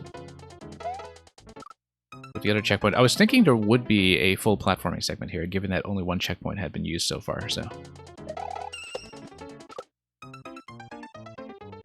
You can kind of spin onto Thwomp at the very beginning, but... Okay. And then that's going to be a spin jump to get down on Thwomp, I see. Pretty clear, in fact. Let's pay attention here. I always take a moment to sometimes on a respawn just glance over at chat to see all these brilliant emotes that are being dumped in there, and that can be a bit of an issue sometimes when I have a bit of an instant start on a segment that I'm playing. Right at checkpoint. Okay. Yeah, pretty satisfying actually to just be clinging on a ceiling and just hitting the jump button while holding up. Like, that's really enough to get everything done here. Yeah, it's going to be one low bounce, one high bounce. That's going to be the optimal timing on that.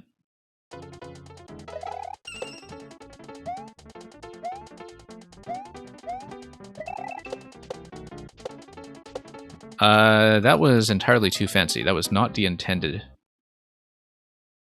method there. That would have been very cool to see done the whole way through, but I'm not counting on doing that twice.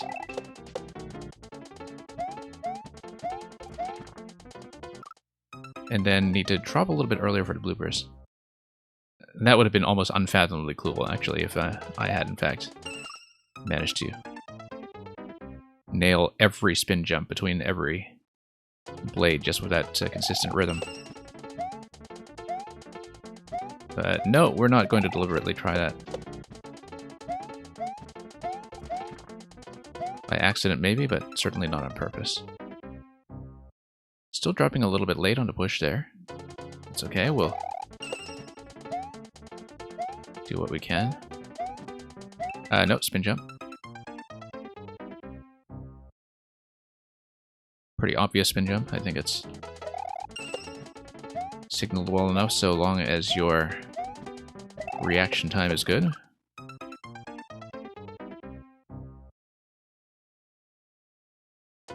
The reaction time does have to be fairly crisp here, though, to get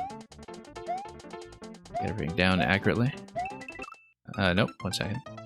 Yeah, still thinking too far ahead sometimes, instead of focusing on the element that we're supposed to be passing in the here and now. Yeah, 2 higher jumps actually work just as well. It's going to be short bounce and high bounce again. Now the claw is going to be interesting, up ahead.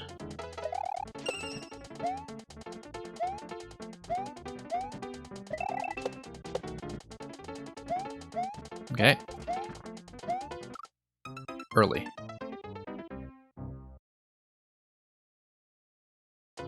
Yeah, the timing can take a little while to nail here, but...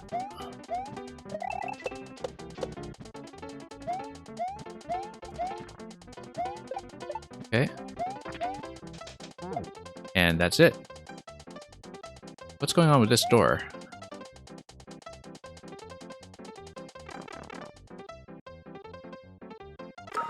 What is going on with that door? I guess if you go back through the pipe with a POW, then you can set the POW down and enter the door that way. Yep. That's what it is. But before we do that, we're going to spend a POW just to see if anything happens. Nothing happens. And that's the cake.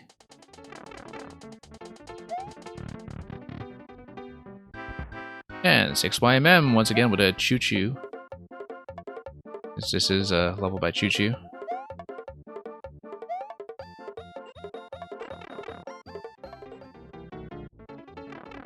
And sure, let's try to close out this attempt just to be stylish about it. But if we take the death, we'll move on, I think.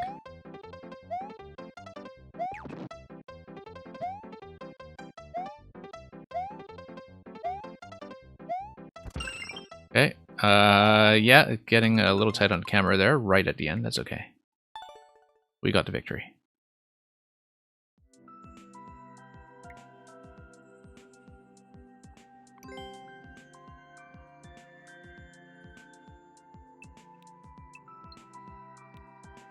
And great Joy-Con drift test. I mean, I don't know that I'd recommend doing vine climbs with a stick in the first place, but I've never been a stick player, and if people are used to it, well, I guess they get by.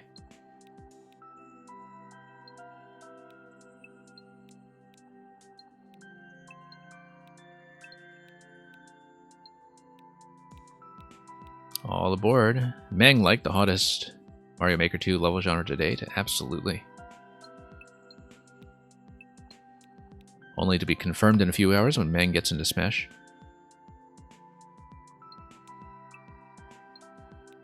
And oh, look at this from Green Star. I guess you kind of have to rotate this comment for the full effect. No, you don't. I guess Mario is just so far above the clouds that he's speaking perpendicularly. Okay, next level. Next level is going to be Death Mountain by General BB. General BB, as we were saying much earlier in the stream, is one of the foundational figures in creating a lot of the modern tech, or discovering a lot of the modern tech, in doing globally loaded music loops. Extremely good technical researcher in this game in terms of finding detector mechanisms and other ways of manipulating the memory management in this game. So, definitely looking forward to seeing what kind of global music is in store for us in Death Mountain, where Link is having a ball and only he can make the instruments play. Yeah, one nice thing about a lot of the looping music levels that we've seen in this year's edition is that they're just getting better and better at being playable experiences that like thematically really capture the essence of the source material that they were working from. We certainly saw that with the Sonic level last week. Spinic the Hedgehog. Anyway, going to have the Death Mountain theme from A Link to the Past as you get into the Dark World. Whack the Chomp just to get it out of the way, and then we can continue. Whacking a Chomp is optional. Now we can, of course, bomb some of these locations, though. We don't need to do that. We just let this spike ball do its job. Oh, look, it's to the interaction we had just seen, except this time without the bone shell. Now, why would I want to do all that?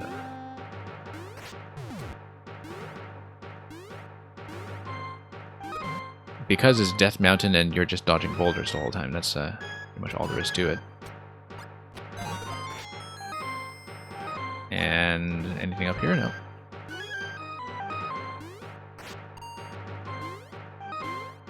Okay, going to climb. Probably remove the stump for the spike ball to move on up. Yeah, some pretty neat Link interactions here that we don't always see. Obviously, we have another night theme spike ball deflection coming. But mostly that's going to be useful for doing this. Check this. Nope. So given that we're switching out to a different segment with pipes, let's see what kind of music is in store for us next. Nothing, because this is not the exit. That's not the exit, what is? Probably needing to ride this out even further. Or am I missing something else down below? Okay, so the pipe gives you the Master Sword. Is there something that allows me to go through?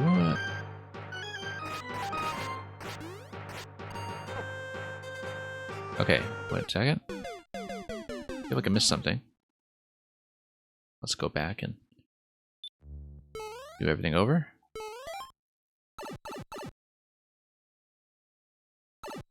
So 6 coins total in this course. We've accounted for 2 of them so far. Look at this. It feels like Link can probably bust through that location there, in fact.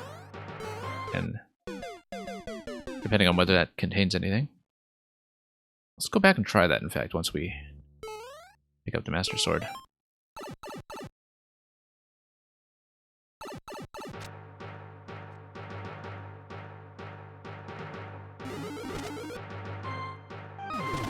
Because clearly there is more space below.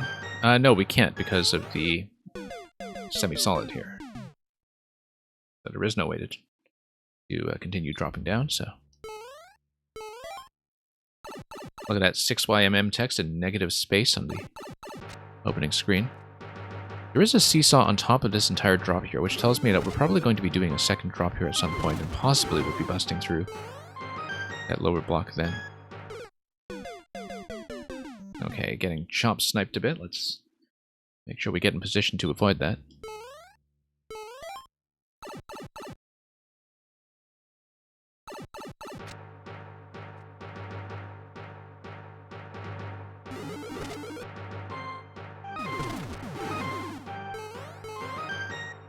Yeah, let's avoid it. It's going to be a long jump. And...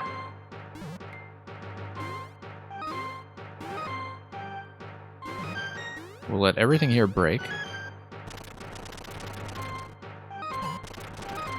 Because there is a second run through this that might become relevant.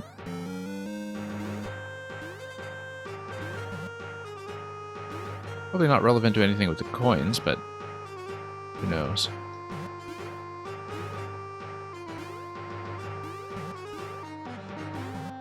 Okay, same idea as before. We're going to knock that out. Don't actually need the arrow. It's just fine to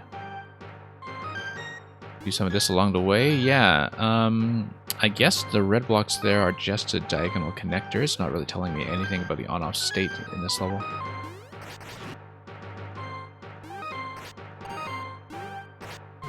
Okay, stop that. Move on up. Now this is where I wasn't paying enough attention earlier. Oh, you know what it might be? It might be something... spawn block all along here, for example, that if we're working our way up and down the level, you would actually have things spawn into some of those locations as you move around, but let's just do this first. Yeah, no, we can keep riding that out. We bump into it multiple times, and then we drop through the seesaw at the end, like this. Okay, very nice. Oh, wow, cake already.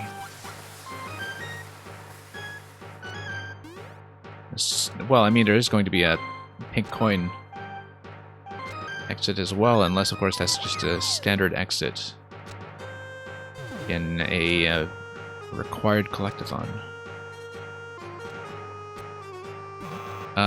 Bumping this won't do anything for me, but letting that dunk me will. And then we can probably slap that. And there we are. We've got more of the level to play. Really neat layout. Wonder if there's anything slappable down here with this guy. No, we probably just need to displace the stack. And we'll have to come back and keep that in mind, I think.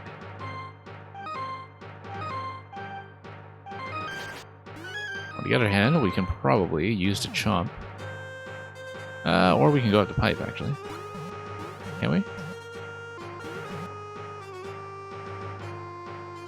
Now, why would I use the chomp?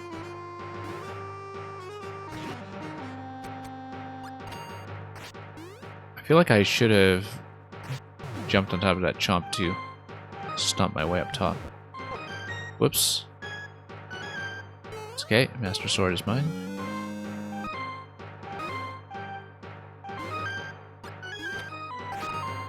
We can shoot the bomb, in fact. We are within range of the arrow if we shoot from here. Nice clear location to do that, in fact. I think that works out quite well. Can I just push through? No, probably not. I can... this is also going to be maybe a bomb drop then. Well, not here. Could also be an arrow shot.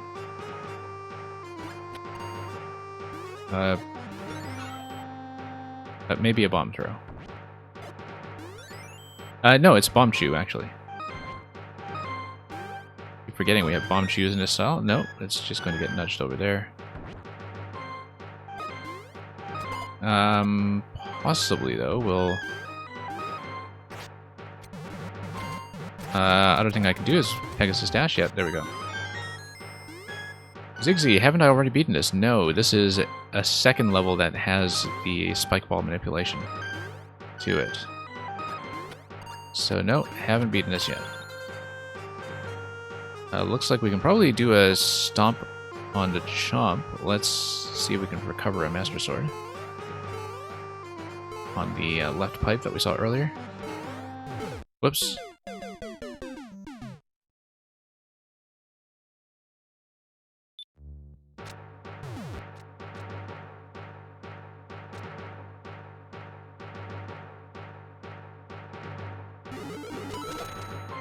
Anyway, at checkpoint, everything is going to work out nicely.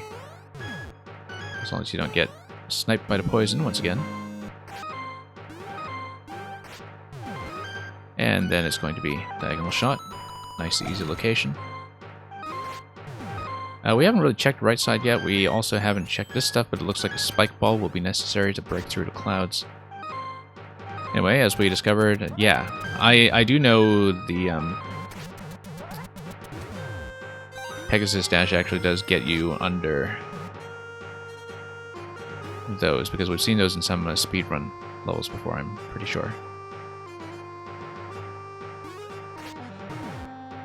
Or we could shoot the bomb, of course. That's a much more sensible way to do things. And then we can use the spike ball to get up here. That allows me to go back up, but of course we have a coin down here, so let's take care of business first.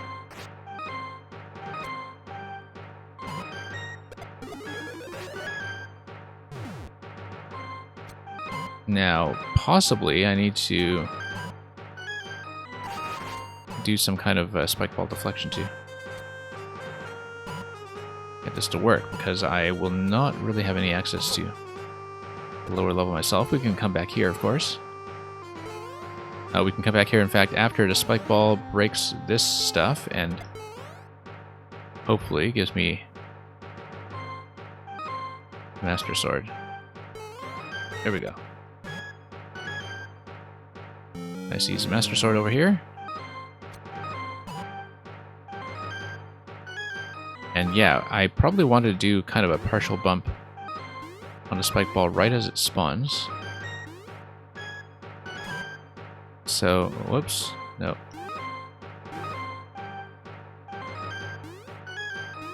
Yeah, because I don't want it to get trapped above the semi-solids. Before it has a chance to hit that coin at the bottom. And Ziggsy, yeah, see you around. And Ziggsy, a number of different streamers have been running this, it's true. So, it's quite possible you've seen this played earlier today. Because these levels have been pretty widely played on Twitch.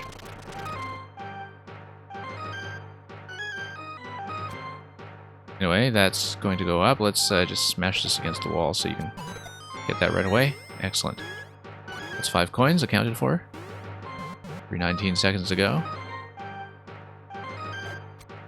Looks like we will want another spike ball to come up here. We'll need to guide one. Might be a bit of a long guidance, but we'll see if we can sneak it around. And probably just go up here in order to get through that corner.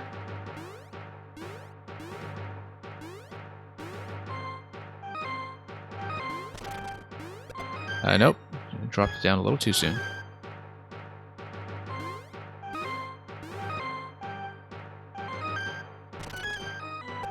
Oh, I see. It's been hitting the corner there.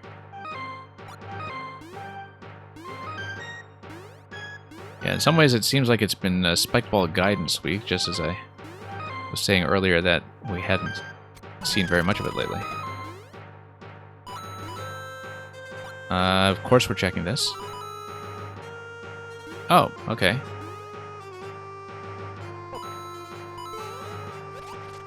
Well, I don't know if I have access to more Master Swords. I do.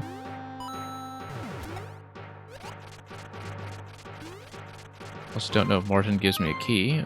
We didn't, of course, see the final coin, but looks like you can, in fact, lower this blaster if you want to go back upstairs for some reason. I don't know what that reason would be just yet, but it is possible, and probably better if we lower it by 1 additional spot. Now, why would we want to do that? Because I haven't checked the right side. Okay, no, there's nothing here. Let's get back down then. Yeah, safety coin probably after the boss door then, so the keys don't conflict. Oh. Interesting. Do the icicles move? No, they don't. Let's see what goes on here.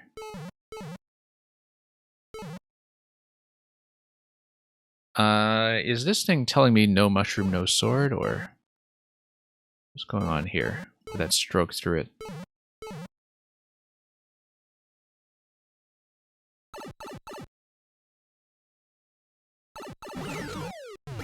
Oh, fast loading music, wow. Ah, okay, that's why it's fast loading music. It's because we're going to have this boss theme instead. I'm going to lose the helmet right away. Yeah, the on-off switches are repeatable, and all they do is give you an additional sword to play with. Very cool, fast loading mechanism here. Yeah, so on-off switches on either side revert immediately to on, and they are strictly for the purpose of giving you additional Master Swords to play with. Yeah, lots to look at here. One-way panels are going to prevent anything from going on. Probably need some arrow shots, in fact. I don't think much else is going to happen, unless, of course, we use spike ball deflections. Notice that we're not getting spike balls, which indicates to me that maybe we're at some kind of entity limits from something else spawning. But then, if that's the case, yeah, Koopalings are on their own limit, so the Koopalings won't affect the spike balls, I don't think.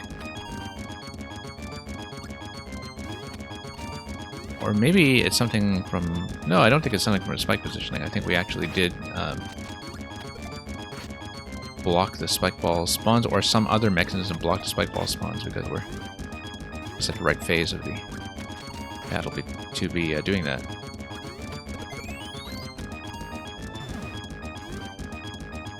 Nice usage of this, actually. It's like, I mean, with Boom Boom in the center there, it's kind of like the turtle boss whose name escapes me for the moment. Except we're not using the fire head and the ice head. So how do we kill it? Would probably... I mean, it seemed like we were supposed to have spike balls to jump on here. If I'm not mistaken. There we go. Okay, that made things work somehow. Now, what do we do up here? I mean, we'd still be able to do some guidance. Ah, okay, so maybe it's a positional thing. Boom Boom does look like a Goron. Yeah, that's very true. I mean, we can stomp the stumps and just peel off both of these. And I actually feel like that's going to be the way to do it.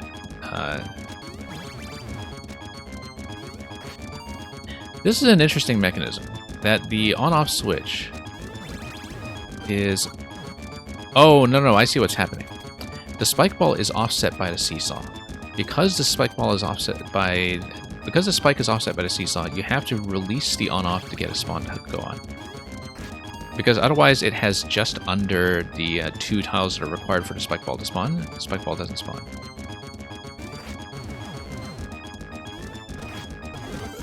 There we go. And we have the central phase here. Yeah, that's a neat mechanic. That's what the seesaw placement is for. It's just to have that slight tile offset going on, such that the release gives you the spike ball instantly. So I think that's all we have to look at here. Let's move on to the next room. Oh. Looks like the flagpole is buried under a stump, so let's not take that. And kind of nice, this little temple exit here.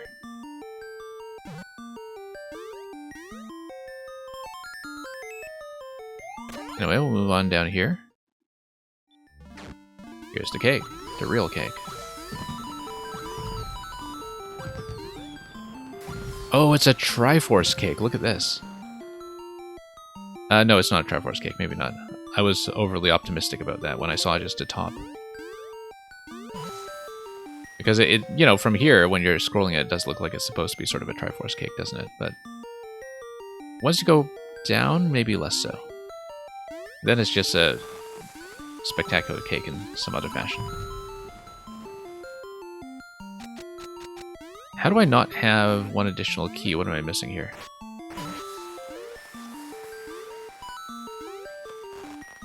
Hang on.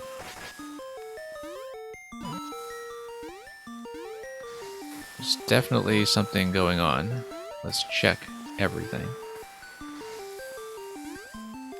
Yeah, I missed a chance to make a Triforce over clouds. Well, we'll see what's going on. We've got 6 candles. Do any of them have the key? Yeah, this one has the key. That's going to be the way out.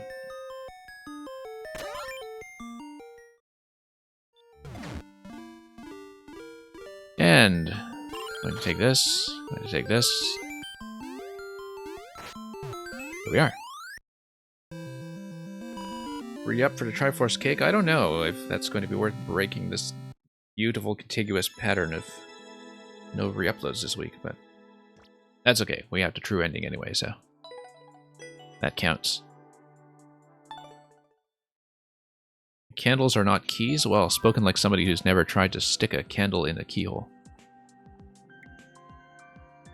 Don't try this at home, kids.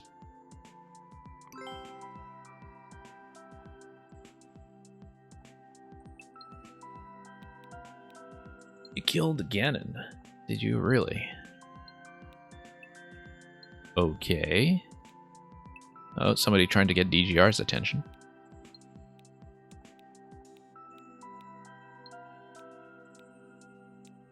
And yeah. Very good boss design in this one. The Paul Lloyd interview. Oh, yeah, it was the one guy who was the podcaster who had done some Mario Maker interviews. I never actually caught up on those. Now that Kid for All has reminded me of this. I should actually look at that myself.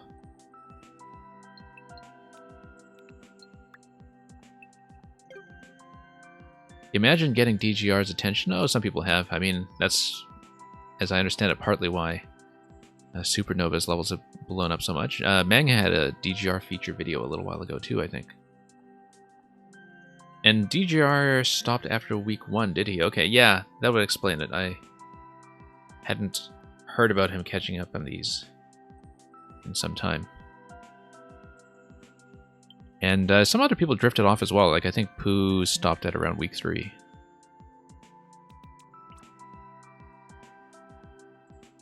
Oh, he started playing the co-op Superworld then. Yeah. Would be a good content creator for that. Anyway, we are going to finish today with The Light and Dark Worlds by Tetraterix, who hopefully has not had to wait too long to see this one played. Oh, Paul Lloyd interview stopped after week 1. Okay, I see. Yeah, Mang, okay, that explains it. That explains it. I guess I'm wrong then about DGR not playing much. I don't think I saw DGR's playthrough of mine then. I know I was keeping track of a lot of the big streamers, but I was also kind of off Twitch for much of that week. Derbyshire Visitor, you hate this level for a very obvious reason. Is it because of... Oh, I think I heard you say something about the multiplayer gate. And in fact, I playtested a very early version of this, so I know there is a multiplayer gate. And so... But knowing a lot of the levels that are by Tetraterix or Four Wings, a lot of them have mechanisms that simply would not function in co-op. A lot of the gate mechanisms in particular. I don't know if that's true of this level, but certainly of a lot of the mega puzzles. Anyway, world record is still 7 minutes. So, I mean, you folks know what to do. When Hylian Dread is speedrunning these later in the week, be sure to vote for this level. Following up on Death Mountain just now, we have another tribute to A Link to the Past, this time with 3 checkpoints and anti-key death. Oh, also, one more thing. As with Levels by Four Wings, as usual, we're going to read the poem. This time I don't think the poem is a parody of anything, it's just an original that pertains to A Link to the Past. I don't think it's based on anything I recognize. And yeah, in terms of things breaking in multiplayer, I'm thinking about the things like the locking mechanisms as well. And certainly anything involving item trading and all that. Power-up progression. Here's the poem. Our plumber has no mustache on his face. His overalls are nowhere to be seen. The master sword will take a plunger's place, with crimson cap replaced by one of green. Instead of Princess Peach's standard tale, another princess gives a different quest. An uncle's whisper warns to never fail, for Zelda is your... figure out the rest. And when the war is won and curses break by courage facing overwhelming odds, could he accept simple kiss and cake when tempted with the power of the gods? When he returns to pipes from whence he came, he still will think and dream another game. I replayed Link to the Past earlier this year for the first time in a really long time, and until then I think I'd totally forgotten that the whole Zelda is your ellipsis thing from the uncle's introduction never really does get properly followed up. But as I understand it, that's sort of a quirk of localization that in Japanese I believe it does say something like Zelda is your destiny or your fate or something like that. Or I might be wrong about this, but I remember thinking about that afterwards and realizing, I never really did figure out whether Zelda is your something or other. And yeah, no, because I was thinking about that specifically not long ago when I was replaying the game, so I did recognize it. Okay, let's go. In multiplayer, the entity mechanism for checkpoint 2 could be cheesed to skip the entire second portion of the level. Right. Well, let's take a look. Anyway, Spike Ball breaks this open. I guess this would be part of the whole... No, not part of the whole multiplayer gate. Let's just continue and play the level. Okay, so it's dangerous to go alone. We're going to take this. We're also going to notice this thing here. It looks like a state switch. Bring us up to that pipe later. I assume this is the gating mechanism, but let's go down this pipe. And, oh, no, never mind. We use bombs. This is not the gating mechanism, this is the entrance. Let's take the entrance. Right, because on-off state switch at the beginning would maybe affect things. No, on-off state, we come back here later, and then we'll have to remember to check this. Let's go. And the mushroom is progressive. Yes, I see, with the mushroom that was from that left pipe earlier in the first room. Anyway, let's see what to do here. Hunter's over here. We need a state switch. Or just, well, no, we need to hit 2 POWs and we get through that. Up here, that's going to be pink coin and checkpoint. Coin before checkpoint tells you there's going to be anti-key death in some fashion. I think we just drop down and fire as we go. Unless... Oh, we can just fire from down here and... No, that would be the case for the right side. The left side, I think we just need to drop after winding up a shot. Hang on. There we go. Yeah, the left side, because of the cloud placement, we will just prepare a shot. Oh, actually, no, this line here gives you a clue. I was thinking of just dropping in and doing this, but no need to be that fancy. Yeah, you were wondering if that reference was too obscure for people to get. I mean, it's a very easy thing to forget about A Link to the Past if you haven't played it in a long time, especially because it just comes at the very beginning of the game and it's just never followed up. POW, I believe, is Tapool with the sword across the one-way panel. That releases this guy. Icicle and... on-off switch over there, okay.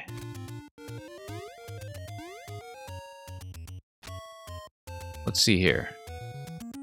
We'll stay on the bottom layer for now. In the Zelda overworld.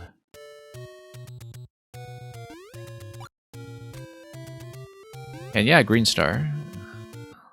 I always love to play a lot of Link dungeons, and of course having something that's like a large-scale translation of the overworld is really pretty neat.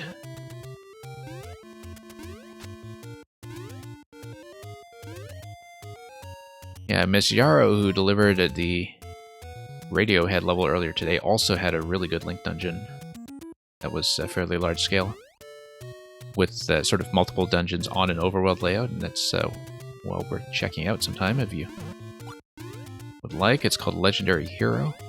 Except that one implements the overworld very differently. It does so using water to kind of emulate the top-down feel. What are we doing here? We're entering the pipe. And entering the pipe takes you into the Dark World, as you can tell by the lighting system. And yeah, the pipes kind of match up geographically. Looks like the only way to progress so far is through here, so let's do that.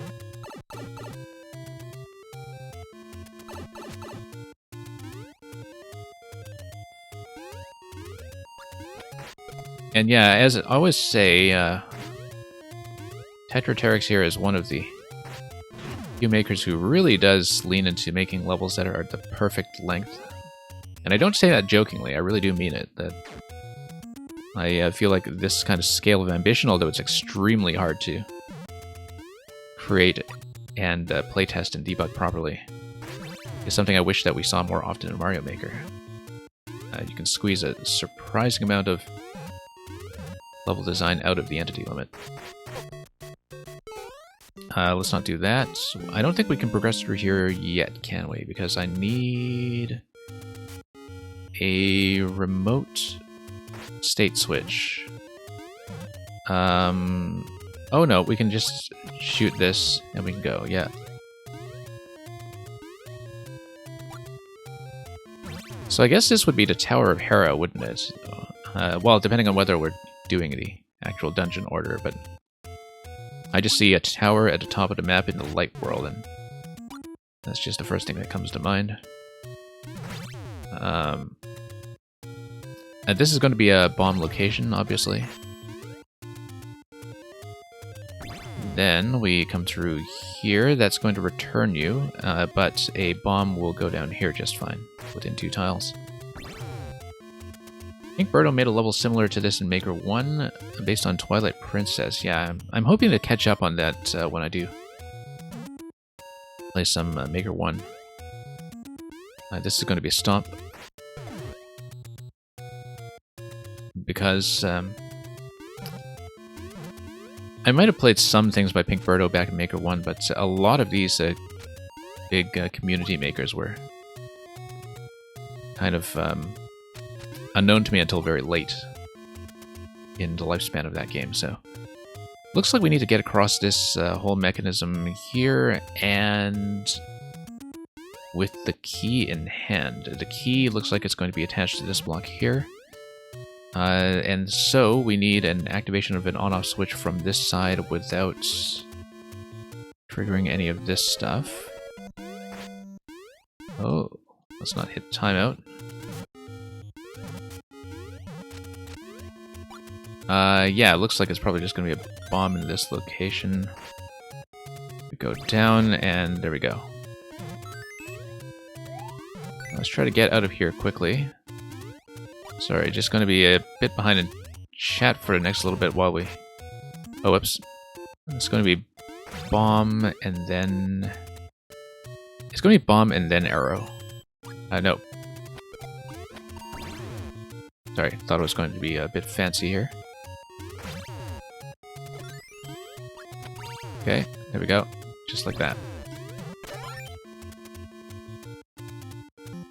On-off switches are meant to mimic the crystal switches in the Tower of Hera. Yeah, that makes sense. So this is basically Moldorm.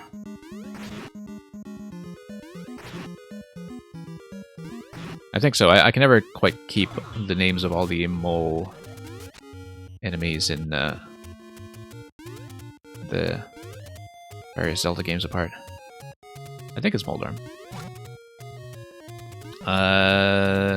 26 seconds. We'd better get out of here, maybe.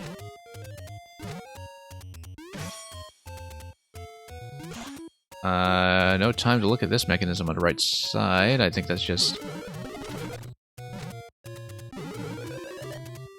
Okay, we might time out here unless I get to the checkpoint quickly. I saw the checkpoint mechanism much earlier.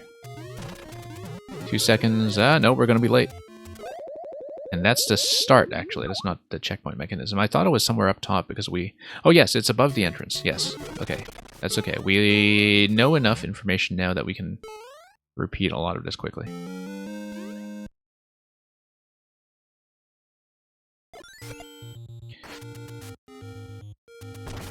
And, oh yeah, you did say in the chat that it was Moldorm. Exactly. And, okay, so let's do this.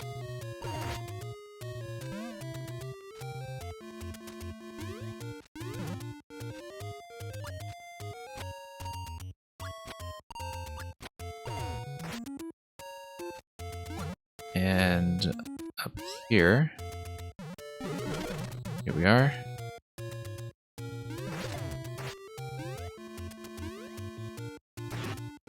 Have this guy.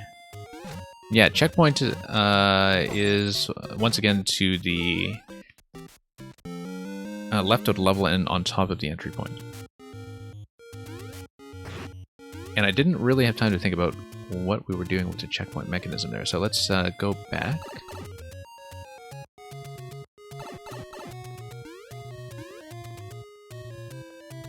And through.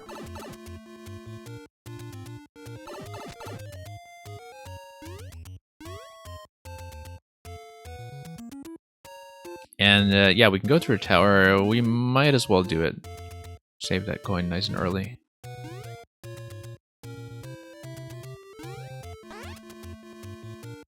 Since we do know solutions here.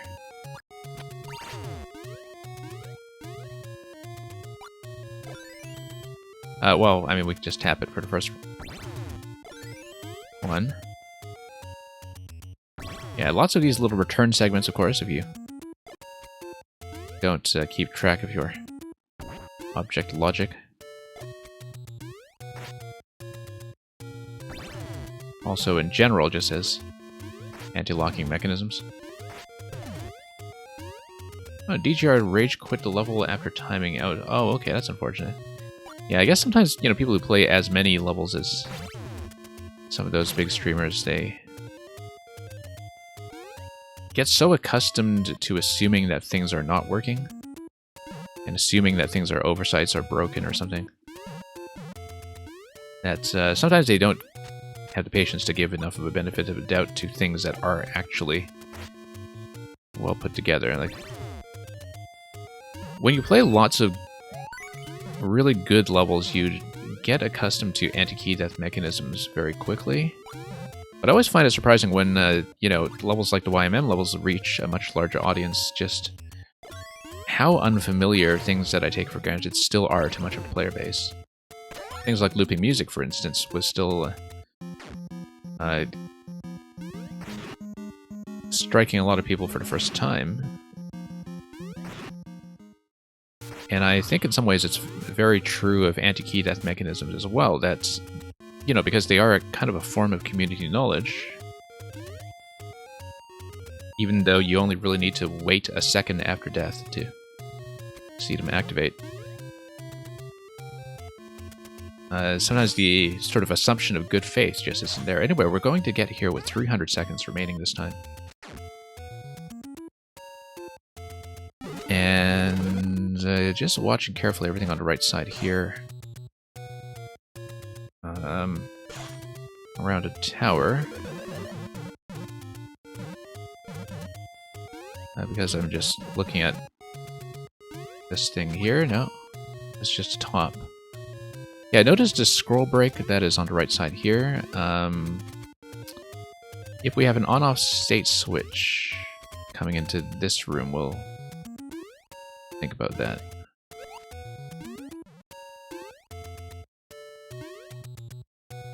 And let's see here.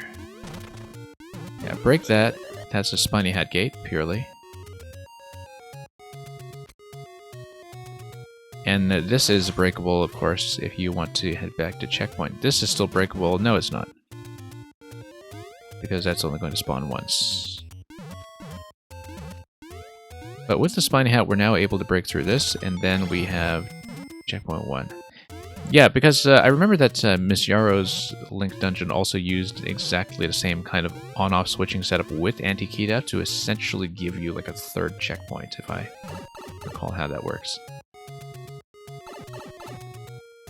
But that's the nice thing about anti-key death in general, is that you can properly have a boss segment at the end of something that is a multi-checkpoint design. Like a non-linear multi-checkpoint design. Like you can actually follow up with a finale. And you felt like 30 minutes is the average clear time if you get every checkpoint in time? Yeah. I mean, I talk enough about the level that I would expect to run into timeout just from conversational excess every now and then, but let's head down here.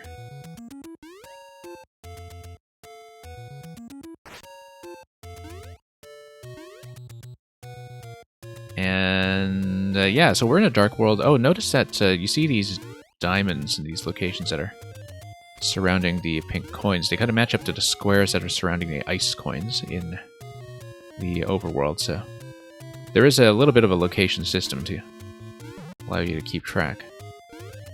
Here, you'll need to access that by blue pipe.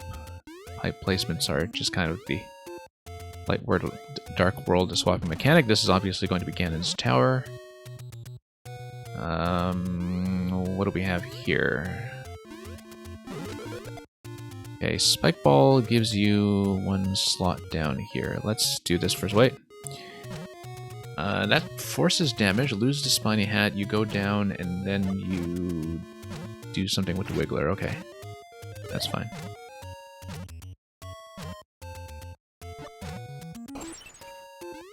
You can go out here as well. There is a pipe. The idea should be to come up here. You are required to take damage here, so at that point, you either must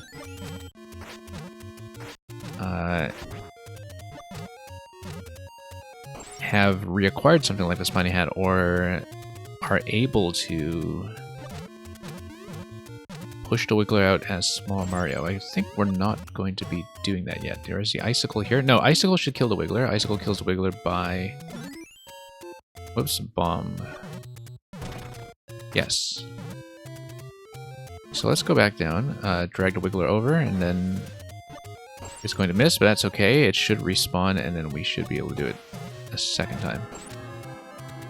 And then, even if I'm small, I should be able to push this over. Oh, no. Okay, 45 seconds. Let's maybe try to get back to checkpoint if we can. To preserve this, pass timeout.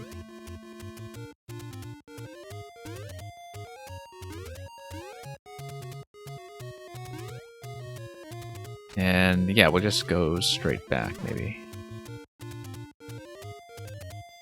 I don't know if this is quite the right approach. Can we actually reverse back? No, we can't, actually. So we needed to find the route back to the checkpoint from the Dark World. And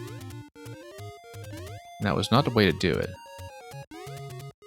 That's okay, we know how to do this segment pretty speedily, so... You don't get another checkpoint until you get all the coins. Yes, that's right. The way that you reach the first checkpoint is intended to represent a door behind the magical barrier in Hyrule Castle. Yes. Yes. Yeah, that makes sense. So yeah, I mean, so each run you do is going to be kind of researching a particular coin that you're going for. And then, once you've done that, you can whip them all up in one attempt.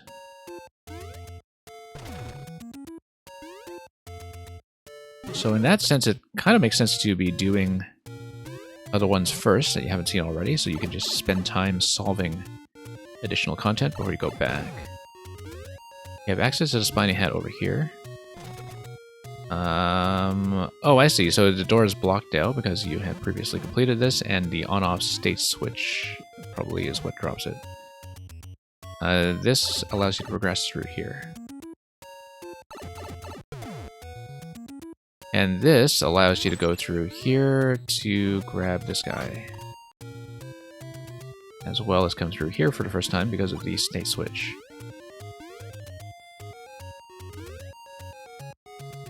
And the coin up here, it looks like we're going to bust that down with the Spiny Hats.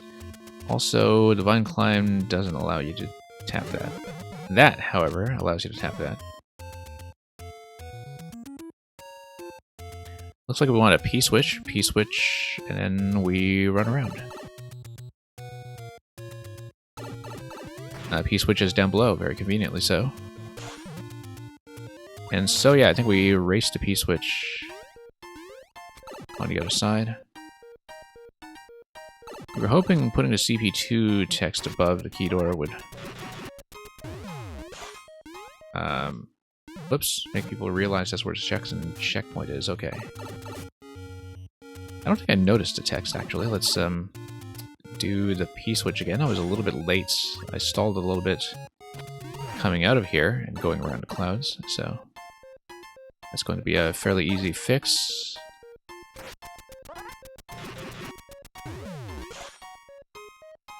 Dash timing there works quite nicely.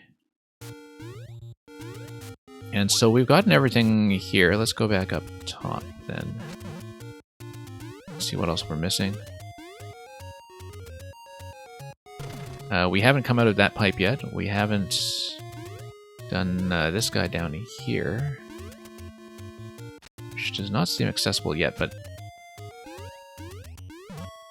I feel like I would have noticed if there was something else to do from this initial position. Yeah, not yet.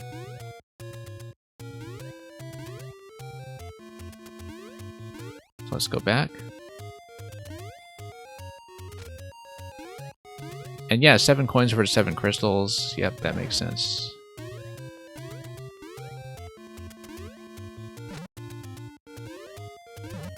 Yeah, I don't think I'd noticed that count specifically, but now that you mention it, makes total sense in terms of the pacing and scope of everything you're doing. Okay, so that pipe... Oh yeah, we haven't taken this coin in general.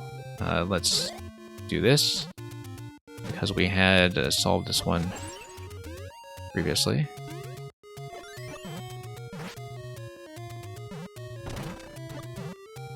Drag the wiggler.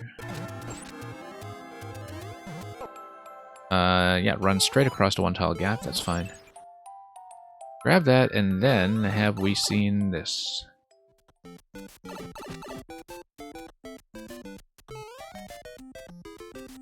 We have not done this puzzle over here. We do not have... Oh, I see. No, if you have the Spiny Hat, you bump the Muncher, right? And then that drops the blasters, which does what? No, the blasters are on top of the... Ah, no, I see. Left side blaster is not on top of anything. It would just drop down and close the gate. Right side blaster stays on top of the donut block. So, come in here with a Spiny Hat, Muncher gets bumped, you don't get to go through, because Spiny Hat presumably breaks stuff here, since you are going to be hitting blocks from below.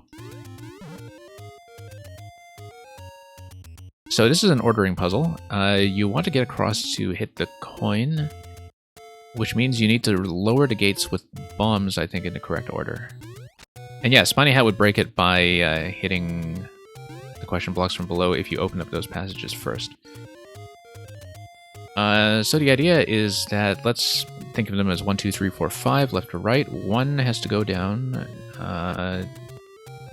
2 doesn't have to, I think. This one shouldn't go down because it's functionally equivalent to getting through this passage here, so this one we don't touch. This one we do have to lower. This one has to be lowered before this guy, because otherwise we won't be able to place the bomb. So this should be the first move. And then hitting this does nothing, okay. And then we continue from here. Whoops. Game sound stopped. Thank you for letting me know. Let me fix that up very quickly, Luca. We hadn't run into that problem on the stream so far, but hopefully we'll be able to fix that promptly.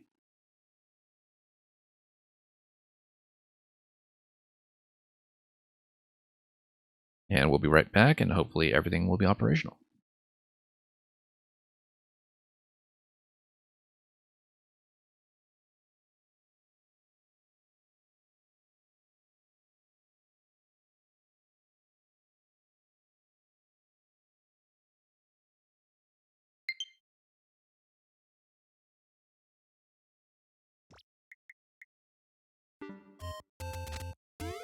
And yeah, for levels of the scope, I think some degree of timeout is kind of expected. The idea is that because a lot of these are going to be knowledge checks, that once you figure something out once, it should be easy to execute a second time. A lot of it is just getting through, I think, the vastness of the route finding as well. Why did I lower that? Oh, because I want the slot to lower the final one here. 150 seconds and...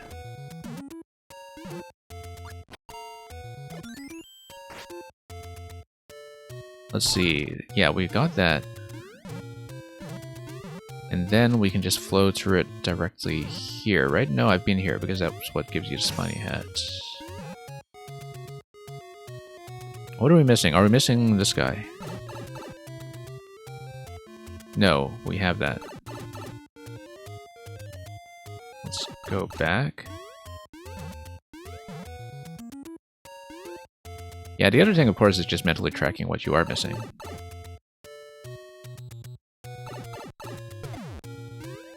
Because let's take a look here.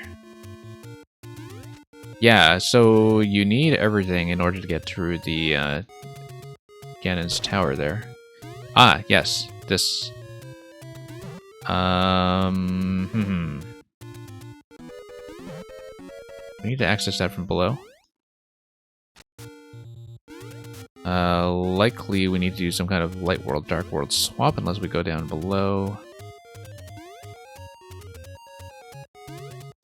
Yeah, swap over here because that was where the P-switch was. We didn't see it previously. Here is another gate. Okay, great. But likely we'll want a gate from over here. Yes, it's this guy here. Bust this down.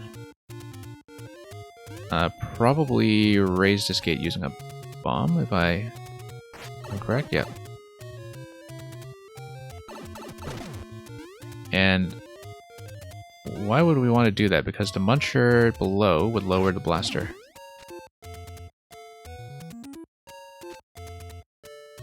And then there we have it. Now we've got to be quick about getting to... oh, we should go to the tower then. We don't go to the checkpoint here, we go to the tower. Oh, it says CP2 here. Okay, no. Yeah, it's quite subtle. It's very easy to just lose track of the decoration, I think. Checkpoint seems a way off, actually. We will likely run out of time. Or, no, we keyed out. Yeah, that's right. So that's fine, then. And then we can read this properly in 4 seconds time.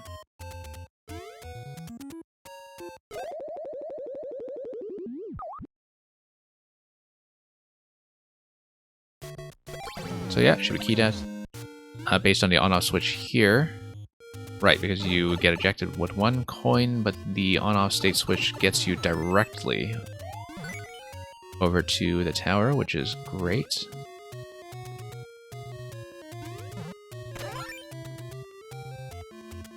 Oh, did I miss the opportunity to go back to start with the state switch? I feel like I might have. Because I told myself at the very beginning, okay, we need to go back with the state switch once we have everything to off.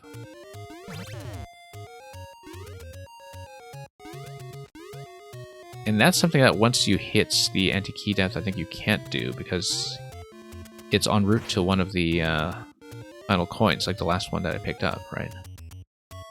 When I went through the icicle. Like, that's the point at which I should have branched off.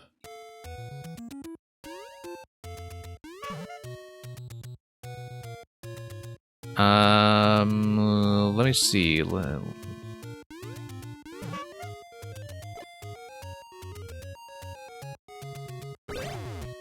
So this 2-block range, first of all, it's fantastic interaction. I kind of wonder how other people have been playing it. But it's been recently on my mind because I did something very similar, not with a Link bomb, but with a standard bomb, to break one of Major's one-screen puzzles. I mean, I thought it was a valid solution. He told me it was a break. Or a cheese. And I disagreed. I thought it was a perfectly valid option. Okay, yeah, we didn't actually get a chance to... Wait, let's do this again, just to see. I didn't actually interact with this thing here. Because shouldn't I be able to tap this and then... We'd need to bump it with something else. So that won't be it.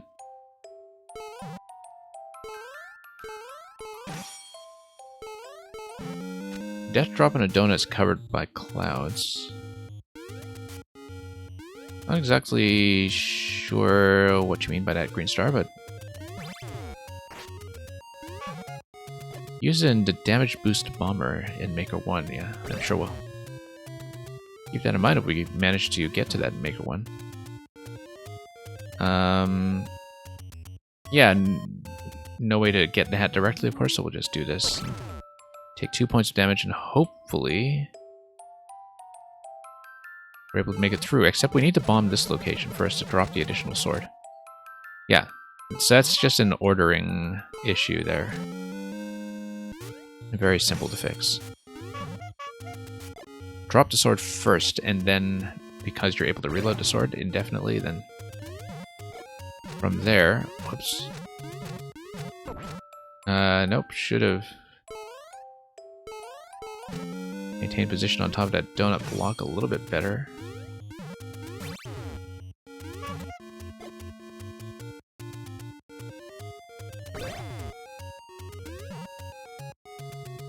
Yeah. We don't even need to do that. We just stand here.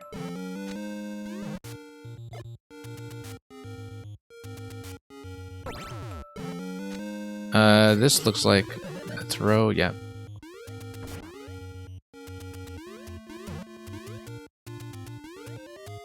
This...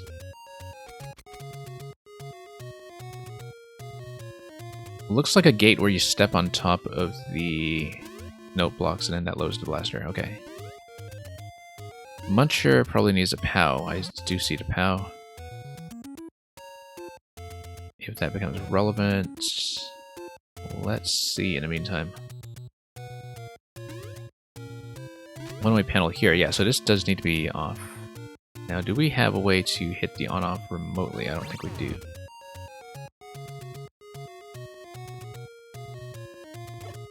This thing here would just send a bomb skyward. Skyward like a sword.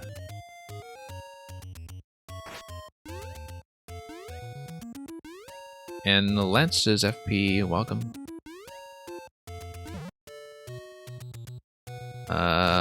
Let's see what we do here. Let's... we'd want to launch a bomb over here. I think that's a signal. Diagonal shots are a bit of a weakness of mine. But as a yay, and then we get access to the Spiny Helmet. Spiny Helmet, of course, gives me additional damage that I can do. But also allows me to probably do the bomb bump here that we were talking about earlier. Yeah, there we go. Gives me a key. Also allows me to get this puncher down. And we should be able to do a bomb shoe throw here. Does that go bottom row? Yeah, it does. Yeah, you break that stuff, sword falls down, sword activates something with the note block there. We'll... actually, we would just bounce off the note block and you would get a sword in the middle, so... let's see here. Can we activate an on-off switch to go around, or... must I go all the way back? I think I... oh yeah, on-off switch over here. We hit this. And Lance's FP, we're doing just fine over here. Making pretty good time, actually, in this week's set. Plenty of time to run this. Is the 8th and final level of the batch. Yeah, so we want to break the sword here. In order to do that, we want to release this location. Oh, it's going to be a timed on-off thing. But I need to hit the POW first in order to do that. POW, we need an off state so I can send something up here to break the POW.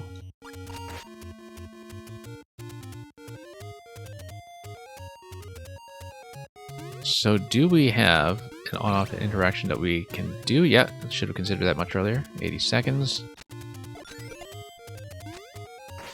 That should break the POW immediately. 70 seconds. Let's bomb chew this. Whoops. Yeah, I need to break the bomb directly on that block. Sword comes up. Probably sword tap up here, send it all the way upstairs.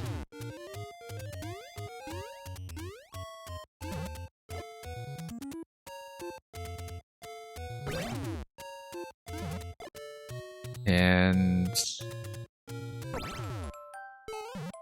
over here, and yeah, Green Star, I understand what you're saying earlier about not waiting for the timeout, but it was literally just 5 seconds, so I don't mind taking the time to just read the level properly. Did I do this correctly? I have a sword at the end.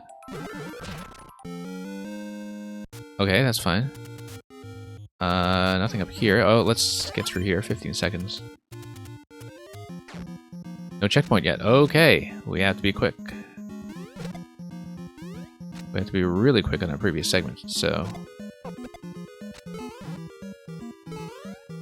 3, and then, yeah, we need to deflect the spike balls. I guess that's fairly clear. Let's go back and do that. First, let me see. I can't get out here, can I?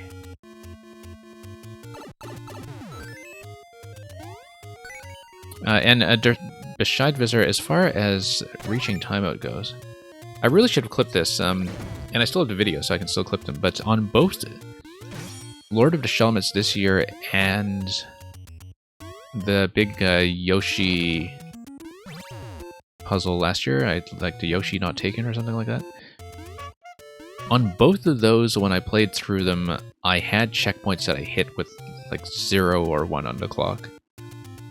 Not intentionally, that was just the way it worked out. No, we want to do the right side first. Okay. No, I should be able to flow through this pretty quickly, I think. As long as they don't make any serious sequential errors.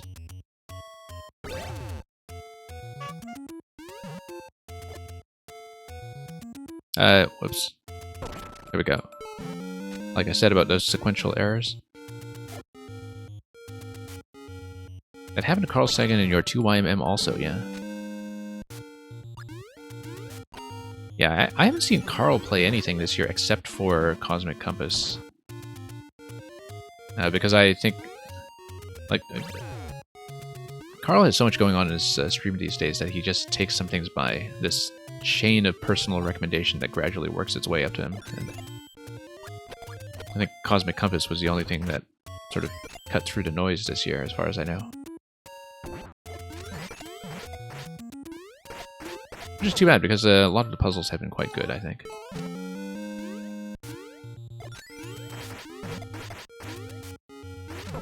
No, we want a Spiny Hat for that, as we saw previously, so let's not do that just yet. Second checkpoint in the 2YMM level with 5 seconds left. Yeah, that's been my experience with a lot of this.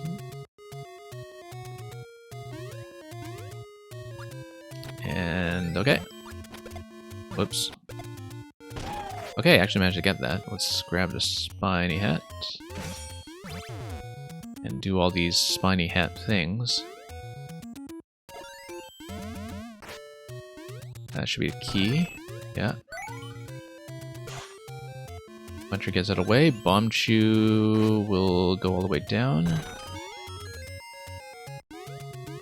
Do we need to loop around? I didn't think so. No, we just hit the on-off switch over here. Amazing how deceptive this column can be when I'm just trying to perceive where to go, but in general I find the background art works quite nicely in this level, in terms of highlighting interactable zones. Whoops, let's not double tap.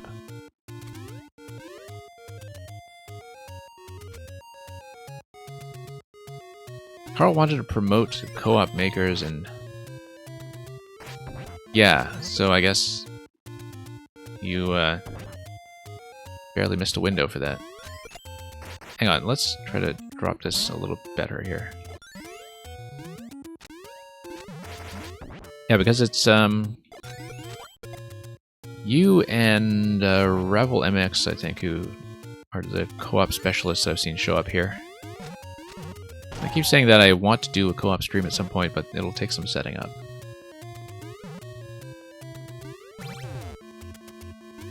Particularly because I tend to play at such a deeply inaccessible time for a lot of people.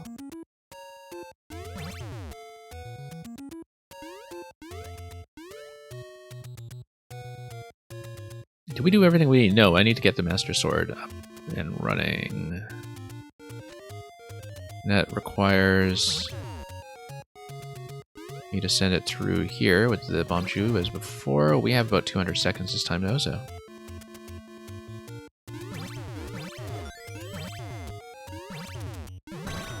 Okay, pretty simple.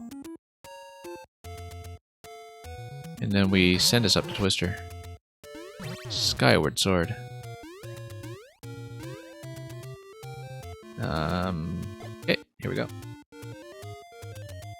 You can do that part without the spiny hat, although having the spiny hat makes it a little easier. Okay. Oh, you mean in terms of the bomb tap? Yeah.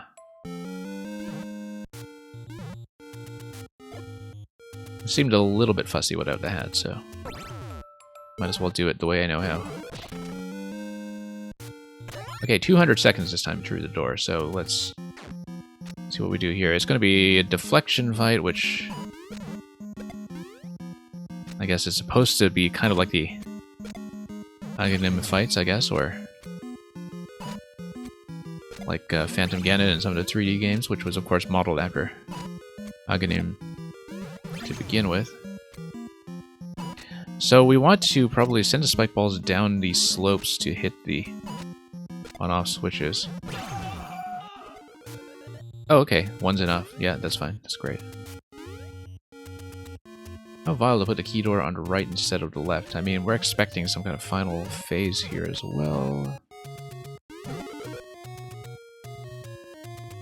And yeah, this is just a whole activation mechanism after the switch is hit. Did I really get 3 hits down? If it's just like a drop sequence of 3. Anyway, let's take the donut in. That seemed to go by really quickly, actually, so... Let's let the bomb blow things up. Ah, okay, no, we're not actually locked out.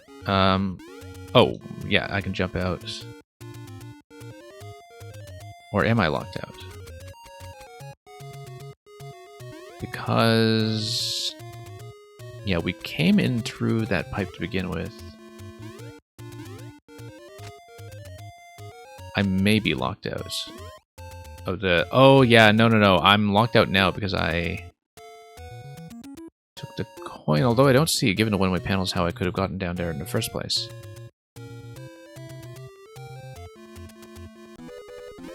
If I wanted to go back out where I arrived, or am I understanding the flow of the doors properly? Let's... ah, no, we have an additional boss. Okay.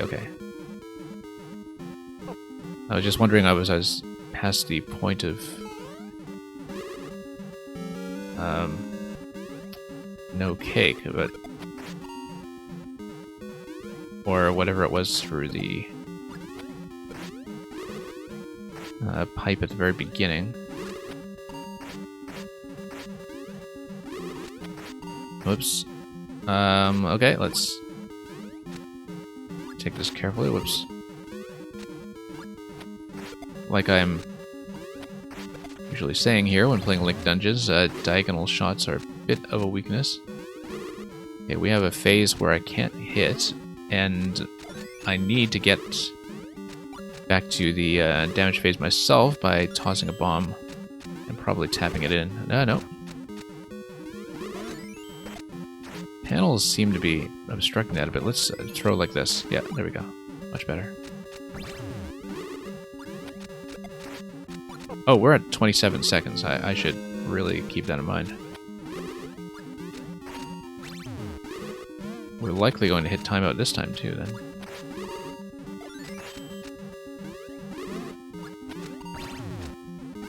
"12 seconds, and we'll just stay cool here. I mean, looks like the exit's going to be through vines off those top slots again anyway, so it's not going to be instant. We will time out.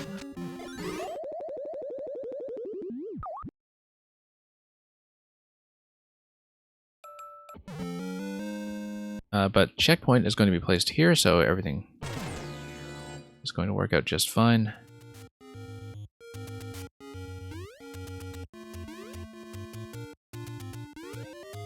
And yeah, let's head down.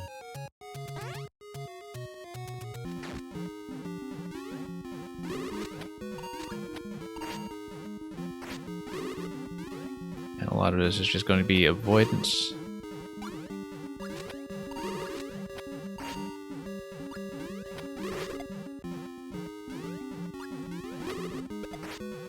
And over here.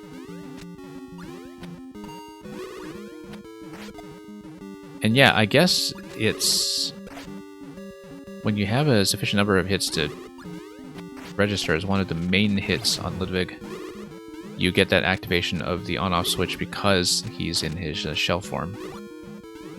Recently seen a couple of fights use that as well as a bit of a phase control mechanism on a Koopaling fight. I think I'd seen that in one of Luca's levels not long ago. Yeah, the pacing of replenishing the sword is quite nice. I always like it when you do get additional chances to stay in the fight with more power-ups, but when you have to earn them with just a tiny bit of survival or just a bit of caution, or taking a risk somehow, that, you know, it's possible to continue to fight, it's just that you are making it momentarily harder for yourself if you should happen to lose the power-up. And that's just one of the considerations of designing around power-up progression in the Mario style, which I think is something that very often when people are making Link levels, they feel like they have to fake their way around.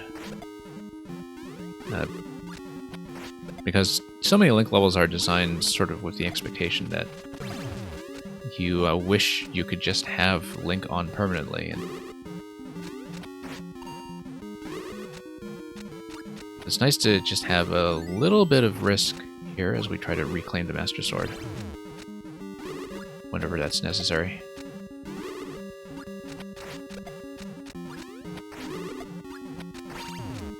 Okay, let's get around.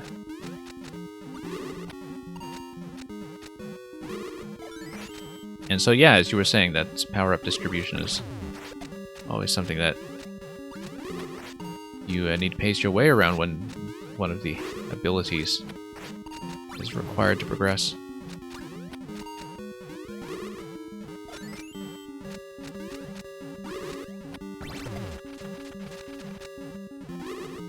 But yeah, definitely a lot of makers out there who just also go with that philosophy of saying, too bad, if you lose the power-up, you're just dead. And unfortunately, I think that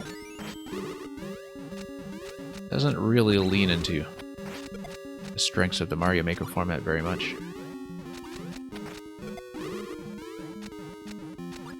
Much better pacing to have some margin of error, I think. But where you need to be pretty proactive as the player to recover from mistakes. Here we go. I'm guessing it's going to be Vine spawn from the top. And let's not get clipped. We got clipped. Can I have another sword? Yes. Comes out of the pipes. And let's go up.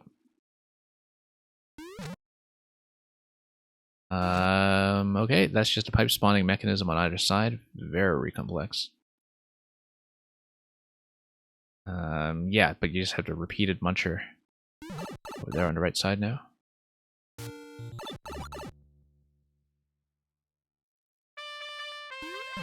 Ah, okay, it's going to be a Triforce music segment. So, I did, it seems, miss the opportunity to go back to the start, and I know exactly when that happened. So I think if we're doing a cake route, I should be able to fix that pretty quickly. Yeah, because it's not from the Dark World, it's from the Light World. You need to go through the Light World, and back to the entrance, I think, with a particular on-off state. And that's why I messed it up, I think. That I was thinking in terms of the Dark Worlds layout. So let's go back and do it. Fantastic level, of course. Really a very complete large-scale experience, as we've come to expect. So yeah, because we need to come back here with the off state. And it is going to be in the light world, and so we'll see what we can do with that quickly. Because I think, if I understand this correctly, I should not have to do the whole second segment over. It's a particular coin that I need to progress towards. It's kind of nice that you can have this non-linear order to them. Like I said, I really do hope that we see some speed optimizations of this level on stream, because I think the routing problem is also pretty interesting, potentially. Okay. Yeah, because it's when we went through this icicle here. The state was switched to off, and we could have just gone down here and continued and gone through this block here and gone through this door here, you see. So that was the opportunity I missed, that I need the ability to go through here, and I need to remember how to do that. So let's go through the initial segment first.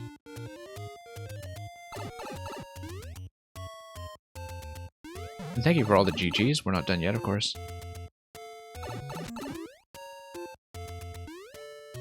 But let me just see what we can do.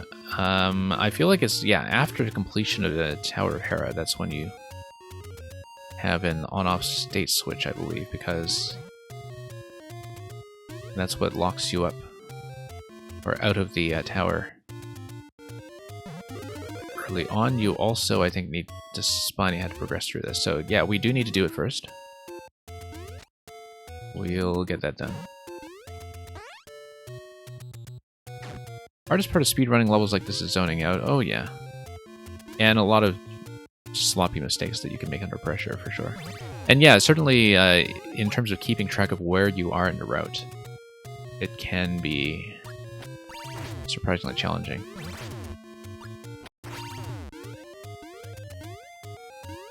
Just because you are taking so many actions at once that the sequence can be difficult to remember.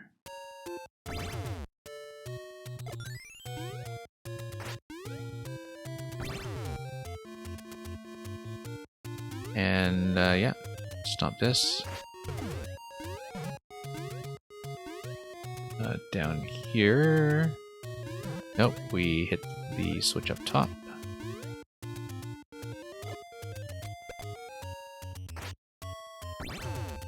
Nope, hang on.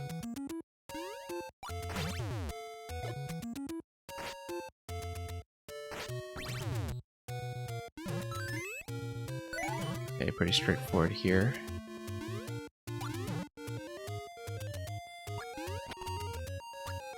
No, it's going to be bomb, arrow, and then we go.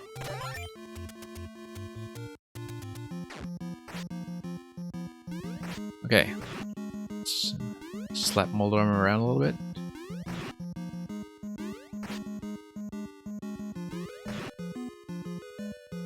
And whoops, I do need a sword. Let's try to run up and grab a sword.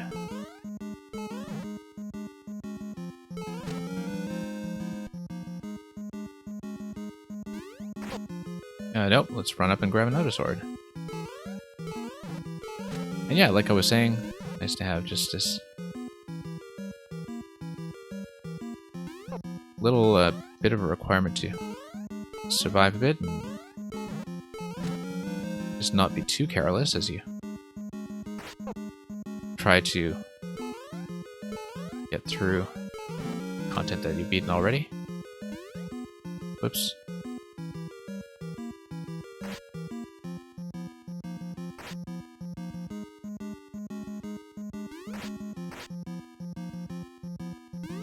Who would speedrun things longer than 10 minutes? I mean, most of actual game-sized speedrunning, as opposed to just Mario Maker level speedrunning, is built on a pretty long scale.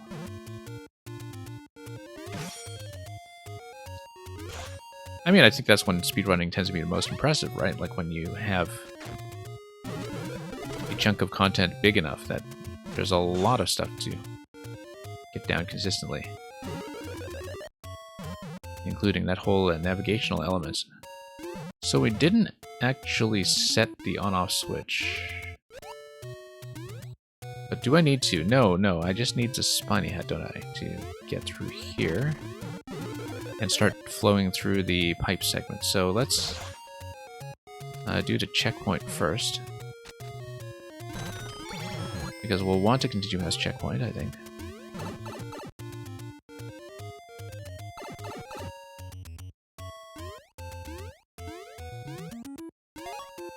Yeah, because we're in the off state now, and that's fine, because we want to be in the off state, and we want to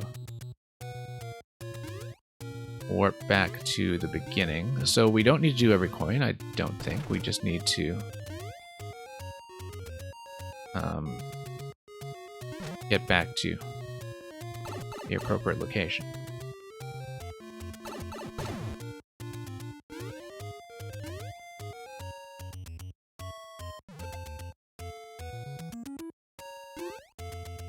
And yeah, using bombs at a distance, should have considered that for sure. In the Moldorm fight just now, if that's what you're talking about. Yeah, we want to continue over here.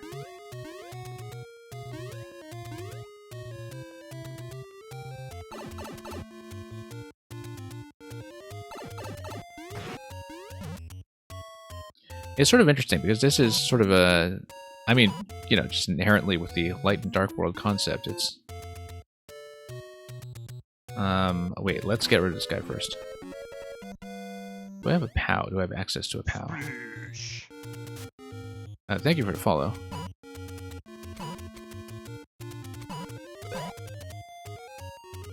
Feel like, no, we can't do that. We need...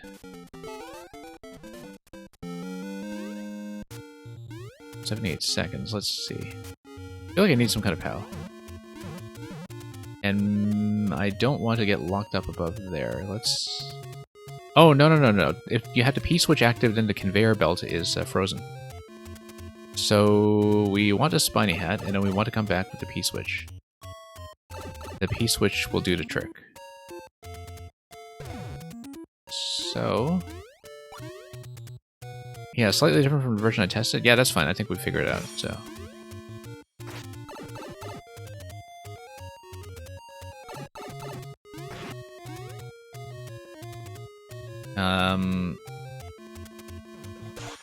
Let's see. And if we need to restart this bit from checkpoint, not a big deal. Okay, lost a hat. I hope I don't need it.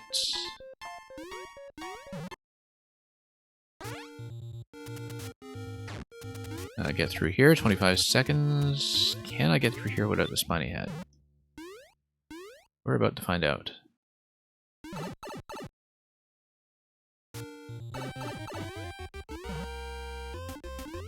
SYM. 35 years of Zelda. 35YZ.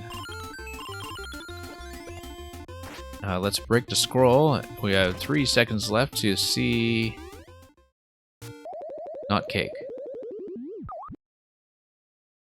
Well, of course, I kind of rushed through that. Let's go back and see it properly.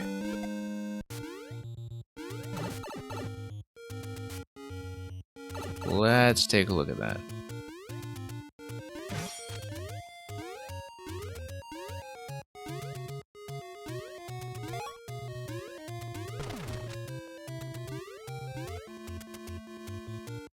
Yeah, I should be able to get through this somewhat efficiently.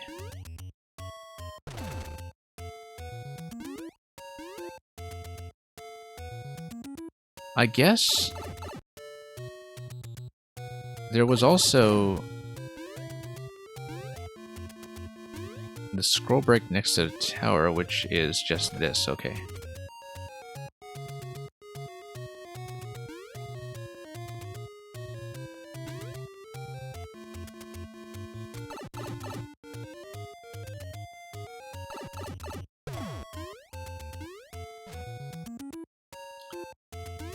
Let's go back.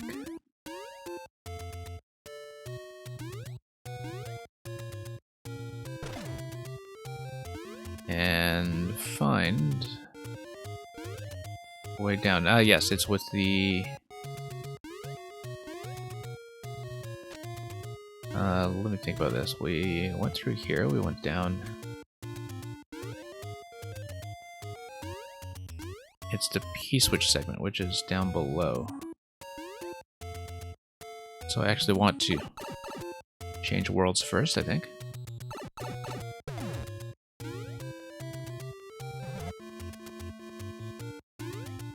Wait, no, it's wrong. Let's go down here.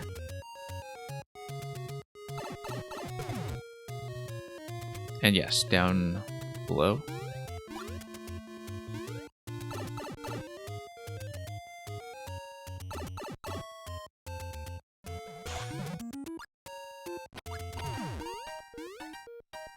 And then I'm gonna go down here.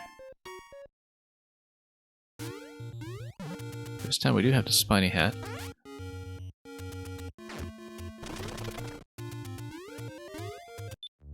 Let's just see what's going on. Ah, yeah, I see what's going on with the flower as well as the progressive power up there. And this activation.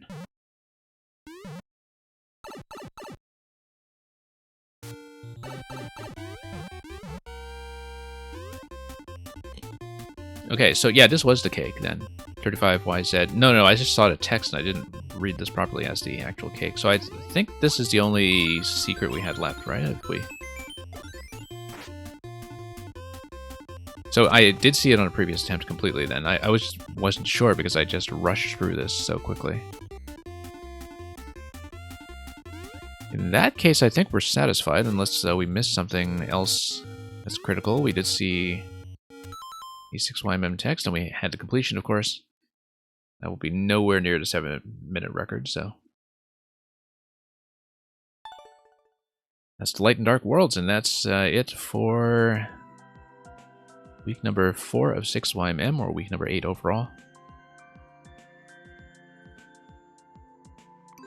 Let's take a look at the comments. Oh, somebody misclicked. I'm guessing that was an accidental boo, which would be unfortunate. 26 days in this room without food. The end is nigh. I wonder which room. Yeah, people kind of giving away the bomb solution, of course, for those who are stumped and desperate for comments.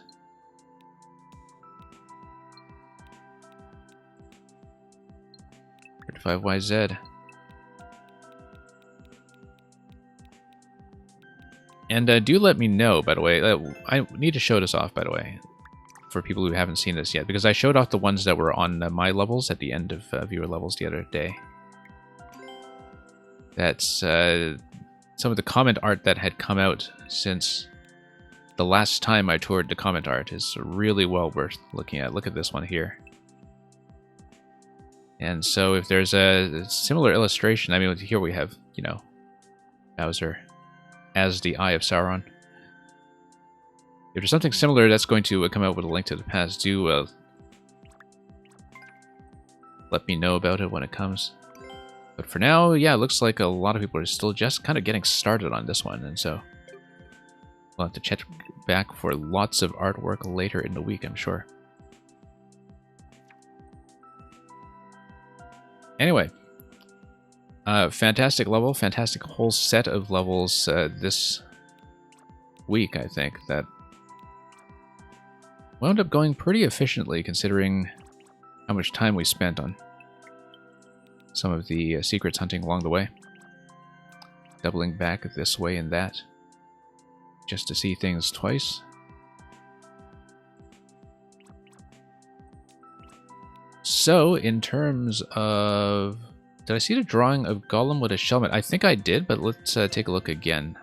It might have been a more recent one than I had checked, but I think I did see that one, though. I don't remember if I would have shown that off on stream or if it came up much later. Yeah. Mang's drawing here. Yeah, we did see that. My precious.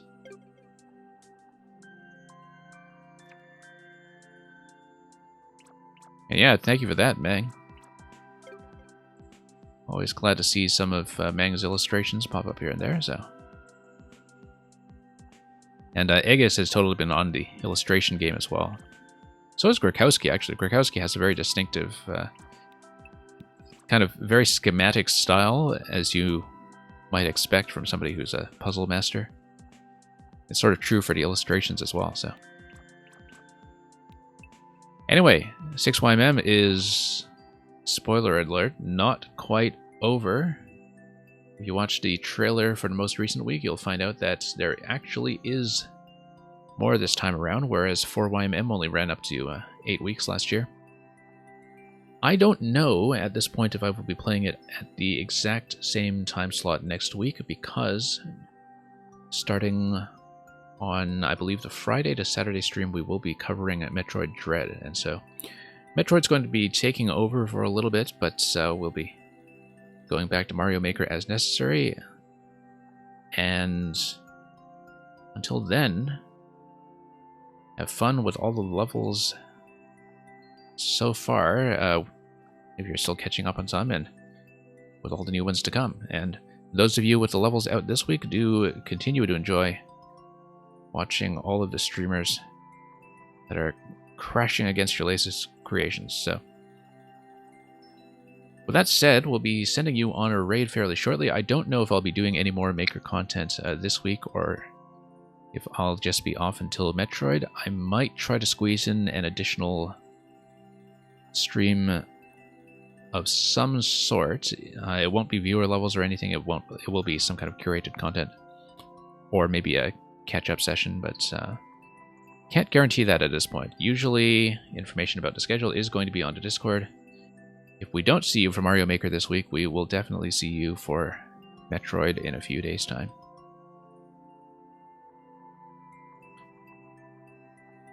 That said, I am going to scan around for your next destination. Hang on tight, and as for me, I will be signing off, so.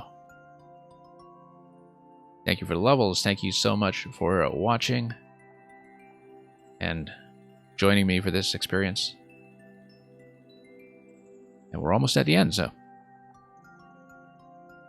Until next time, have a great day. Have a great week overall. Enjoy everything you've been playing or making, and fare thee well.